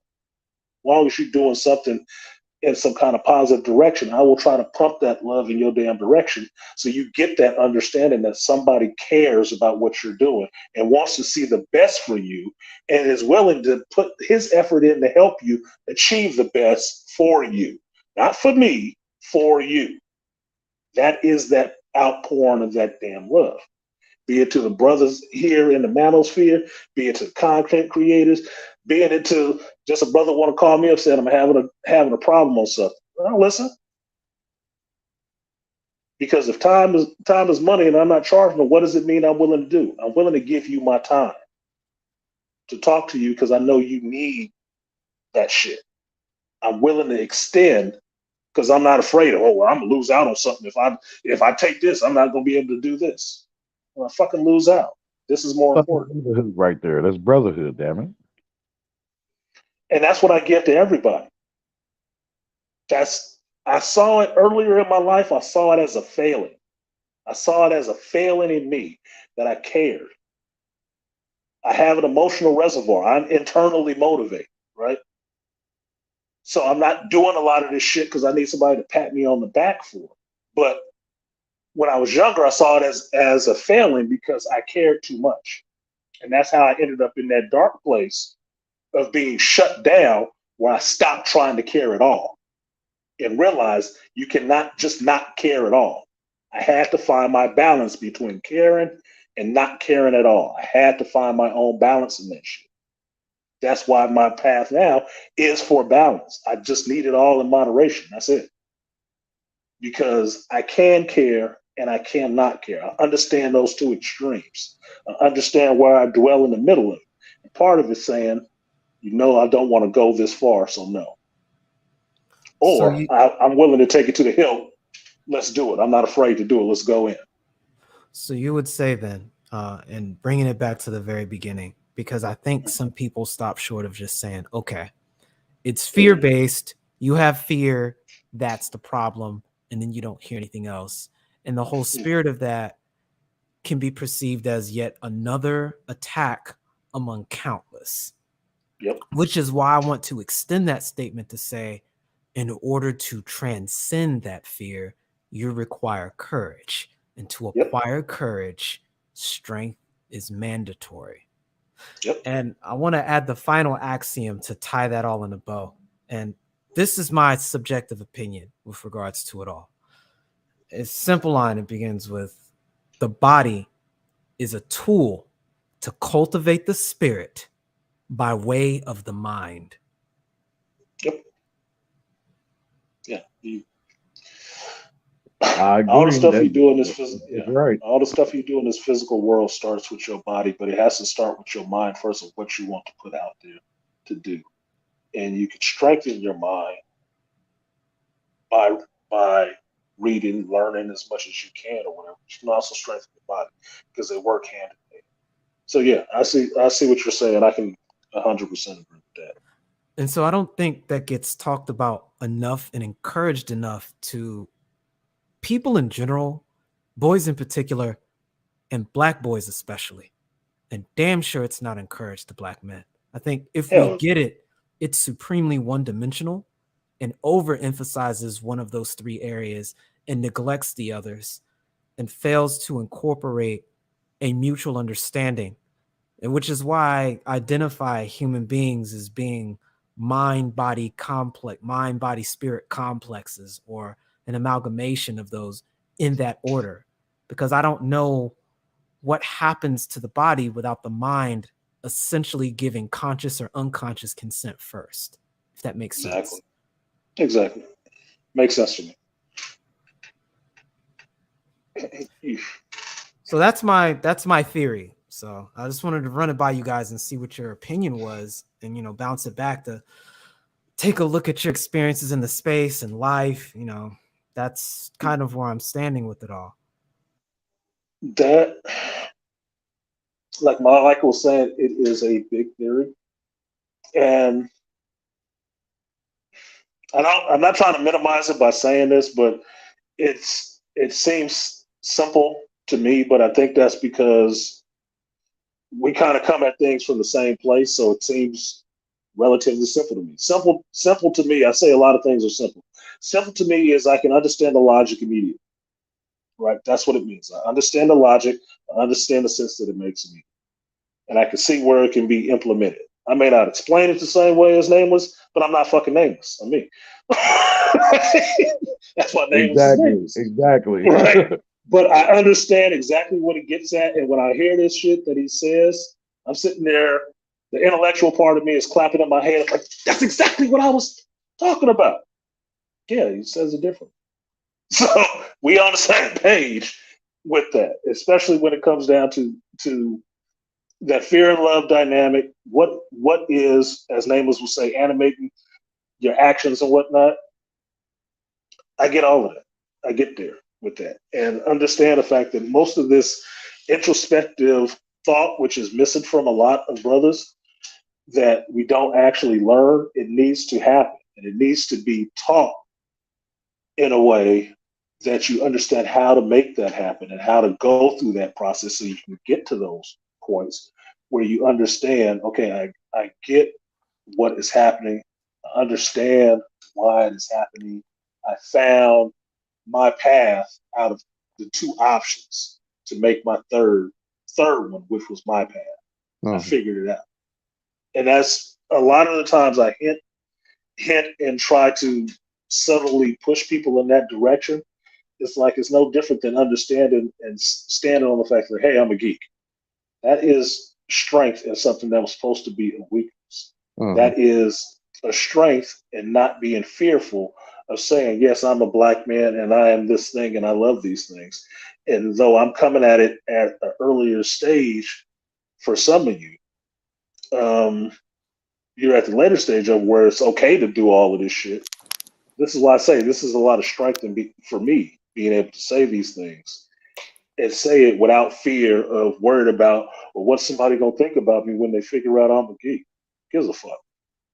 Exactly. Why do I need to care about that shit? I'm not living my life for them. I'm living my life for me, and I have to find that comfort in myself and own who I am, good, bad, or indifferent, regardless of that. And that comes with a lot of strength. A lot of strength is gained from getting to that point where you can do that with yourself, by whoever the hell it is that you are.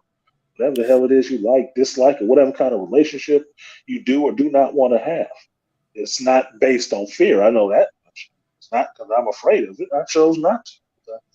I don't feel like doing it right now. So do you think that could be a useful tool then to conquering the red pill rage? Go ahead. No, too many mind, no mind. You mind the sword, you mind the people watch, you mind your enemy, too many mind, no mind. Yeah, too many minds, yeah. Can't let's just say dog can't serve two masters. All right. Can't. So what were you gonna say, Nameless? I was saying this again. The whole reason I even brought this up in the first place was to address the premise that was presented earlier about the core issue that seems to be recurring in the space that's creating the redundancy loop or spiral. Really, I think it's more of a spiral. Of these topics could be addressed with this theory potentially. I think it could, but it's like I was saying, it's ripples on the pond. It's a slow turn. It's a slow turn and not a quick one. Right. And it's a long-term strategy to address it, to give people a sort of direction and compass that doesn't take away their agency, because the work still has to be done on part of the individual. Exactly. Right. That work, That work should always be done because my belief, nobody is a finished product, right? I'm not a finished product. I don't think Nameless thinks he's a finished product. I don't think BGS thinks he's a finished product.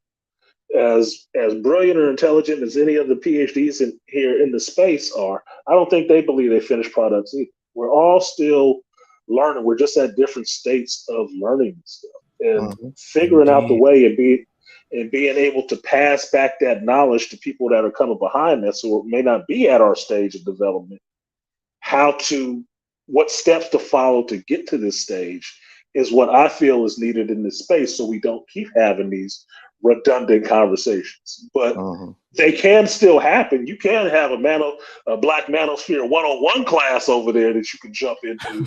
But when you get to these other panels, you need to understand that your intellect and your growth personally has had to develop to that point to get there. I Mhm. know anybody who's been in the dojo understands this. You don't walk in and start, Exactly. sparring with the master. You You don't come in and automatically start don't go to the sparring with the 36 master. chamber. Well, even Yeah, if you no, do, there's a whole other way to revisit the basics when you exactly. understand those levels. And that's kind of what I want to present, which is why I'm trying to get people familiar with dojo culture, like you were describing, Artisan, Hmm. because I think there's value there. I think that's a means by which we can cultivate strength and take advantage of our different perspectives and experiences, because Right, I think that fundamentally is missing within our culture and within our immediate environments, unfortunately, for right. the majority of us. And yes, that's maybe that's me projecting, but that's my No, observation. can I say something, man? You're not projecting. You were just using something that's very familiar because also being a martial artist in the dojo, that there's structure, there's a system, there's an order, there's a structure. You know, you don't get your white belt right away. You have to earn that. You have to, and also it's a learning, it's a culture, is what needs to be done. One of the biggest problems with a lot of us black men we have, for one thing, we did not know how to interact with each other in a more mature, peaceful, logical manner. One thing I could say that for the most part, for the past 6 to 7 years, just like here on this panel here, we've learned how to talk. We might have had arguments, other men might have had issues. We talked over each other, things get heated and emotional, but at the same time, you've networked, you build connections, you heard other men's different point of views. We might not have agreed, but we respected what a man said. But at the same time, you can learn. That's something that's learning. But that's also fundamentals of manhood. A lot of us brothers didn't grow up with having the fundamentals of manhood and masculinity because a lot of us grew up in single mother homes or being around in a home with a lot of women. And we had this emotional facade on, but at the same time in our brains we're trying to figure things out and put things together, trying to put that proverbial square peg in the round hole. But then we're realizing you get around men and we're talking, and you kind of had to learn the fundamentals of this sitting around, like perfect example, if all of us are You trying to you talk. missing you missing the corners when you hanging out with the squares. Exactly, like if we're You all missing the here, corners. and we're all talking, right, but we're all on top of each other. Artist says, "Hey, hey, hey, hey, hey, yo, yo, slow down, one at a time, one at a time. If you guys can't talk one at a time, I'm just going to shut this stream down, or I'm going to do this." But that's setting us right. That's like setting order. That's structure. That's having, respect for the panel, but not just the respect for his panel, but respect for other men. Calm down and talk. I know we're getting a little animated, but that's just showing balance and discipline, where a lot of times a lot of us men have not learned discipline.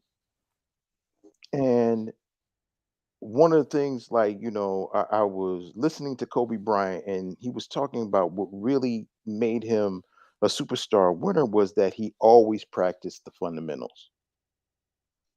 And one thing I could say, what I learned in this space was I learned the fundamentals of manhood. I didn't really learn the fundamentals of manhood with other friends, but learning the fundamentals of manhood by listening to what other men's opinions are, learning how to be patient and, not try to talk over another man. Sometimes just listening, like artists say, "You still there?" I said, "No, brother, I'm listening to you. I'm not. I'm disciplining myself not to try to cut you or any other gentleman or the lady off on the panel. That's a fundamental that you learn.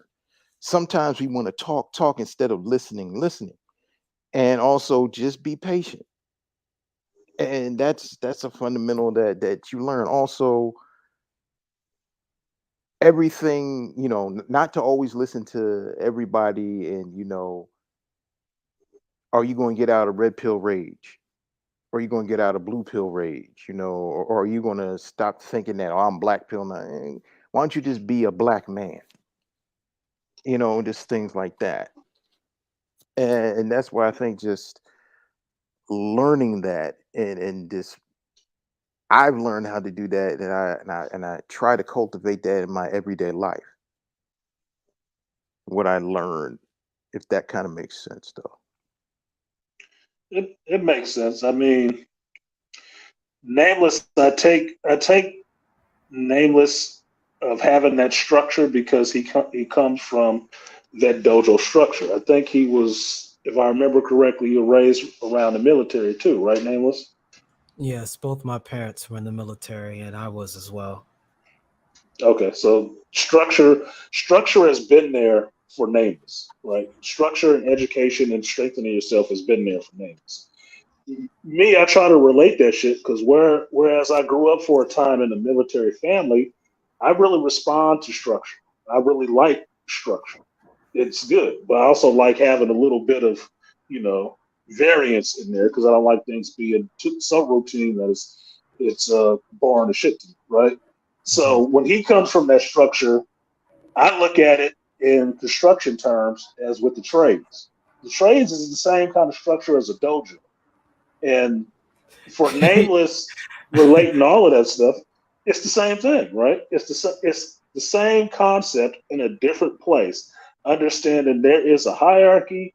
You work hard, you achieve, you move up through this thing. Like if you Artisan. look at it in the amount of, go ahead. What's hilarious is so the swordsmanship style I study is Nito Nichiryu, which is from Miyamoto Musashi, and he created the two-sword Yes. style. What's Hmm. funny is in his book Gorin no Sho, or the Book of Five Rings, he actually Hmm. describes the way of Niten Nichiryu as carpenters building a house. Mm, Yeah. mm. Yeah. So you're Yeah. 100% spot on when you say that. I just thought that was very, very It's intuitive interesting. and spot on. But go ahead, family. Yeah, no, that's one of the spots I want to visit when I finally make it to Japan. Is where he was sat down and wrote the Five Rings. That was one of the spots I want to view. So, but being on that point is that part of all of the stuff is understanding how to relate it to one brother or any brother, right?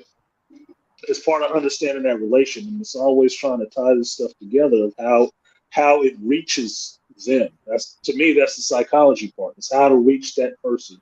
What needs to be said to them for them to understand exactly what they're talking about in the simplest fashion. That's why you guys will hear me. I will talk sometimes long, or sometimes I'll talk in short bursts, but I'm trying to get the most impact for what I have to say to that person to reach the person that I'm trying to freaking reach. I think, and sometimes it needs to be that way for the manosphere. It does. It's like sometimes you need brothers like Young Truth in here, but he does not need to be on the panel with the grown men who's having an intellectual conversation. He hasn't advanced to that stage yet. He can listen, but he shouldn't be on the panel because he disrupts it. His energy is not to where he can hold his water for 15 seconds. But Synchronize. it's I don't know. Yeah, I'm not really blaming him for that because that's the environment that he's in. They don't have that attention span. Well, you need to stay down with the intermediate manosphere and work up to that point, right? It's not to me. It seems like it can function like that because it sort of does, which is something that me and Artie Idmore were talking about, is old school days of BGS in the Coliseum. Coliseum functioned at a high and low level for that whole 8 hours. And it fluctuated up and down. You might have started off with really intellectual conversations about business, world events, and all the rest of that stuff. And yeah, we might have winded over to some geek shit or just talking about females. But what made that Coliseum so awesome in that sense is that it was all men talking about all this stuff. The people filtered in and out, and you saw the level of the conversation going up or down. And it wasn't a bad thing that it went down. It just went down to where the level of that conversation could be. Right? That's all it was. That's a lot of how this thing should actually, to me, it should function, and it would function the best because everybody not on the same level, so you have to find a way to tie them all together to make them understand that we're all working towards the same thing. We just have to tell it to you in a way that you can understand. 1 second, I got to do this.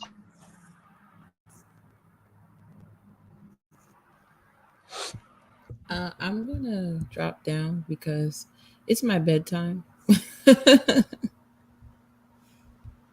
So no worries. Good hearing from you. Always a pleasure, guys. Have a good night. I got to get out of here too, gentlemen. It's been a pleasure. Don't stay up too late, y'all. But until then, peace out.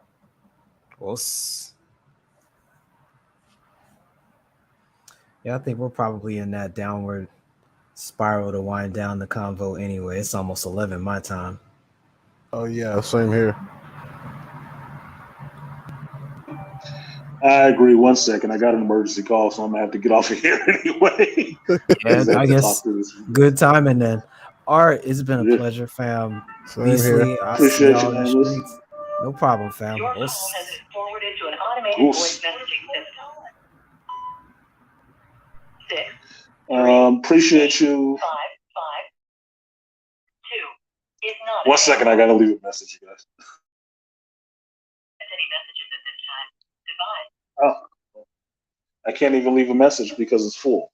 So what I was going to say, thank you to Toya, Malika, Beastly Nerd, Ray Hama, Nameless Protagonist. Thank you guys for coming up and sharing your thoughts and whatnot with me. Definitely my Scorpio brother, I do appreciate him coming up and dropping the intellectual bomb on motherfuckers to make them stop and just like, because me personally, I don't do that in every room I walk into, but when I do love doing that shit because I like to make people think, and that's why I appreciate Nameless in the space because he does make people think, not only about the words that he's saying, but what it means that he's saying and what it means for the larger context, because that's what he is actually thinking about, which is awesome to me. That's shit. That tickled my intellectual pickle a lot of the time. Toya, I do appreciate it. Toya coming through, and Aria in the chat room. Like I said before, I don't have a lot of women that come through here because I can be a bit harsh and abrasive, and I don't necessarily play favorites. But if that's something that you're uncomfortable with, then you should be. I don't have a problem with that shit. I'm not for everybody. I never said I was, and never tried to be. I try to be me. If you'd appreciate that, you'll be here. If you don't, you won't. What's up? I'm listening. I see you in here. Just left Art's panel. Yeah, I'm gonna listen to my boy, the dope boy. See what he's talking about tonight. I'm gonna enter this information for this call because they're not answering their phone, and I'm not coming out if you don't answer your freaking phone. Because this is not osmosis over here. You don't have to actually respond. It's like in the chat. But yes, I did think this was a great show. I just started it because I didn't think anything was really happening in space, and I wanted to talk about some of this stuff.